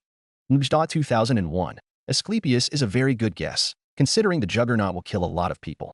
Technically, Belle already has Galahad, so he does have MASH in a sense. And to be fair, Finn has always been a mix of a realist and idealist, so him sounding Chinibu is very in character for a memo. Gabriel. Thanks. Erosiris, glad you like the Ryuu and Syr moment so far. I'm leaning towards Ryuu alone for now, still trying to figure out how to incorporate the Freya Familia arc into this. But we'll see. Anyways, here's the newest chapter. Enjoy. XXX. A few days later, Belle was back in the hostess working as Bella. The white-haired girl was now on dishwashing duty as punishment for ditching her duties the past few days. Mia yelled from the other side of the kitchen, make sure you have every single plate squeaky clean. I want the light to reflect off of the plates. Bella sighed as she scrubbed the plates with soap. Yes, Mamma Mia. She could literally hear her fellow waitresses laughing at her from outside the kitchen. The white-haired waitress just shook her head as she continued working. But as she did, Mia spoke up. Bella, is everything okay? Bella blinked and looked at the dwarf. Huh. The dwarf glanced at her before she continued tossing the wok. I know a majority of Oreo are okay with you now, and the close familia wasn't the most well-liked familia. But there might be some people holding that against you. The white-haired girl smiled. You don't have to worry there. My familia is doing fine. Plus, I have you guys to help me if things get bad. Mia snorted. Don't count on it. We'll charge you or take it off your pay the next time something like this happens. Bella chuckled. I hope I'll get the staff discount then. The dwarf just chuckled again. Get back to work. Those dishes won't clean themselves. The heir to the throne of heroes laughed. Yes, ma'am. A short while later, Belle was in his room upstairs of the hostess, taking off his waitress uniform as he undid Deion's noble phantasm. The boy put on his shirt as he shoved her underwear and dress into a laundry basket. But before he could finish up, he heard a knock on his door. Belle, are you there? Ria's voice reached his ears, and Belle yelled back. Yeah, come in. The elf opened the door and walked in, still dressed in her uniform. The boy covered up the laundry basket. What's wrong, Ria-san? Rio looked around the room. Nothing. I just wanted to see how you were doing. Belle turned to look at her. What do you mean? The elf sat down on the bed. The Loki familia. Surely you can't help but hold a grudge, right? The boy fell silent. Before he nodded. Yeah, I did. Rio looked down. I see dash. In the beginning when everything started at least, but not anymore. Belle cut her off, and the elf's eyes widened in surprise. Huh. The boy smiled. Everything is done and dealt with, so we're good now. Ria gaped, but they tried to kill the Xenos. Belle nodded. I know, but I also understand where they're coming from. In the end, I'd say it's just a very exaggerated misunderstanding. The elf sighed. You're strong, Belle. The boy raised an eyebrow, but before he could speak more, Rhea stood up. But it's good to know you're doing all right. Syr was worried. The elf turned and gave him a small smile. I'll be retreating for the night. Get home safe, okay? Belle nodded in response. Yeah, thank you. Rest well, Rhea-san. Rhea nodded and closed the door behind her. Line break. That night, back at the Hearth Mansion, Belle laid on Hestia's bed with his shirt off, with Hestia on his back. The goddess smiled as finished updating his status. Congratulations, Belle-kun. You're a level 4 now. Belle nodded, not too surprised anymore. Great, thank you, Hestia-sama. Hestia got off his back and handed him the parchment that held his status details. Belle Cranel. Level 4. STR. I0. Ind. I0. Dex. I0. AGI. I0. Mag. I0. Magic. Heir to the throne. Description. The ability to inherit the powers of legendary heroes from the Throne of Heroes. User needs to form a contract and connection with the heroic spirit first before using their abilities. Once a connection is formed, the abilities can be used with just the last sentence of the full chant. Chant. I am thou, thou art I. Thou hast acquired a new vow. Thy body shall serve under mine will, and mine fate shall be thy sword. Let an oath be sworn here. I shall attain all virtues of all of heaven. I shall dispose of all evils of all of hell. If thou dost acceded to this will and reason, then answer my call. Come forth from the rings of restraint, O protector of the balances. Load. Blank. Currently unlocked spirits. Heracles, Imaiwaye, Sakata Kentoki, Ushiwakamaru, Terra no Kajikyo. David, Chevalier d'Eon, Atlanta, Zhuge Gilgamesh, Orion, Achilles, Penthesilea, Hessian, Lobo, Galahad, Lancelot, Theseus, Asterios. Should a heroic spirit be one of madness or tainted, the following chant must be added after the fourth line. Thou shalt let chaos blind thine eyes, and I, he who doth hold thy chains. Noble phantasms. Description. Once user has established connection to a heroic spirit and is in use, user can use the crystallization of the spirit's legend. A crystallization usually involves utilizing a spirit's ultimate technique or a conceptualized version of their greatest achievement. Chant. Set. Blank. Desire for the throne. Description. As long as the user desires to become a hero, growth of stats will increase exponentially. Effect increases by intensity of determination and desire to become a hero. Development skills. Luck. Belle hummed as he gave the parchment a quick read. Not that much different from before. Huh? Hestia giggled. If you ignore the massive list of heroic spirits you have now, then yes. The boy nodded. True. Knowing the abilities each and every heroic spirit gave him, he didn't really have a need for any of the conventional abilities or skills that came from the fallness. The goddess smiled, but before she asked again, Belle-kun, I have to ask. Belle glanced at her curiously. Yes. Hestia's smile strained ever so slightly. Are the memories you inherit, are they affecting you? The boy raised an eyebrow. Not really. No. The goddess sighed. I see. It's just, I'm afraid, that those powers will turn into something you're not. Belle fell silent. I see. It did make sense. The boy realized that he tended to pick up some habits from the heroic spirits he inherited. Hestia shook her head, before putting on a smile again, but I might be just overthinking it. Belle looked at her. Hestia-sama. The goddess smiled. Now I'll have to get you out of the room. Daphne-kun and Cassandra-kun want to update their status too, and I don't think they'll appreciate you being here for it. The boy chuckled. All right, I'll get out of the way. Belle closed the door behind him, and he saw Cassandra and Daphne waiting. The redhead smiled. How'd it go? The boy grinned. You're looking at a new level 4. Cassandra's eyes widened in surprise. Congratulations. Belle giggled. Thank you. Now I believe it's your turn. Daphne snorted. Only you can level up so easily in such a short amount of time. The boy laughed. I'll take that as a compliment then. Belle pointed at the door behind him. Now it's your turn. Hestia-sama is expecting you too. The redhead smiled. Thank you, Belle. The boy just waved as he walked off. I'll go get dinner ready. Come to the dining room when you're ready. Cassandra smiled. Thank you. Daphne chuckled. All right, let's go see our goddess. Line break. The next day, Belle sat in the living room with most of his familia. The door opened as Makoto and Haruheim walked in. The boy nodded in satisfaction. Everyone is here. Good. The Renard asked, Cranel-sama, why did you get everyone to gather around? Aisha snorted. Must be something important, right? Welf nodded. He wouldn't tell us too. Belle smiled. A while back, Finsan and Ottersan suggested we hit the lower floors. Lily gaped. Wait, you don't mean to say dash? Belle nodded. Yeah, what they told me made sense, so I'm thinking it's about time we went there. Daphne hummed. I see.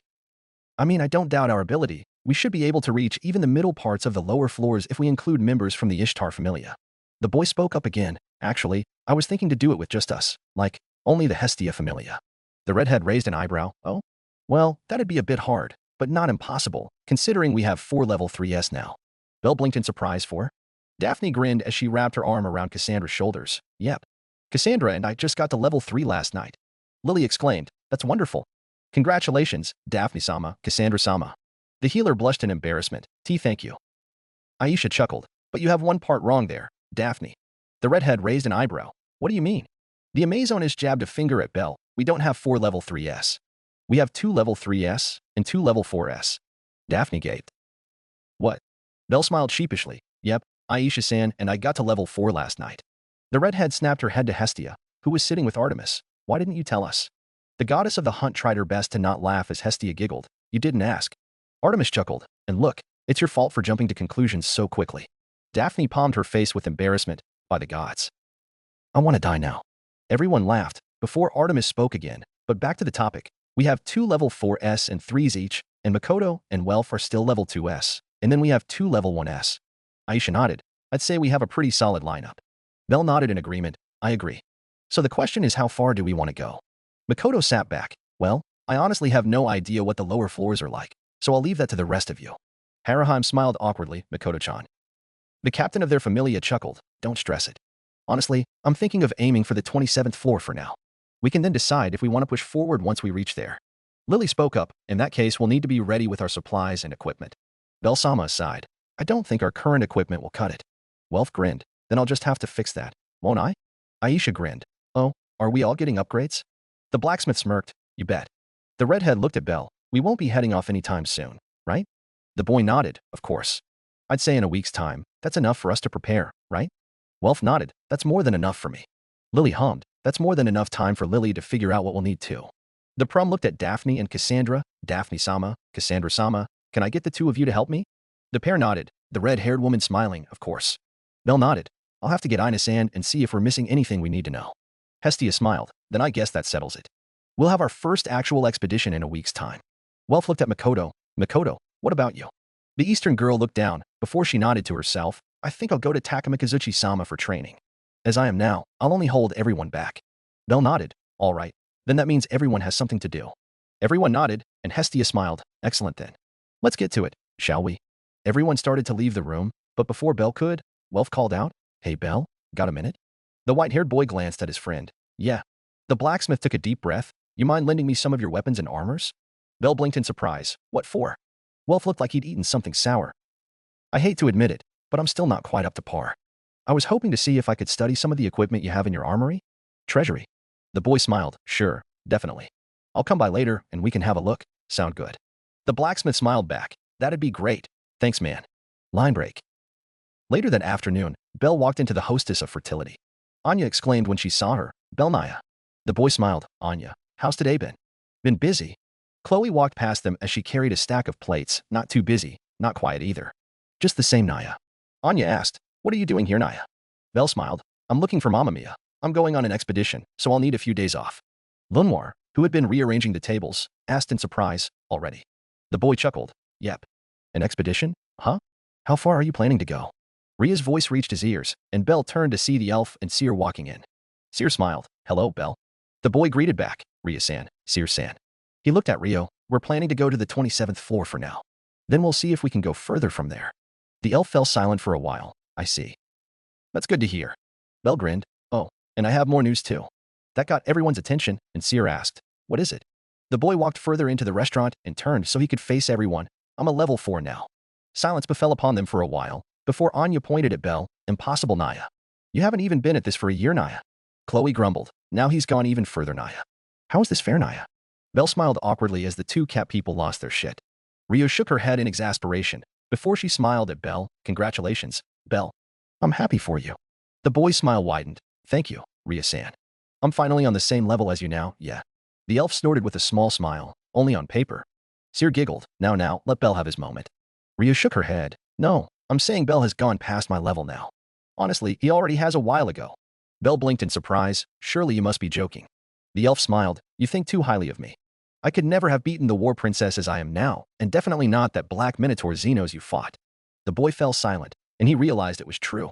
Syr beamed. That's amazing to hear, Belle-san. Belle smiled softly. Yeah, I guess it is. What's the ruckus now? Everyone turned to see Mia walking into the establishment, and Belle spoke again. Mamma Mia. Anya exclaimed. Bell Naya is a level 4 now, Naya. The dwarf raised an eyebrow. Really now? Bell nodded. Yes, I just ranked up today. Mia smirked. Color me impressed then. Pretty sure that means you've broken another record. The boy smiled sheepishly. Thank you, Mamma Mia.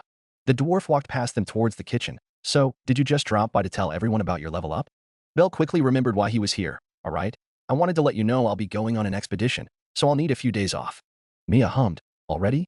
Well, considering where you're at, I can't say I wasn't expecting it. The dwarf nodded. All right. Just make sure you get back in one piece. The boy smiled. Thank you, Mamma Mia. Mia waved it off. Don't sweat it. You'll be doing more shifts when you get back to make up for it anyways. Bell laughed. Will do. I'll get going then. I still need to see Ina-san to see if I'm missing anything for the lower floors. With that said, the boy left the hostess, leaving the women to continue their work. As they prepared to open shop, Ria paused as she remembered her conversation with Bell the previous night. The elf tightened her grip on the chair she was holding, and it cracked under her grip. Line break. A few days later, Bell stood in Welf's forge. The blacksmith brought a sheet knife wrapped around a piece of cloth. Bell's eyes gleamed with interest and curiosity. Whoa, is this? Welf grinned with pride. My latest, and to be honest, my best work so far. This is my current answer to the knife Lady Hephaestus made for you. The white-haired boy unsheathed the knife, revealing a light silvery blue blade. Whoa. The blacksmith's grin widened. I'm glad if you're reacting that way. Bell studied the knife. What is it called? Welf leaned on a desk. I call it the Hakujin. I made it with a unicorn's horn. The boy gave it a few swings. It's very light. I like it. The redhead laughed lightly. Glad to hear it. I took inspiration from Concho and Bakuya. I doubt it'll be a worthy match for your other knife, though.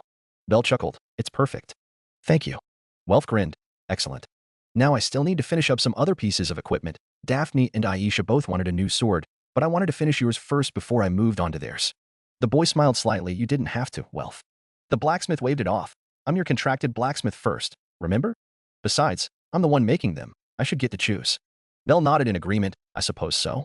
Welf walked to his forge and grabbed his hammer. All right, let's get to it then. But before he could start the fire, Bell got an idea. Actually, Welf, I have an idea I want to try. The blacksmith turned to glance at the boy, only for him to see the white-haired boy with his eyes closed. With Bell, he focused and reached deep within and out towards his back. He wasn't sure if he could do it, but now that he was stronger and could contract different spirits like Hessian, the boy wanted to try. He had already contracted EMY, so a connection was already there. Bell breathed in and out slowly, remembering the tales of a blacksmith from Kawana. A blacksmith that devoted his entire life to making swords. Then, time stopped. Quite the pretentious air we have here, huh? Bell's lips curved upwards as he felt the connection form, and you responded anyway. Humph, at this stage, there's honestly no point refusing. It won't be long before you're ready for all of us anyways. The boy blinked in confusion. I'm sorry, what do you dash? All right, that's enough chatter. Let's get this over with. I'd rather you use our powers and knowledge rather than let that greenhorn do everything. I am thou, and thou art I. Bell blinked as time quickly resumed for him, his lips moving almost on its own as he finished the chant in no time. Load, Shinji Muramasa. A hammer appeared in his hands, as Bell felt the powers of Shinji Muramasa enter his body. Welf's eyes widened. Bell, what do you dash? The boy smiled. If you don't mind me butting in, I can give you a hand. The blacksmith sighed, and here I was hoping the forge was something I could keep for myself. Really should have seen this coming. Bell giggled.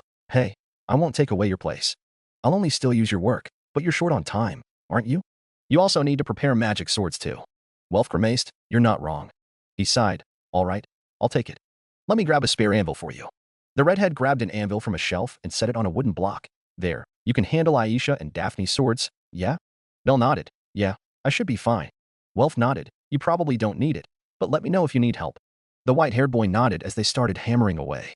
The moment they started swinging, Welf froze as he heard the clangs from Bell's swings.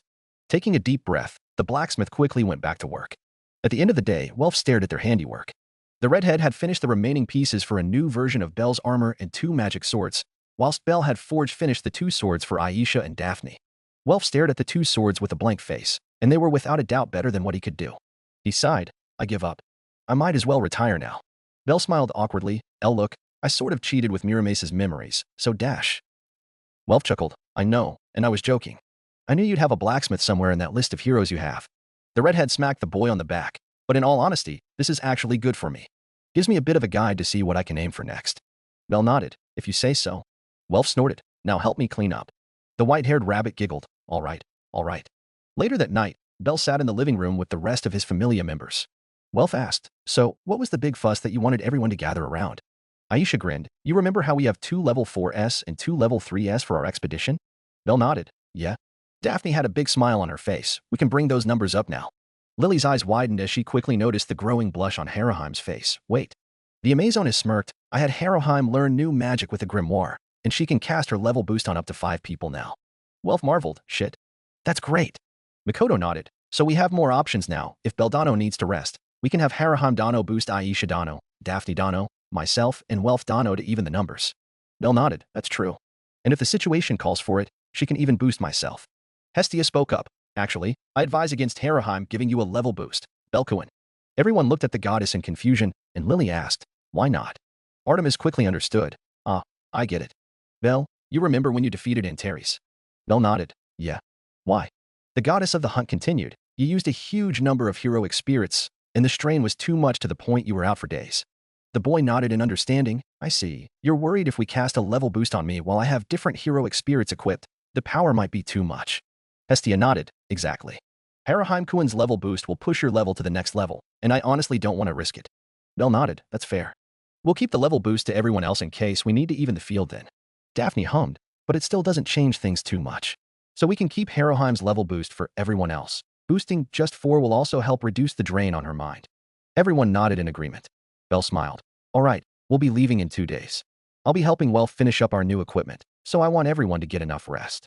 Everyone nodded before Daphne asked, wait, when did you learn how to work in a forge? The boy smiled. Today, I inherited Senji Muramesa's powers. Hestia sighed. Another big name. Artemis laughed softly.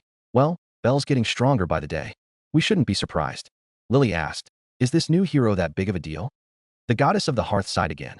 Oh yeah, Senji Muramesa is one of the most well-known blacksmiths in the East. He's also known to forge demon swords. Everyone took that in, and Welf furrowed his brows. Demon swords. Bell nodded. Muramesa wanted to forge the strongest sword in existence, a sword that can cut anything, even fate, destiny, and karma. Makoto was flabbergasted.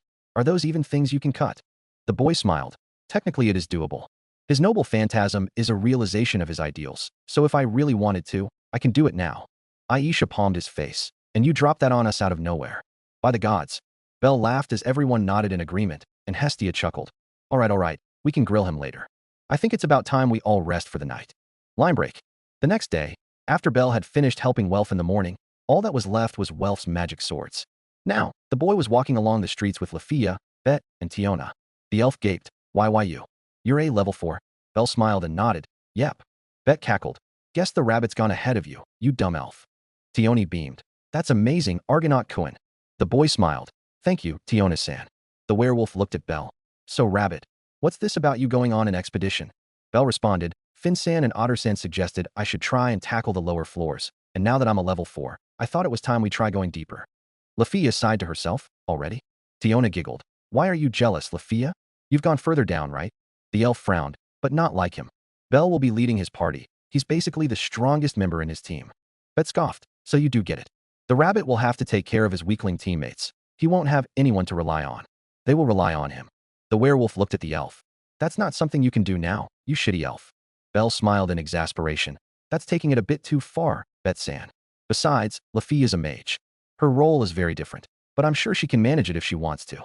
Bet just scoffed, and Lafia smiled at Bell. Look, I know my limits, so you don't really have to sugarcoat it. Bet clicked his teeth before he punched Bell on the shoulder. Anyways, you shitty rabbit. When are you giving me a rematch? Bell rubbed his shoulder. Pardon? The werewolf glared at him half-heartedly. I heard you gave Ace a pretty harsh beating. I want to see if it's true. The boy smiled softly. Maybe when I get back. We can have a go. He asked again. Speaking of that, how's Ace-san doing? I haven't seen her for a while after all that. Lafia fell silent, and so did Bet. Tiona humphed as she folded her arms. Ace has been annoyed. Angry? Not sure how to describe it, but she's been hitting the dungeon alone so much that even Riveria is annoyed. Bell looked down. I see. The elf looked down. Ace-san. She's well. She didn't take well to what happened with the Xenos. The boy sighed. I see. I guess I can't really blame her. Lafia looked at him. Speaking of which, how are the Xenos anyway? Bet clicked his teeth. Idiot, don't bring that up in public. The elf caught herself. Sorry. Bell chuckled. It's fine. The guilds made sure no one aside from us knows about them, right? Tiona nodded. True. The white-haired boy looked forward. To answer your question, they're fine. They're mapping out Gnosis at the moment. Bet raised an eyebrow. Gnosis? Bell nodded. I can use Asterio's powers and take control of the labyrinth, but I won't be there every time. so they're mapping it out for future use. They might even use it as their hideout for now. Lafia nodded in understanding. I see. That's good. That'll prevent adventurers from killing them by accident. The other three nodded in agreement, and Bet scoffed again. Whatever, as long as they don't cause trouble. Tioni giggled. That's rich coming from you. The werewolf growled. You want to fight? The Amazoness grinned. Oh, you're on. Lafia looked tired. Please don't. Belle just laughed as they continued walking, until they reached the Twilight Mansion. The boy smiled. It was a nice catch-up, not sure how long we'll be in there, so I'll see you all when I get back. Lafia smiled. Good luck, and stay safe. Bet smirked. I'll be waiting for that rematch, Rabbit. Tiona grinned. Have fun. Belle chuckled. Thanks, I'll see y'all around. He waved as the three entered their home, and Belle turned to go home. Line break. The next day, everyone in the Hestia Familia gathered at the front of their door. Hestia and Artemis stood at the door, looking over the 6 members of their familia. Hestia blinked. 6? Wait, where are Daphne Kuin and Cassandra Kuin? Move your ass. We're late. Gug. The voices of said members reached their ears, and everyone turned to see the pair at the door. Belle smiled. Overslept? Daphne sighed. This idiot here suddenly doesn't want to go on the expedition anymore. Cassandra looked down. Belle-san, see, can we, I don't know, cancel or postpone the expedition? Belle raised an eyebrow. Why? The healer tightened her grip on her staff. I had a dream. This disgusting green moss was swallowing up everyone. The boy's lips thinned. I see. You had another vision. Cassandra nodded. I haven't had one like this in ages. So please. Aisha cut her off. Everyone knows we'll run into some form of trouble when we get past the middle floors. That's the point of adventuring, no? Daphne nodded. Exactly. Belle folded his arms. But hey, I don't want to brush her off. So we'll just have to be really careful with green stuff as we go down then. Lily sighed. Lily thinks you take her too seriously, Belle-sama. Wolf laughed. Well, I think we'll be fine. The Amazoness looked at the blacksmith. Speaking of which, you're really keeping the rest of us waiting, huh? Aisha glanced at the bundle of swords at his side. Wolf glanced down. Ah, yeah. I was waiting for Daphne to show up before we gave these out. He pulled up a giant sword, similar to the one Aisha used to wield. Well, I mean, Belle made the ones for you and Daphne, so I don't really have any right to talk. Aisha raised an eyebrow and took it. By the gods, I know someone said it before, but is there anything you can't do? Belle simply grinned as the Amazoness gave the sword a few swings. The Antianira nodded in satisfaction. It's very balanced, heavy enough too. I like it. Daphne took her new sword, a rapier similar to her old one. Oh? This is a very good sword. Belle smiled. Thank you. It's not exactly a Muramasa sword, but it's close enough. Welf handed Mikoto a new tachi, and this is yours, a tad bit longer than the one you had before, sturdier too, but it shouldn't be any heavier. Mikoto marveled at the new sword. What is it called? The blacksmith folded his arm. Well, I wasn't really sure what to call it. I'm torn between Shimajiru and Kotetsu. The samurai immediately answered, Kotetsu. Let's call it Kotetsu. Welf smiled. All right, Kotetsu it is then. Hestia cleared her throat. All right, now if everyone is ready. Everyone turned her attention to their goddess, and the twin-tailed goddess smiled. This will be the first official expedition for our familia. Your goal is the 27th floor, and potentially reach the 28th floor's safety point. Hestia looked at every one of her children. You've all grown strong, very strong. No doubt you will find challenges awaiting you in the dungeon, but I believe you will all overcome them and come back stronger. The goddess of the hearth smiled again. Honestly, that's about it. Good luck. Everyone nodded, and Belle turned around for the door. All right, let's get going, shall we? The Hestia Familia roared in agreement, and they left the hearth mansion for the dungeon. Author note. So that's a wrap. I had intended to have this chapter reach the part where they encounter the Moss Huge, but it went on longer than I expected, so I split it up here. Anyways, read and review please. Until next time.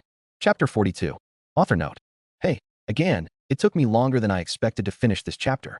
Been busy with work, having to deal with an incompetent intern at work, and also preparing for an English test due to visa reasons, which is a pain.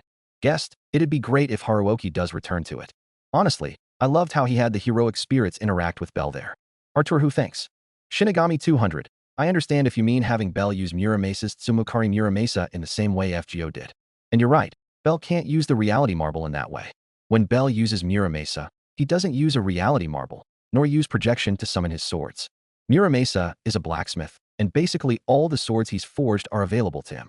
That is all. In terms of his noble phantasm, rather than using a reality marble, Belle is simply materializing Muramasa's ideal sword. It's not the same Tsumukari Muramasa, but the end result is similar. Of course, if we want to strictly follow how Muramasa Shiro does it, then Belle overloading EMIYA with Muramasa would probably meet those requirements. But even then EMIYA doesn't have the same mindset as younger Shiro. Anime Fan 13579. To be fair, the benefits of developmental abilities are already included in some of his heroic spirits. My understanding of the fauna here is that it helps the adventurer grow, enhancing their base powers and bringing them closer to godhood as their level increases. Bell here has a whole universe's worth of heroic spirits powers at his beck and call, and as a level 3 to 4, it's too much, so the fauna is instead holding them back for his body to adjust as his vessel grows. Giving him developmental abilities or skills will basically give him more power. As 2Wikipedia mentioned, it's basically a one-for-all situation. Demon of Wrath. Yeah, no DAs for Bell, basically like I explained in my reply to Anime Fan 13579 above. And yes, things are very shaky with Ace. It will explode at some point, just a matter of when. And you're right, Seasons 4 and 5 can potentially bring Beasts and Avengers out, but like I mentioned in one of my earlier chapters, those spirits would need Bell to be pushed to the brink of despair. Using Freya is a possibility, but I am quite torn on that. Simply because Freya here cares too much for Bell, unless something happens, she probably won't follow canon. So how I incorporate Season 5 is still up for debate. As for the fight with the Moss Huge, well, you'll just have to read on. Mjda 2001. Those questions are honestly interesting, considering DanMachi is a fantasy-style universe. But servants with modern weaponry should appear, but more so if they are innate, for example Billy the Kid or Nikola Tesla. Servant universe spirits are still something I am unsure of bringing in, so are summer servants. But Napoleon is definitely possible. Unfortunately, no Jeanne d'Arc or Castoria yet. Romance is definitely something that we'll see soon, hint hint. But again, thanks for the reminder that this is fanfiction. I am trying to keep the characters in character, but I am also allowed to explore more carrot. Axel Allen, Welf and Mikoto are close to level 3, just not yet. My take was that Daphne and Cassandra were more experienced since they were in the Apollo Familia before, and joining the Hestia Familia pushed them further than in the Mayak Familia. Hence their earlier rank up. Tomano, nah, his fauna is what it is. He won't get developmental abilities. He already has all those heroic spirits, to the point his body as a vessel cannot handle. So instead of giving more abilities and powers, the fauna is keeping it down so he doesn't explode. King Dark, I had intended there to be a time skip with how long Bell and Lily work together. I might have forgotten to fully flesh it out. But my bad. Alpha 02, Fury 97. Don't worry, the OEBED is definitely coming. Megusha, Kojiro will show up eventually. Just a matter of when. 2Wikipedia, you're right with many things here. Bell can't access all of their powers yet. His access increases steadily as he grows stronger, which is quite exponential with his skill. The fauna is basically always holding the powers back until he grows strong enough. For your review on Chapter 11, that's still in Season 1. In Season 1 Bell is definitely stronger than Canon Bell, but not too much, at least before the end at the Goliath fight. The dungeon also hates divinity, and Bell uses Heracles a lot there, so it definitely spawns stronger monsters for him. And yes, Bell gets all of the memories from the heroic spirits, but at the same time, it's stored in his brain, but not to the point it overloads him. And glad you like that Bell isn't a massive harem protagonist. I wanted this to be more of a 1 to 2 girl max sort of thing. Hence, Ryuu and Syr, and even then I am leaning heavily towards having Bell paired with Ryuu only. But glad you like his rivalry with Bet. Guessed, I haven't read LB7 yet, which is also why I am not bringing in any of those servants in. But we have too many servants as it is. I won't be able to bring everyone in, haha. Man, technically being a Zio to the throne of heroes should have already been story-breaking here, but somehow, it works, hopefully. But yes, Bell is basically what Zio is to the Kamen Riders. Anyways, here's the newest chapter. X. Bell and his familia moved through the 19th floor, having gone past the first 18 floors in no time. Now, the captain of the Hestia Familia held a rondite in his hands, dashing across the field as he took down hellhounds and deadly hornets. Aisha and Daphne were staying closer to their group as they took down monsters that came near them as they advanced through the floor. As for Mikoto and Welf, the two were with Haruheim, Cassandra and Lily, fending off the remainders that managed to get through, which was near zero. The Amazoness snorted as she watched Bell tear through the monsters. I know we've seen him fight before, but by the gods. Daphne nodded as she stabbed one of the deadly hornets, the corpse exploding as the magic stone dropped to the ground. The redhead brandished her sword. And he's gotten a few new ones too. That's the one he used to fight the war princess, yeah? Aisha nodded. Supposedly, I can see how it had happened too. That sword. It felt way different from the weapons he'd used before, and the way he moved was so much more refined. As they moved forward, slaughtering any monster they came across, Lily realized the deadly hornets around them were suddenly increasing in their numbers quickly. The prum looked around, and she quickly spotted a giant hive at a distance. Belsama? The white-haired boy turned to see Lily pointing at the hive, and he quickly understood. Gotcha. Bell let a rondite go, the holy sword dispersing into blue particles of magical energy. Load. Senji Muramasa. A katana appeared in his hands, one of the many Muramasa demon swords he now had in his possession. Flames danced around the blade as he held the blade down, both hands gripping the sword firmly. Then, Bell swung the sword upwards, unleashing a huge wave of flames that instantly engulfed the hive and the hornets that were coming out of it. Soon, the Hestia Familia regrouped as Lily and Haruheim picked up the magic stones. Wolf approached Bell. Bell, about that katana you used just now. The boy raised an eyebrow. Katana? Oh, you mean the one I used with Muramasa? The blacksmith nodded. Yeah. Was that one of those demon swords? Bell nodded. Yeah, it was. Welf hummed.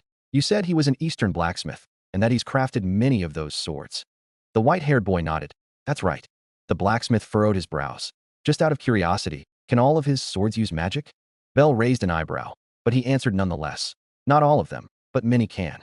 The boy smiled slightly. I know what you're trying to ask, Welf. To be fair, compared to my other noble phantasms, Muramasa's swords are closer to the magic swords you make. Welf nodded. I see. Bell chanted, Load, Senji Muramasa. He brought out the same sword he had used before, here. Welf took it and studied it. It is very well crafted. But, Bell smiled, something feels off? The blacksmith nodded. You mind if I take a look at this for a bit?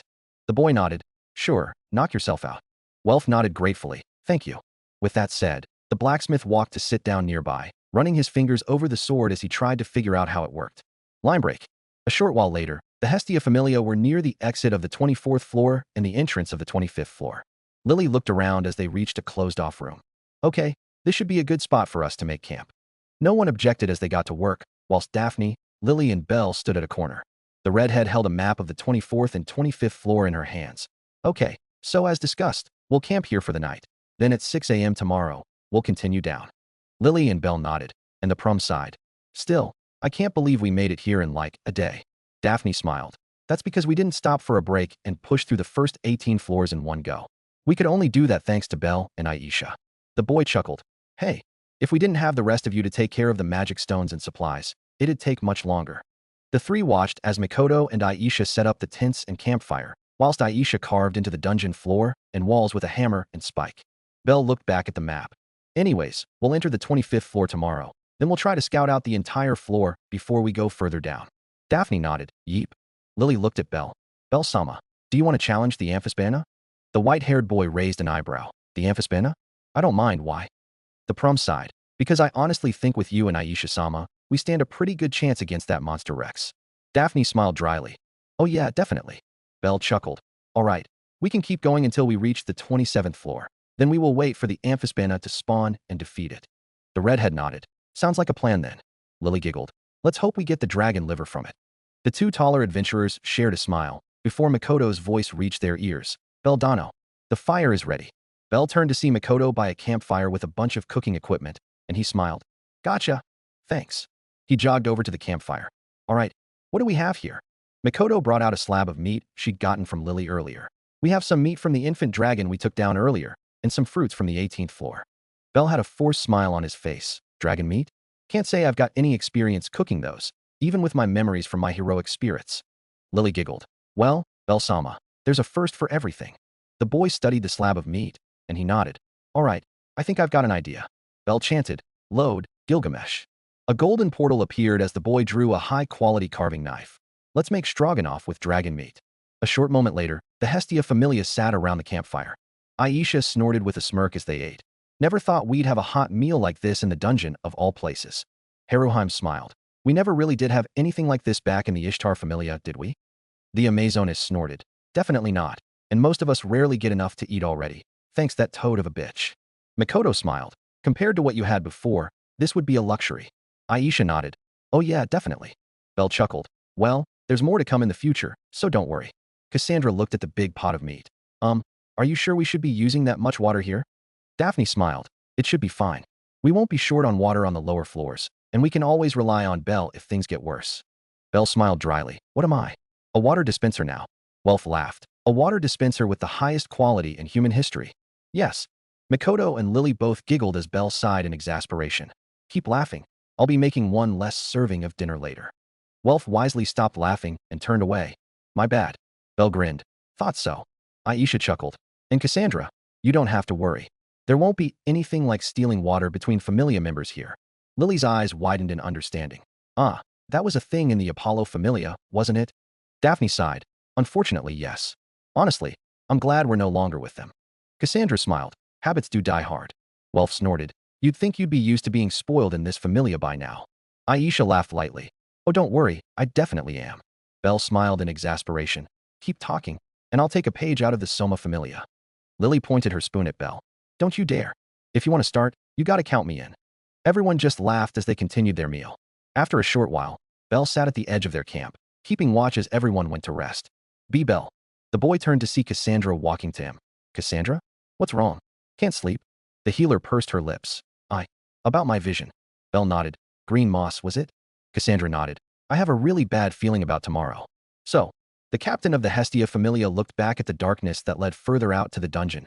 I've been thinking about what it could mean. Green moss would make me think of moss hugs, in terms of monsters at least. The young woman looked at him. But we haven't seen any moss hugs, even in the higher floors. Belle nodded. And moss hugs don't appear on the 25th to the 27th floors. So that makes me wonder what it could be. Cassandra sighed. What if the dungeon spits out moss that engulfs everyone? The boy chuckled. I doubt it. But hey, anything can happen down here. So we'll have to be prepared. The healer nodded. And Belle, I actually had a second part to that vision. Belle raised an eyebrow. Oh. Cassandra hesitated before she spoke. After the green moss swallowed everything, a bright flame followed and burned everything. The boy blinked. A bright flame? The young woman nodded. I really don't know what that means. That's all I saw before I woke up. I just didn't want anyone to get hurt on this expedition. Belle smiled. Thank you for letting me know. I can only imagine how much that weighed on your mind. Cassandra smiled softly. Daphne-chan still doesn't quite believe me, and I know everyone else just brushes it off. The boy snorted. If you really think about it, your visions thus far have been accurate. To some extent at least. I believe you. The healer smiled genuinely. Thank you, Belle. Belle turned his focus to the entrance to the dungeon. I'll think on it, and we'll do whatever we can to avoid the worst-case scenario. Cassandra nodded. Thank you, really. The boy did a shooing action. Now go to sleep. You need your rest. The long-haired girl smiled. Thank you, and good night. Belle smiled as she entered her tent. Good night. The boy turned his attention to the opening, and the night went by quickly as Aisha came out to swap with him. Line break. The next morning, after a light breakfast, the Hestia Familia stood before a giant waterfall. Wolf whistled. Damn, I knew it'd be big, but not like this. Aisha smirked. The Great Falls. It stretches from the 25th to the 27th floor. You'll find the amphispana there. Belle nodded. Allegedly, the bottom of the basin on the 27th floor has a waterway that leads out to Lalag Lake in Melon. Makoto blinked in confusion. Wait, really? But wouldn't that let the monsters out? The boy nodded again. Normally, yes. But I believe after the Zeus Familia destroyed the Leviathan, they used the remains of the Leviathan and sealed up that waterway. Lily nodded in understanding. So it's like how Karmsand's village is. Belle looked at the waterfalls. That's right. Anyways, the amphispana can travel between floors thanks to the waterfall. Usually it stays on the 27th floor though. Aisha nodded, which means we have some time to wander around. Daphne grinned. Let's get going then. Our supporter here's gonna die if she doesn't get her hands on any drop items soon. Everyone laughed as Lily pouted. Lily is not that bad. Belle simply patted her head softly as they walked. All right, let's move. We'll explore every nook of this floor before we move on to the next. Everyone voiced their agreement before they made their way along the cliffs. As they walked, Daphne commented, By the gods, you really can't see the end of it, huh? Aisha nodded. Yeah, it might only be 3 floors, but the size is unlike what you'd expect if you looked at the first 5 floors. Lily looked at the map they'd brought. We'll be going back into the standard labyrinth layout once we get through this. This is just the external, I suppose. Belle nodded. That's right. There'll be some connected waterways too, but we probably won't see much of them. As they walked, they soon neared the entrance to the cave, and Welf glanced back at the entrance. By the gods, never really realized how big this place is. Everyone followed his gaze, where they could see the entrance to the 25th floor was at. Aisha snorted. Yeah, and the size also screws up your perception of distance too. Belle chuckled. Come on, let's keep going. We'll be going back to the standard layout. Everyone nodded and followed the familia captain. As they progressed through the labyrinth once more, Haroheim looked to their side. I'm surprised. I didn't expect we'd have waterways like this in the dungeon. Daphne nodded. You wouldn't need to worry about getting a source of water on these floors. The Renard squatted down to take a closer look at the water. But the current is quite violent, huh? Aisha snorted. Considering the water comes from a waterfall that goes through 3 to 4 dungeon floors, I'm not surprised. The Amazonas yanked the Renard back. But stay away from the edge, please. Haroheim yelped in surprise. Yeah? What? As if on cue, a raider fish leaped out of the water, jaws wide open ready to clamp down on its prey. In the blink of an eye, 2 blades sliced through the monster, cutting it into 3 pieces before the raider fish exploded in a burst of ash. Everyone turned to see Makoto and Daphne with their swords drawn, and Aisha smirked. Not bad. The redhead brandished her sword before sheathing it. Honestly, if it wasn't for the sword, I doubt I would have reached it in time. Aisha chuckled. I know what you mean. Makoto nodded. This new sword is very easy to handle, I must say. Welf smiled dryly. Good to hear. Lily snorted. That's good and all, but I suddenly feel the need to remind everyone about how much we actually spent for our new equipment for this expedition. Everyone turned to the prom as she started. Since we're on the topic of new weapons, Welf-sama had procured new materials, not to mention our new equipment made with undine cloths and Goliath robes. Lily gained a stern look. So with that in mind, I'll have everyone put in enough work to get us enough money to cover our costs. Everyone smiled in exasperation, and Aisha chuckled as she patted the prom on the head. Oh, don't you worry. On an expedition like this, you're guaranteed to earn more than enough to cover your costs. Belle smiled. And to be honest, I think the drops we got just from going down to the 19th floor should be enough. Daphne nodded, agreed. Welf grinned. Besides, if we do end up not getting enough, Belle can use his treasures or whatever to make it even. Lily pouted. You're missing the point. Everyone just laughed as they continued walking. As they did, Cassandra looked to the side. Huh. I never really realized this before, but did the 25th floor have coral like that? Belle followed her line of sight. Oh, under coral. Welf snapped his head over to them. Did you just say under coral? The boy nodded and he pointed at the other side of the river. There, Inasen showed me how they looked before. You can only find them in the water city. The blacksmith grinned widely. Dude, we can make some pretty neat weapons with those. Lily furrowed her brows. But it'll be hard to cross the water, and it's dangerous too with the currents. Aisha smirked as she leaned down next to the prom's ear. I hear undercoral can fetch you a pretty hefty price, approximately 300,000 valis, possibly more if you know the right person. Lily's eyes widened, gleaming with a greedy look. Then we have to get it. The prom turned to Belle. Belle-sama. The Amazoness chuckled to herself silently as she stood up, and she turned to see Haruheim, giving her an exasperated expression. Aisha grinned. What? The Renard just smiled and shook her head. Nothing. The group watched as Belle leaped across the river, using his knife to carefully cut the coral out. Daphne shook her head. By the gods, what is this? We have our familia captain and arguably our strongest asset on material duty. Makoto smiled. It can't be helped. We don't exactly have a scout, and Lily isn't as agile. The prom grumbled. Lily can't hear you, you know? Welf chuckled. Well, we're not exactly a normal familia now, are we? In no time, Belle was back on the normal path, and he handed the bag with the under-coral to Lily. Here. Lily gingerly took the bag and put it into her sack. 300,000 valis. Welf sighed. And here I hoped I could make something good with that. Belle grinned and patted him on the back. Don't worry, I saved some for you. It's in my treasury. The blacksmith laughed. My man. Makoto sighed. Men. Aisha folded her arms, a small smirk on her face. More like boys. Cassandra giggled. At least they're having fun. Before anyone could continue, they heard a clicking sound from afar. Aisha narrowed her eyes. Guess it's about time. Soon, a consortium of crabs came swarming at them from the front. Daphne shivered. What the fuck? They walk facing the front. Aisha laughed softly. Oh yeah, they do. It was creepy for me the first time too. Belle chanted. Load. Heracles. The golden axe appeared in his hands. All right, let's go. Line break. An hour later, the Hestia Familia were walking through a normal cave, having swerved away from the waterways.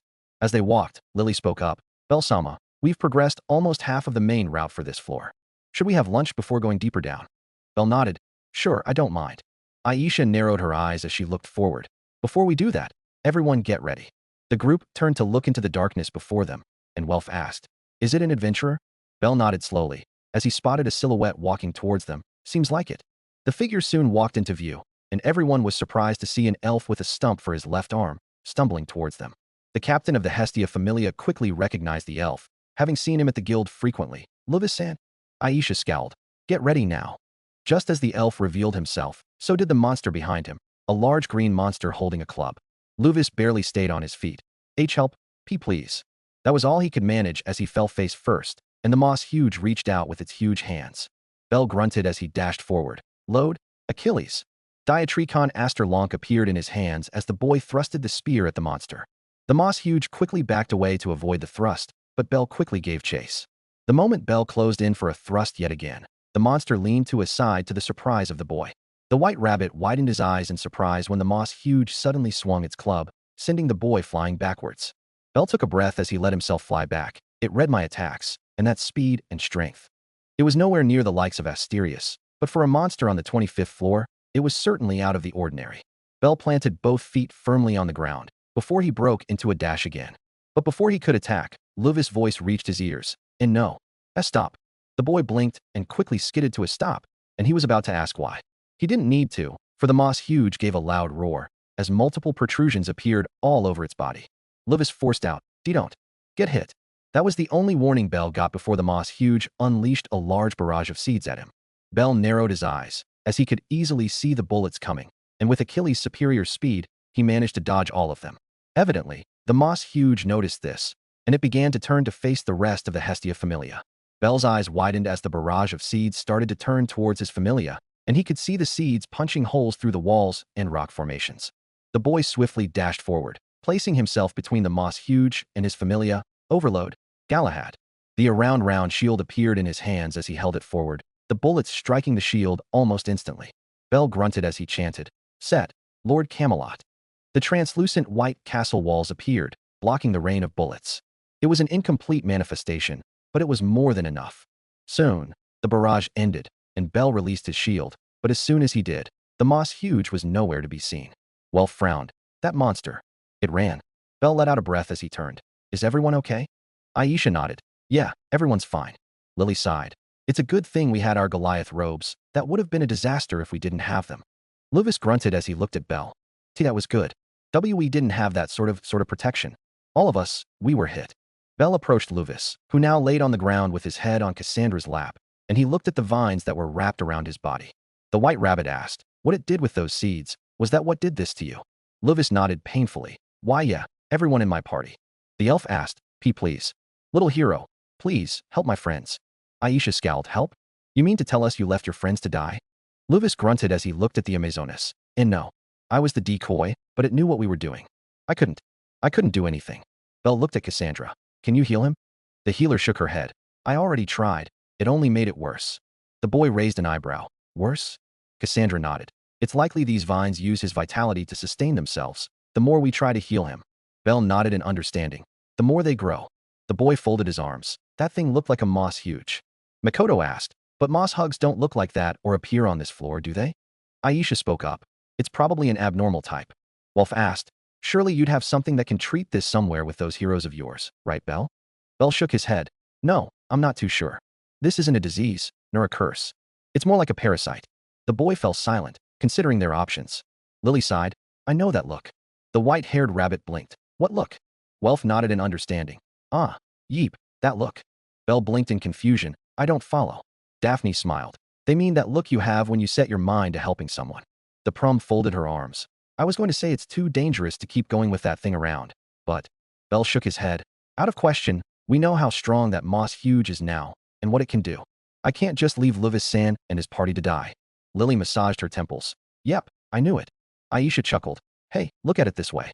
We could have left it here and gone up to the surface, but the guild will eventually issue a quest to take that thing down anyways." Daphne nodded. "And considering it's a moss huge, it's highly likely we can cure Luvis of those vines when we kill it." Wolf chuckled. "Guess that settles it. We're hunting that thing down then." Makoto nodded. "The problem is how do we track it down?" Luvis grunted. "In no need. That tea-thing will show you up again." Daphne raised an eyebrow. "How can you be so sure?" The elf held up a pouch. "It was after this." Bell took the pouch and opened it up. "Magic stones." Luvis nodded painfully. That's right." Aisha frowned. "You mean to tell us that a monster is hunting down adventurers for their magic stones? That's ridiculous." The elf closed his eyes in an attempt to ignore the pain. It is the truth." Luvis took a painful breath. That monster attacked us out of nowhere. It took our magic stones and ate it in front of us." The elf looked at Bell. "It was much smaller before. Must have gotten more magic stones." The white-haired rabbit nodded, quickly remembering how LYD had told him they got stronger by eating magic stones. Bell tightened the pouch. "I understand. We can make this work then." Aisha raised an eyebrow. "Oh? Sounds like you've got a plan." The boy nodded. "We know monsters can get stronger by eating magic stones. LYD-san told us that before." Wolf blinked. "Oh, right. He did, didn't he?" Bell nodded again. "So that moss huge must be doing the same." Daphne folded her arms. "Except it's targeting adventurers for them." The boy nodded in agreement. "That's right. We have two objectives here. One is to save Luvis-san's party, and the other is to take down that moss huge." Lily asked, "How do we go about that?" Bell looked at her, and he smiled. "We'll be using your bag, Lily." The prum blinked. Wolf chuckled. "I see where this is going." The boy explained, We've got a decent amount of magic stones from our journey down here, and I can pick out a few items from my treasury that can emit similar magical signatures. Lily gaped. Wait, wait, wait. The prom glared at Belle. We've got plenty of drop items in my bag. We can't just risk them all to lure that monster out. The boy smiled. Don't worry, we won't. I'll have another bag out so we can store the magic items. Luvis grunted. No need. You don't need much. Just the pouch we have, and whatever you have on you, is more than enough. Belle hummed. Very well, you've faced it before. You'd know better. The boy looked at everyone. All right, we'll start looking for Luvis-san's party. Then after we make sure they're safe, we'll hunt the Moss Huge. No one objected, and Luvis grunted again. Thank you. Belle Cranel. And also, Dormal's party is on this floor too. Belle raised an eyebrow, quickly remembering the dwarf that always seemed to argue with the elf in the guild for Ina's attention. The boy hummed. Dormal-san. I see, they're here too. Luvis nodded painfully. We were here on the same mission. They should still be on this floor. Belle closed his eyes before he nodded. All right, then we'll add that to the list. We'll let them know about the Moss Huge if we see them. The boy looked at the elf. But if things get bad for my party, we're pulling out. Okay. Luvis nodded. Fair enough. Belle looked at Welf. Welf, can you carry him while we move? The blacksmith nodded. Sure, I'll stay at the back in case anything gets past. The captain nodded gratefully. That'll be great. Belle looked at Luvis again. Do you remember where was the last place you saw your teammates? The elf nodded painfully as Welf helped him up. Why yeah, I can show you. The white-haired rabbit looked at everyone. All right, that settles it. Let's move out and stay sharp. Line break. A short while later, the Hestia Familia +1 walked through the dungeon at a slower pace, careful to watch for monsters. As they did, Cassandra walked up to Belle. Belle. The white-haired rabbit glanced at her. Cassandra, what's up? The healer tightened her grip on her staff. About my vision. Belle hummed. Green moss, was it? He glanced back at Luvis' figure, studying the green vines. I suppose that Moss Huge is it? Cassandra nodded. I think so too. It was fortunate we were prepared, or we would have ended up like that. Belle nodded. Which also makes me wonder what the bright flame would be. The long-haired girl nodded. It could be anything. The boy chuckled. But on the bright side, we've got our Undine clothes, so in a way we're prepared too. Cassandra hummed. It'd be good if that were the case. Belle let out a breath. But I've also been thinking. The older girl raised an eyebrow, yes? The boys looked turned serious. What if I try to draw out a heroic spirit whose element is predominantly related to flames? Cassandra's eyes widened before she looked down. I don't know. In the past, I could never change the outcome of my visions. If the bright flame in my visions meant a monster, then that monster will definitely show up. Belle's eyes softened. I see. Then I suppose it doesn't change anything, and we'll just have to proceed carefully. The healer nodded. Thank you, Belle. With that said, Cassandra returned to the back of the party, and Daphne sighed in exasperation but chose to keep silent. Soon, they reached a split path, and Welf asked, So, which way? Luvis looked at the left path. To the left. Aisha nodded. All right, left it is then. The group went into the left path, and soon, they reached a large room. Luvis' eyes widened when he saw two figures at the center of the room. Chariot. Lana. Welf asked, Are those your friends? The elf nodded. Yes, but I don't see Alec. He's not there. Daphne narrowed her eyes as she studied the room. This is a pain. Aisha nodded. You see it too, yeah? The redhead nodded. It's a trap, a very obvious one too. Haroheim blinked in confusion. A trap? Belle nodded as he pointed to the waterways next to the two elves. That's right. If we try to rescue them, monsters from the water will definitely come up for us. Lily hummed. But so far that Moss Huge is not here. If it's just blue crabs, we should be fine. The prum looked at Mikoto. Mikoto-sama, can you sense the Moss Huge nearby?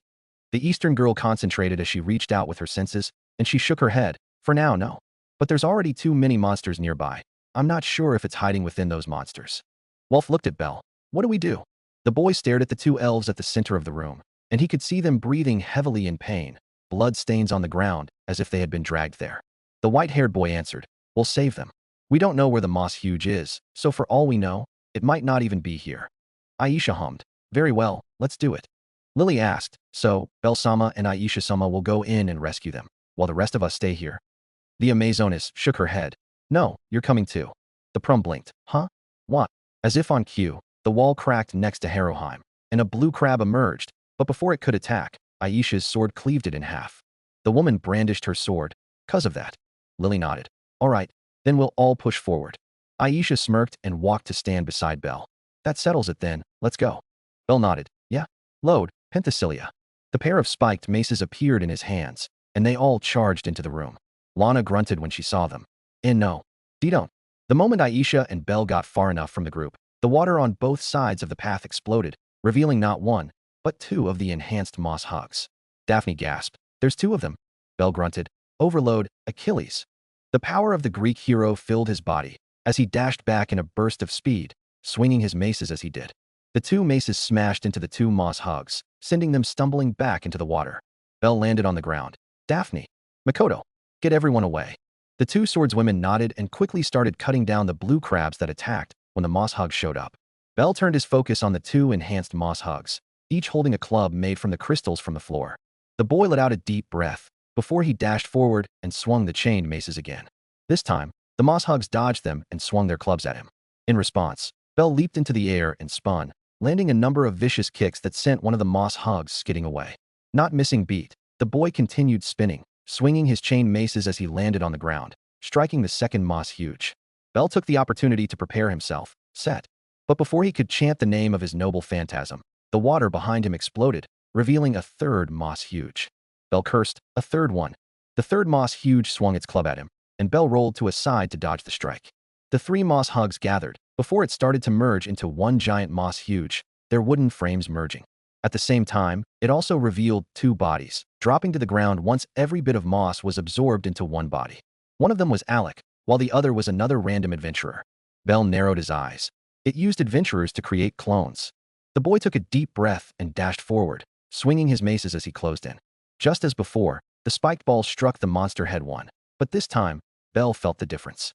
Bell grunted as the moss huge swung its arms, and he raised his arms in time to block the strike, sending him back to the ground. The monster quickly followed up with a stomp, but the boy was fast to roll out of the way. The boy took a moment to calm down. It must have created clones to collect magic stones, and now that they're all back together, their strength has combined. Bell's eyes darted around, taking note of how his friends were doing, and fortunately, they were making a very good stand against the blue crabs whilst protecting the two elves. The boy returned his focus to the monster. Overload, Muramasa. Cassandra's words rang in his mind, and it also made sense for the moss huge's weakness to be fire. A Muramasa sword appeared in his hands, and he swung, unleashing a wave of flames.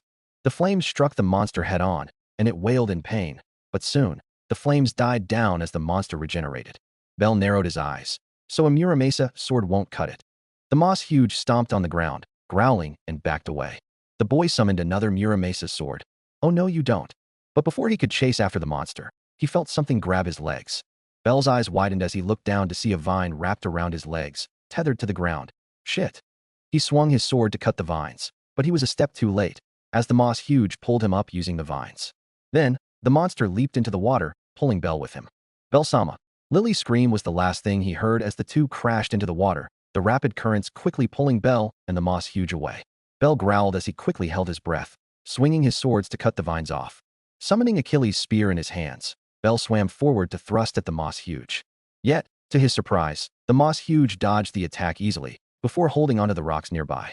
The boy cursed, but not before throwing the spear like a harpoon, stabbing the moss huge in the shoulder. Using the other sword he had in his hands, Bell quickly stabbed it into the walls next to him, stopping the water from pushing him any further. But before he could swim to the surface, he found the moss huge suddenly in front of him, arms poised to strike. That was all Bell saw before the moss huge punched him hard, loosening the sword in the walls at the same time. The currents quickly pushed Bell back yet again, but before he could stabilize himself or counterattack, the boy noticed a light from behind him. Against his better judgment, Bell looked back towards the light, and he quickly realized what it was, shit. Before he realized it, he was out of the water, and more importantly, falling from a waterfall. Author note. That's the chapter. So the moss huge here is definitely stronger than canon. It was stated in canon that moss hugs can create clones, which I was surprised the author didn't make use of that and made the situation worse. So that's what I did here. Again, I've been quite busy with life than I expected, so I don't know when the next chapter will be, but probably in 2025. So, with that said, Merry Christmas everyone. Read and review please. Until the next one. Chapter 43. Author note. Hey, I'm finally back. Fuck, that took longer than I expected. I've been busy with playing Marvel Rivals, reading Lost Belt 7, HSR, and I still have a huge backlog of Gunpla. Managed to pull Kukulkan and Tlaloc too. Got fucking MP4 Kukulkan whilst I was trying to get a copy of Tlaloc. But I digress. I've been rewatching Season 4 and Season 5, whatever is out, to figure out how I can do the Freya arc, and I have an idea, but just not too sure. So if anyone has any ideas, I am open to suggestions. I do have something planned for after that though. Guessed, after reading LB7, I'd say Bell getting ORT is quite unlikely here. Yes, he can potentially inherit foreigners, but more so on the ones who are in human history like Yang Guifei or Van Gogh. Or T, however, not likely. Guessed, I have seen some of all 20, bits only though. The OEBED is definitely something I plan to tackle, along with the bottom of the dungeon in this story. It will probably differ from canon a bit though. Axel Allen. Most servants Bell can use would include their final ascensions, but it's a matter of whether Bell is strong enough to wield them, or if he even chooses to. Mjda 2001. Theory 1 will be answered in this chapter 1 guess. But I'd say the Moss Huge is not dumb enough to attempt fighting the Amphisbana, as it is smarter than most and is shown to avoid stronger adventurers. Reality marbles will eventually show up, or not. But my understanding, and what they will be in this story, is that they are essentially just bounded fields of the highest tier. Anime Fan 13579. I think we sort of touched the altar part when I had Bell inherit Ushawakamaru. It's a matter of whether Bell is brought to a point where he'd turn to use an altar, but theoretically, he can use every ability of the heroic spirit. So once Bell inherits Artoria, he can use both Excalibur and Ronghominiad, and Avalon as well. But again, that will be endgame Bell. Dezel, not sure if you're still reading this, but will respond anyways. I think in the beginning I did sort of mention that I'll be following canon quite closely, just making slight changes here and there. You're not wrong. Nothing I'm doing here is original. I'm just taking Fate elements and smashing them into DanMachi. And let's face it, this is fanfiction. I'm just doing whatever that comes to mind for me. That's all there is to it. Fire Scout. Thanks, you're literally the first one to pick up the Zoe Nightshade reference. Fucking hell, it took so long for someone to pick that up. Anyways, with that out of the way, here is the newest chapter. XXX. With the rest of the Hestia Familia, they had managed to finally clear off all of the monsters in the room, with Welf and Daphne keeping watch for any more monsters. Lily stared at the raging river with a lost look. Bell-sama. Aisha glanced at the others. Mikoto, Haruheim, and Cassandra were helping Luvis with his companions. The Amazoness sighed and smacked the prom lightly on the head. He'll be fine. We need to worry about ourselves first. Lily looked at her. But Aisha-sama. Aisha nodded. I know. But Bell has always gone beyond the limits of his fauna. Honestly, I don't even know how strong he actually is. The prom frowned. But he went into the water. He could drown. The Amazoness nodded. It is possible, but very unlikely. The waterways here all lead to the basin on the 27th floor, and there are definitely a few smaller pools of water before you get there. Lily looked at the water. So you mean there's a high chance he ended up in one of these smaller pools? Aisha nodded. That's right. And Lily, I can tell you this. Bell is not just at the level of a level 4, definitely not. Hell, if it's just him alone, he can go into these floors solo and come out unscathed. The prom sighed. Fine. You're not wrong. Bell-sama is strong. The Amazoness nodded. Good. Now let's help the wounded. We're here already. Might as well help them out first. Then we can go look for Bell. The pair walked to the rest, and they quickly noticed the grim atmosphere. Aisha asked, what's wrong now? Cassandra looked at the Amazoness. Aisha-san, those two moss hogs that showed up. They were keeping these two inside their bodies. Mikoto nodded. They were probably using them like a frame or a core, but they were hiding in the water for too long for the ambush. Aisha nodded in understanding. So they drowned. Luvis stared at Alec's corpse painfully. Alec. Chariot lowered his head shamefully. I'm sorry. We couldn't do anything. That thing, it brought out another one with it, probably using that dwarf. We could only watch. Aisha looked at the other corpse. This one being a dwarf. Do we know who he is? Luvis nodded. I do, but we don't know his name. Just that he was a part of Dormal's team. The Amazoness nodded. I see. The young woman sighed as she rubbed her temples. All right. This is a pain, but we're short-handed as it is. Aisha looked at Luvis. I'm sorry, but we'll have to leave their bodies here. We'll try to retrieve them later, but as of now, we won't be able to carry them while protecting you. The elf nodded painfully. I understand. We're grateful for your help as it is. The Amazoness looked at Lily and the others. Then that settles it. We'll bring them to the 18th floor first. Welf, you're with me. Daphne and Mikoto, you two stay with everyone else. Any objections? No one objected, and Aisha walked to the exit of the room. Once everyone is prepared, we'll get going. Line break. With Bell, the boy coughed as he got out of the water. He looked up at the waterfall behind him. That's where I fell from, huh? Bell took a deep breath as he moved his arms and legs around. They were sore, but nothing seemed to be broken. The white-haired rabbit looked around, noting the unusual silence of the area he was in. The pool he had fallen into didn't have any monsters too, meaning he was potentially in a safe point. Bell looked at an opening nearby. Okay, let's find my way back to the others. He sighed to himself. This would have been a good time for a command seal, but as far as he could remember, none of the other members of his familia had them. Clairvoyance would have been the next best thing, but none of the heroic spirits he had the type he needed. Bell started walking towards one of the exits nearby, but the moment he took a step, he heard a splash. The boy looked around, and he quickly found the source of the splash. Hiding behind one of the rocks in the water was what looked like the head of a female. Belle quickly knew what she was, a mermaid. But what caught his attention was the look in her eyes. They weren't like the mindless, rageful monsters he had fought. No, there was a hint of curiosity in them. The mermaid asked, "Are you okay?" That was certainly not the first thing Belle would have expected her to ask. "Yes, I'm okay." Belle slowly approached her. "Are you one of the Xenos?" The mermaid nodded. "Yes." Are you Belle?" The boy blinked in surprise. "You know me?" The Xenos smiled. "Ween and Ray told me about you. White hair, red eyes. Strong aura." The mermaid stopped hiding behind the rock, slowly swimming into the open. Belle asked, "What's your name?" The mermaid smiled. "Marie." The boy smiled back. "Marie, nice to meet you." Marie giggled and nodded as she got closer to the edge of the pool. Belle looked around. "Are you here alone, Marie?" The mermaid nodded. "LYD and everyone else are above. So I'm keeping watch." The boy nodded. "They're supposed to be scouting out Gnosis, if I'm not wrong." Marie nodded as she pushed herself up so she could sit on the edge of the water. The mermaid looked down. "I want to go with them. But I don't have legs or wings like everyone does." Belle asked, "So you're always here?" Marie nodded. "Yes. I could go further below, but never up. But it's not bad. It's safe here." The boy sat down beside her as he looked around.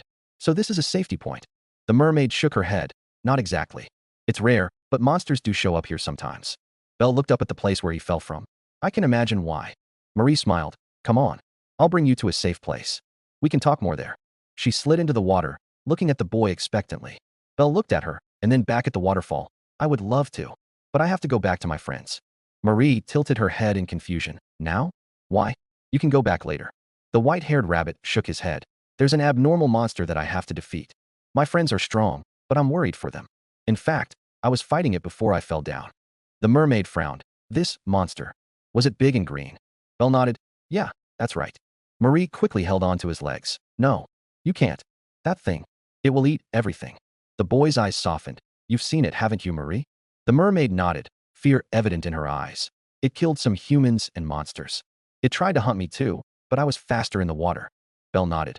"Then more the reason for me to kill it." Marie held on to him tighter. "You can't. You'll die." "I can't.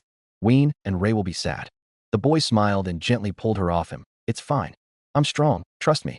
I'll take that moss huge down, not just for my friends, but for you as well." The mermaid looked at him, and despite the gentle smile on his face, Marie could see nothing but confidence and reassurance in his eyes.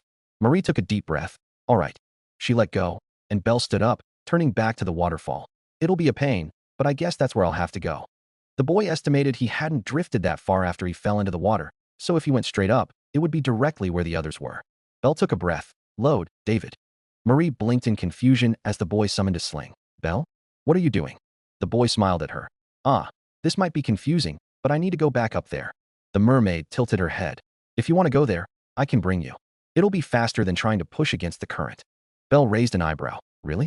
Can you show me?" Marie pointed towards an opening nearby.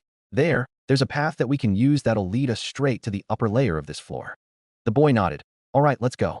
The white-haired boy followed the mermaid towards the opening on whatever ground he had. As he walked, Belle thought of how he could take the moss huge down. If Cassandra's vision was anything to go by, flames would play a huge role. But he didn't exactly have a heroic spirit who was known for their flames. The most he had were Muramace's swords and Gilgamesh's magecraft. He could use Zhuge Liang to set traps that involved fire, but those didn't come close to the former two, which also meant he had to contract a heroic spirit with ties to flames. There were a few that came to mind, but they were heroes that had ties to the sun like Karna. Belle was quickly brought out of his musings when he heard Marie speak. "We'll take a left here." Marie pointed at the path to the left, and Belle realized they had come to a split path. The white-haired rabbit nodded. "Gotcha." The two went left, and Belle decided to file it off for later. First, he needed to find his friends. Linebreak. With Aisha and the rest of the Hestia Familia, the group were making their way back towards the entrance of the 25th floor. Welf and Daphne were helping Chariot and Lana walk, whilst Haroheim helped Luvis walk. That left Cassandra, Mikoto, and Lily at the back, while Aisha walked in front. The Amazoness glanced back, and she quickly turned her focus to the front. It wasn't the best formation, but given their lack of personnel, it was the best they could come up with. Aisha tightened her grip on her sword, annoyed at herself for struggling in this situation. As much as she hated to admit, she had become complacent, too trusting in Belle's power and that he'd always be present. The woman had always thought herself the second strongest in their familia, but she hadn't realized how much of a gap there was between their captain and herself. It was laughable. Aisha didn't let it show, but she was finding it hard to keep every monster at bay, and many had got past her, forcing Daphne and Welf to deal with them. That slowed their progress immensely, for Chariot, Lana, and Luvis still couldn't walk properly. Even if Lily wasn't collecting every magic stone, the simple need to carry the elves again was enough to delay them. With Belle, there wouldn't even be a single monster that would reach Aisha, much less Daphne or Welf.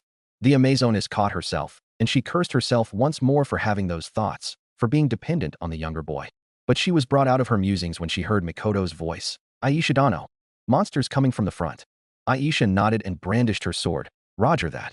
As the swordswoman had reported, the blue crabs quickly came into view, and Aisha started chanting as she dashed forward. Swinging her sword, Aisha took down a dozen blue crabs in an instant. Continuing her chant, the Amazoness pushed herself forward, but was careful not to go in too deep. Aisha pushed down a growl as she spotted a few blue crabs moving in from her far left, but continued chanting instead as she dashed towards those monsters. But the moment she cut those monsters down, more moved in from the spot where she'd been, and Aisha grunted as she kicked at the ground to dash back. In the blink of an eye, the Amazoness cut them down, just in time as she finished her chant, Hell KOS. Aisha swung her sword down, unleashing the wave of energy that wiped out the monsters before her. The woman took the chance to take a deep breath, brandishing her sword to rid it of the grime and blood. Aisha glanced at her familia members. All right, let's keep going. Haruheim looked at her with worry. Aisha-san, should we take a 5-minute break? The Amazoness raised an eyebrow. Are you getting tired? The Renard shook her head. No, it's just that we've been moving nonstop for a while now. I'm worried you're getting tired. Aisha shook her head. No, I'm fine, Dash. Lily spoke up. I agree with Haruheim-sama. Aisha-sama, you're breathing heavily. The Amazoness froze, realizing she was indeed getting tired. The woman sighed. All right. But 5? No, 10 minutes only. Then we keep moving. Welf and Mikoto looked at each other. We'll keep watch. Let us know when you're good to go. Aisha nodded. Thank you. With that said, the woman went to sit down and lean her back on the wall. Haruheim reached into her bag and brought out a flask of water. Here. Aisha nodded gratefully. Thanks. She took a few gulps down before she sighed. I sure hope he's having a much better time than we are. Daphne looked at the Amazoness. You mean Belle? The taller woman nodded. Yeah. Hell, I wouldn't be surprised if he came back with new heroes in his arsenal. Lily giggled. Sounds like something he'd do. Luvis smiled. Belle Cranel. He must be pretty amazing if what you say is true. Cassandra nodded. He is. But he does have a hero complex. Aisha snorted. Understatement of the year. The group laughed, but before they could continue, the sound of footsteps reached their ears, and everyone tensed up. Welf drew his sword. Get ready, Mikoto. The samurai rested her hand on the hilt. Say no more. But the two were surprised when they saw 3 dwarves walking to them. Luvis immediately recognized them. Dormal. Dormal's eyes widened in recognition when he saw the elf. Luvis. You're alive. The injured elf nodded. So are you. Lily looked at the 3 dwarves. You must be the other party Luvis-san mentioned. Good to see you're still alive, at least. She noticed the vines entwined around their bodies, and evidently, Dormal noticed her gaze. The dwarf asked, So you know what these are, huh? He saw Luvis affected by the vines too, and he nodded. No, of course you would. Mikoto asked, How can you all walk normally? It's taking them everything they can to just stand. One of the other dwarves chuckled painfully. Lucky for us, dwarves are a bit more sturdier than elves, so it would seem. Luvis snorted. That seems to be the case. Lily looked at Aisha. Aisha-sama, if you're good, can we also escort these people back to the 18th floor? The Amazoness sighed. Not like I have much of a choice. Anyone with a shred of humanity wouldn't let them die here. The prum smiled. Before she looked at the dwarfs, how about it? We'll bring you back to the 18th floor, along with Luvis-san and his party. Dormal nodded gratefully. If you could, that would be greatly appreciated. We've already lost one of our members to that accursed monster. Lily nodded. That settles it then. We're taking a small break for now. Once we're rested, we'll continue our way back to the 18th floor. The captain of the dwarf party nodded. Of course. We need a break too. We've been moving constantly fearing we'd be caught in a monster spawn. The dwarves all proceeded to sit down near Aisha and the others before Daphne approached. Aisha, maybe we should rotate who spends time on the front. Welf and I can fight on the front while you stay in the middle, and we'll rotate every now and then. The Amazoness raised an eyebrow. I don't mind, but we won't have enough people to carry the dash. She stopped, realizing where the redhead was coming from. Daphne nodded. We have Dormal-san and the others now. I hate to suggest this, but they're still physically able. The redhead looked at the dwarves. Is that acceptable for you? Our formation until now has been mainly focused on Aisha taking the front and protecting Luvis-san and his party. At this rate, she'll tire herself out, and we'll be worse off. Dormal nodded. Of course, we may be affected by the vines, and we won't be able to fight for shit, but we can still move just fine. Carrying an elf or two is nothing. Daphne nodded in satisfaction before she looked at Aisha. There you have it then. Aisha nodded. All right, guess I can't complain. The Amazoness stood up. Anyways, break is over. Let's keep moving. Wolf looked at the woman. So Daphne and I will take the front this time, yeah? Aisha nodded. I'll leave it to the two of you then. The group continued to make their way back up. Meanwhile, in a cave not too far from the Hestia Familia and their new companions, the Moss Huge stood in front of a number of corpses and piles of wood. The enhanced monster's mouth curved into a smirk as it reached out, the moss that made up its body reaching out towards the dead bodies. As the Moss Huge did its work, it glanced to his side, where it could see a group of blue crabs hiding in the water. Sometime later, back with the rest of the Hestia Familia and the two parties, the group slowly made their way through the dungeon. As for the blacksmith, the young man had a magic sword in his hand, and with a strong swing, unleashed a blast of lightning that vaporized the group of monsters before him. At the back, Dormal whistled as he watched the pair demolish the monsters with little effort. I'll say it again, those magic swords are amazing. Aisha snorted. Of course they are. Our resident blacksmith poured his sweat and blood into making them.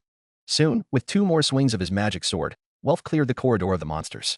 The pair turned to the rest of the party, and Lily spoke. Well done, you two. Let's keep moving. Aisha spoke up. Once we go through 2 more hordes, I'll swap with you too. Welf nodded. Thanks, that'll give us some downtime on the magic swords. We still have plenty, but I don't want to use them all if we can. Daphne nodded. Definitely.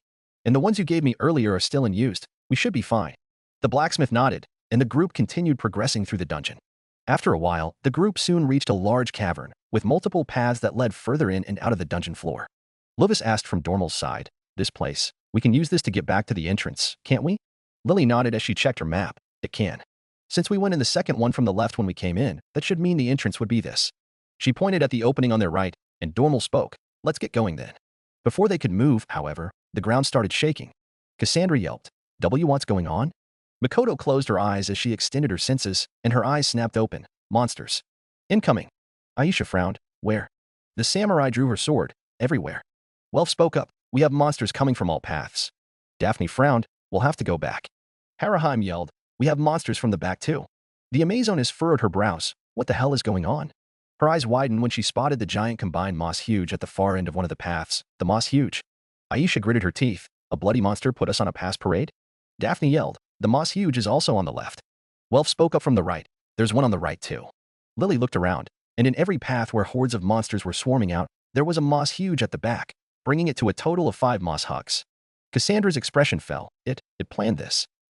It's going to devour everything. Haraheim looked at Aisha. What do we do? Aisha growled under her breath. We'll have to choose a path and try to push through. That's the only way. Her eyes darted between the paths available to them, and she quickly noticed how 2 of the Moss Hugs were much smaller than the others. One of them just so happened to be one of the paths on the right. We go there. Welf looked at her. Yeah. The Amazoness brandished her sword. I want you to clear the path. I doubt any of our magic swords will do much to the Moss Huge, so I'll hold it back. Once we're clear, use your magic sword again and clear off the rest. The blacksmith nodded and drew his magic sword, Reiku. The man swung the sword, unleashing a giant blast of lightning that vaporized most of the monsters in the path. Aisha yelled as she rushed forward. Now. The Amazoness dashed forward and leaped up, spinning down for a slash at the Moss Huge. Aisha grunted as her blow was stopped easily with its fists, TCH. The monster swung its arms to strike the woman, but the Amazoness kicked at its arms, pushing herself away. Aisha heard the footsteps behind her, and she quickly threw herself at the monster once more. As the party ran past them, the Moss Huge tried to reach for the supporters, but Aisha was there to stop it. Oh no you don't. The woman slashed at the Moss Huge's arm, before kicking at it again, sending it stumbling while she flipped back towards her allies. Aisha backed up. Now, Welf. The blacksmith stepped up beside her, magic sword already in hand. Wrath. With a mighty roar, Welf swung his magic sword down, unleashing yet another giant blast of lightning that struck the Moss Huge and other monsters behind it. The blacksmith gaped when the Moss Huge was revealed to be singed, but relatively unscathed as it quickly regenerated. What the fuck? Aisha pulled him. We knew that was going to happen. Come on. The two quickly rejoined the party, all of them running as fast as they could. As they ran, Daphne asked, Lily, where does this path lead us? We'll need to find a way back to the entrance. The prum quickly pulled out her map, and her eyes widened. Oh no. This path will lead us to a giant room. It's a safety point, but it'll be a dead end. Aisha growled. Fuck. The group continued running as they knew stopping would put them against the monsters that were quickly closing in behind them. Soon, they could see the large room up ahead, and Haraheim spoke up. Aisha-san, what if we use that now? The Amazoness pursed her lips. No, not yet. I'm hopeful it'll help us turn this around, but there's those Moss Hugs too. Daphne spoke up as she ran beside the long-haired woman. I think we can start it up when we reach the dead end. Aisha tightened her grip on her sword. All or nothing, huh? Soon, they reached the room, a fairly large chamber with a high ceiling. Like most other rooms, there were waterways in the room, but unlike most, the waterways circled at the edges, forming a giant platform in the center. Aisha scowled. Of all the places, it had to be a large one. Lily's eyes darted around. Aisha-sama, we'll have to try and keep them at the entrance. The Amazoness nodded. I know. If they come in, we'll be in trouble. Aisha looked at Wealth. Wealth, I hope you have an ice magic sword somewhere. The blacksmith nodded. Of course I do. Lily. The prum reached into her bag and pulled out a moderately sized magic sword. Here. Wealth took it quickly and swung it at the entrance, creating a wall of ice that separated them from the monsters. Wealth looked at the others. Now what? Aisha looked around. Before she looked up, we form up, protect Haraheim while she finishes her spell. The Amazoness turned her gaze at Dormal and Luvis parties. This is a pain in the ass, but we'll need you to swear that you'll keep whatever you see a secret. Luvis blinked in confusion. What are you talking about? The sound of the monsters reached their ears as the ice started to shake, and Aisha glared at them. We don't have much time, and I'd rather not cut you down where you stand. So which is it? Dormal flinched when he saw the glare. Sure. We promise. Luvis nodded. We swear on the name of our holy queen. Aisha nodded as the sound of monsters smashing at the ice wall got louder. Do it. The ice started to crack, and Wealth continued to swing his magic sword. Be quick. I don't know how long my magic sword will last. Haraheim backed up behind her familia members. All right, here I go. Coco UHH. A loud splash caught their attention, and Haraheim's scream made everyone turn around. Aisha's face paled. Haraheim. The Renard was in the air, in the hands of yet another moss huge, and two more rose from the water beside it. Daphne cursed. Damn it. They had this all planned out. The Amazoness growled. Let her go. Aisha dashed forward, sword poised to strike. But before she could get to the one holding Haraheim, two fists slammed into her, sending her crashing into the wall.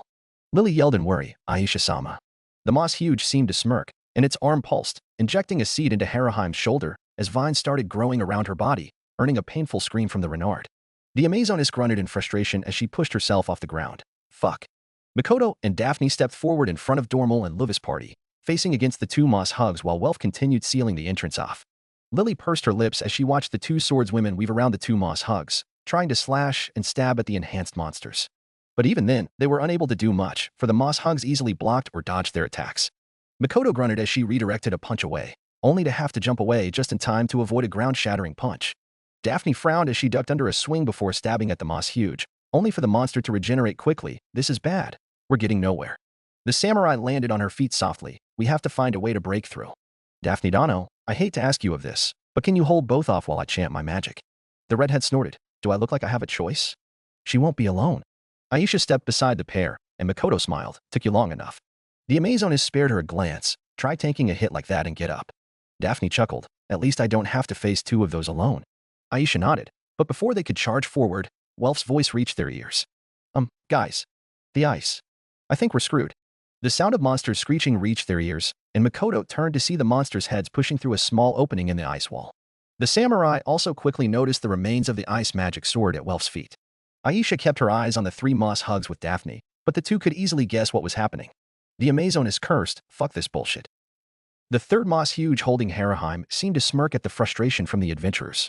Then, as if to make things worse, the ice wall was blown away from the other side, revealing the mini monsters and a single giant moss huge. Unlike the other moss hugs, this one was easily twice the size as the one Belle fought before. Lily gaped. That size. Did all the moss hugs outside merge together? Wealth tightened his grip on his sword as the giant moss huge approached them, followed by the swarm of monsters. I don't think that matters either way. We're screwed. But before anyone could say anything, the ground suddenly started shaking. Daphne cursed as she widened her footing to stabilize herself. What now? A large noise that sounded like explosions reached their ears, and Cassandra's eyes widened. It's coming from outside. Dormal and the others watched anxiously as they could see the ashes exploding behind the massive moss huge, a telltale sign of someone destroying the monsters. Then, the sound of galloping horses came. Before anyone realized what was happening, the massive moss huge was sent flying across the room, crashing into the ground behind the three smaller moss hugs. Then they saw him. Lily felt a huge surge of relief. Belsama. The white-haired hero stood on his chariot, Xanthus, Balius, and Pedisos neighing fiercely on the front. The boy looked at his friends. Everyone all right? Lily nodded, before she looked at the four moss hugs, for the most part. But Haraheim-sama. Bel stepped down from his chariot, releasing his hold on Achilles' powers. Load, Gilgamesh. The powers of the king of Uruk filled his body as he walked forward. Set, Gate of Babylon. Golden portals appeared behind him, and before anyone could react, the arm holding Haraheim fell off from the moss huge as a sword sliced through it in an instant. The chains of Enkidu quickly wrapped around the Renard gently, before pulling her back to the group. Belle quickly noticed the vines wrapped around her body, and he handed the blonde to the Amazoness. Here. Aisha sighed in relief. Took you long enough. The boy smiled. Sorry, I got lost. Belle looked at the 4 moss hugs. Leave them to me. Daphne blinked. You sure? I mean, I don't doubt you, but what if they do the same thing before? The boy kept his gaze on the monsters. I've been thinking about what you told me, Cassandra. I think I've got it. The healer's eyes widened slightly from his words. Are really? Belle nodded, and he raised a hand, sending multiple spears stabbing into the 4 moss hugs. The massive moss huge growled and started pulling the spears out of its body, and the boy took the chance to focus. He had thought hard about it, and he didn't want to take any chances, so he went for a hero that had ties to others he had already inherited. Another Knight of the Round Table, also known as the White Knight of the Round Table and the Knight of the Sun. Then, time stopped. You know, if you had only inherited Sir Lancelot, I wouldn't have responded. And surely there are other heroes more closely associated with the sun than myself. The voice of a man sounded in his mind, and Belle smiled. But it is not only Sir Lancelot's existence I have inherited. The voice chuckled. Indeed. You started off with Sir Galahad, and I suppose going from that, it is only logical you reach out to another Knight of the Round Table. Belle nodded. So, will you lend me your powers? The voice snorted. Of course. From the moment you inherited Sir Galahad, it is inevitable that you inherit all of us. I suspect it is only a matter of time before you inherit our king as well. The boy nodded. It'll come when it comes. I don't really want to rush it, as eager as I am to use the Excalibur and Caliban. The voice laughed good-heartedly. Very true. I suppose you should focus on the task at hand. We don't want your friends to be at the mercy of such foul monsters. Belle nodded. Then let us begin. From this day forward. I am thou, and thou art I. Time resumed, as Belle continued to chant, Thou hast acquired a new vow. Thy body shall serve under mine will, and mine fate shall be thy sword. The massive moss huge finally managed to pull the spears out of its body, regenerating its wounds before it thrust its arms into its clones to rid them of the spears. Let an oath be sworn here. I shall attain all virtues of all of heaven. I shall dispose of all evil of hell. Memories of the night filled his mind, as images flashed through his head. If thou dost accede to this will and reason, then answer my call. Belle saw the life of a loyal knight who, despite being a perfect counterpart, admired his king more than anything. A knight earnest in his loyalty to his king and his family, so earnest that he ended up playing a part in ruining his king. Come forth from the rings of restraint, O protector of the balances. A knight whose loyalty was his greatest virtue, yet also his greatest regret. Load, Gawain. The powers of Gilgamesh left Belle's body, as the existence of Gawain filled his body. A broadsword appeared in his hands, one that easily rivaled the likes of Arondite. The 4 moss hugs all roared at him, and they charged straight at him. The massive moss huge reached him first despite being the largest, and it swung its fist at the boy. But now armed with Gawain's immense strength, the boy caught the punch with his free hand almost easily. Pushing the moss huge away, Belle punched the monster with his free hand, sending the massive abnormal monster crashing into its clones. Running his free hand over the blade of his sword, Belle engulfed the sword in flames, before dashing forward. The moss hugs all growled as they regained their footing, but Belle was already upon them. Raising the sword in his hand up high, the boy swung it down in a heavy downward slash. Flames instantly exploded when the sword met one of the smaller moss hugs, incinerating it in an instant. The massive moss huge grunted in annoyance when it saw one of its clones destroyed, and it stomped on the ground, sending vines underneath. Countless tendrils shot out from around Belle, but the boy didn't falter, and instead swung his sword in a wide arc. The flames from the sword burned the tendrils away, and Belle stared at it firmly. The same trick won't work again. The moss hugs all roared, before each one unleashed barrages of seeds at the group, but Belle was ready this time. Overload, Galahad. Set, Lord Camelot. The white walls of Camelot revealed themselves once more as they blocked the seeds easily. The massive moss huge growled again, and 2 more clones split out from its body, as the main one backed away in an attempt to escape into the water. Belle narrowed his eyes as he saw the 4 smaller moss hugs fan out around him, but he kept his eyes trained on the main one. Its size shrunk slightly from creating more clones, but it was still larger than the others. Belle took a deep breath. Let's end this. He ran his hand over the blade of his sword once more. This sword is a reflection of the sun. Its flame burns away all evil and impurities. As he chanted, the blade was once again engulfed in flames, and Belle tossed it into the air. To everyone's surprise, the sword exploded into a giant sphere of flames. Yet, Belle simply continued to chant, "'Tis another holy sword of the planet." A single streak of light shot down from the sphere, reaching down before Belle, and the boy wasted no time to grab it with both hands. The flames all flowed back into Belle's hands, forming the sword of revolving victory once more. Set. Belle angled the tip of the sword at the moss hugs before him, and the main one quickly recognized the danger, as it started making a beeline for the water. Excalibur. Gallatin. It was too late, as Belle thrust the sword forward, in a huge white beam of flames. The beam instantly engulfed every moss huge in front of Belle, before blasting through the walls of the dungeon. It ended as soon as it happened, and Bell was left standing with his sword outstretched. The only proof that the moss hugs ever existed was the soul magic stone that now laid on the ground, along with the giant gaping hole in the dungeon's wall. Makoto asked, "Did that do it?" As if to answer her question, the vines on Haraheim's body and everyone else who had been hit vanished. Dormal grinned as he felt his body lighten up. "Guess that's your answer." Aisha snorted with a smile, "Guess so." Her smile dropped slightly as she watched Lily and the others approach Belle, and her grip on her sword tightened, "And I guess I need to catch up quickly." Back with Belle, the boy asked, "Is everyone all right?" Lily nodded, "We are." Welf punched the boy on the shoulder. "Bloody hell, what the hell is that sword? It feels illegal to have something like that." Belle held up the Gallatin. "Yeah, well? It's a sword forged by the Fae. I'd say normal humans wouldn't be able to forge something like this, at least not yet." Cassandra smiled. "Thank you, Belle, for proving my vision right." The boy grinned. "Hey, it gave me a hint, and it worked out fine in the end. Having Gawain's powers is a huge advantage for us all." Lily nodded. "I can definitely see that. That noble phantasm is easily on par with the Nine Hells magic, if not stronger." Daphne sighed in exasperation. "Only a level 4, and he already has magic on par with a level 6. Talk about scary." Aisha snorted. "You'd think we'd be used to it by now, right?" Lily giggled. "That's Bel-sama for you." Belle paused. "Speaking of, I wonder how Lord Camelot or even Ro Ajax will hold against Reveria Sand's magic, though." Welf shook his head. "We just got out of a death and life situation, and he's already thinking of that." "I give up." Everyone laughed. Before Aisha spoke up, "All right, we're all back together now. Let's head up to the 18th floor. I need a break." Belle nodded. "Of course, everyone is exhausted, and we have some wounded with us." Lily nodded. "Definitely." The boy turned. "Actually, before we do, give me a few minutes. I'll be back quickly." The prum blinked. "Huh?" Without waiting for them, Belle vanished in a burst of speed. Some distance away from the room, at a waterway, Marie was waiting for Belle in the water. The mermaid beamed at him. "Thank you, Belle. You kept your promise." The boy smiled. "I told you, didn't I?"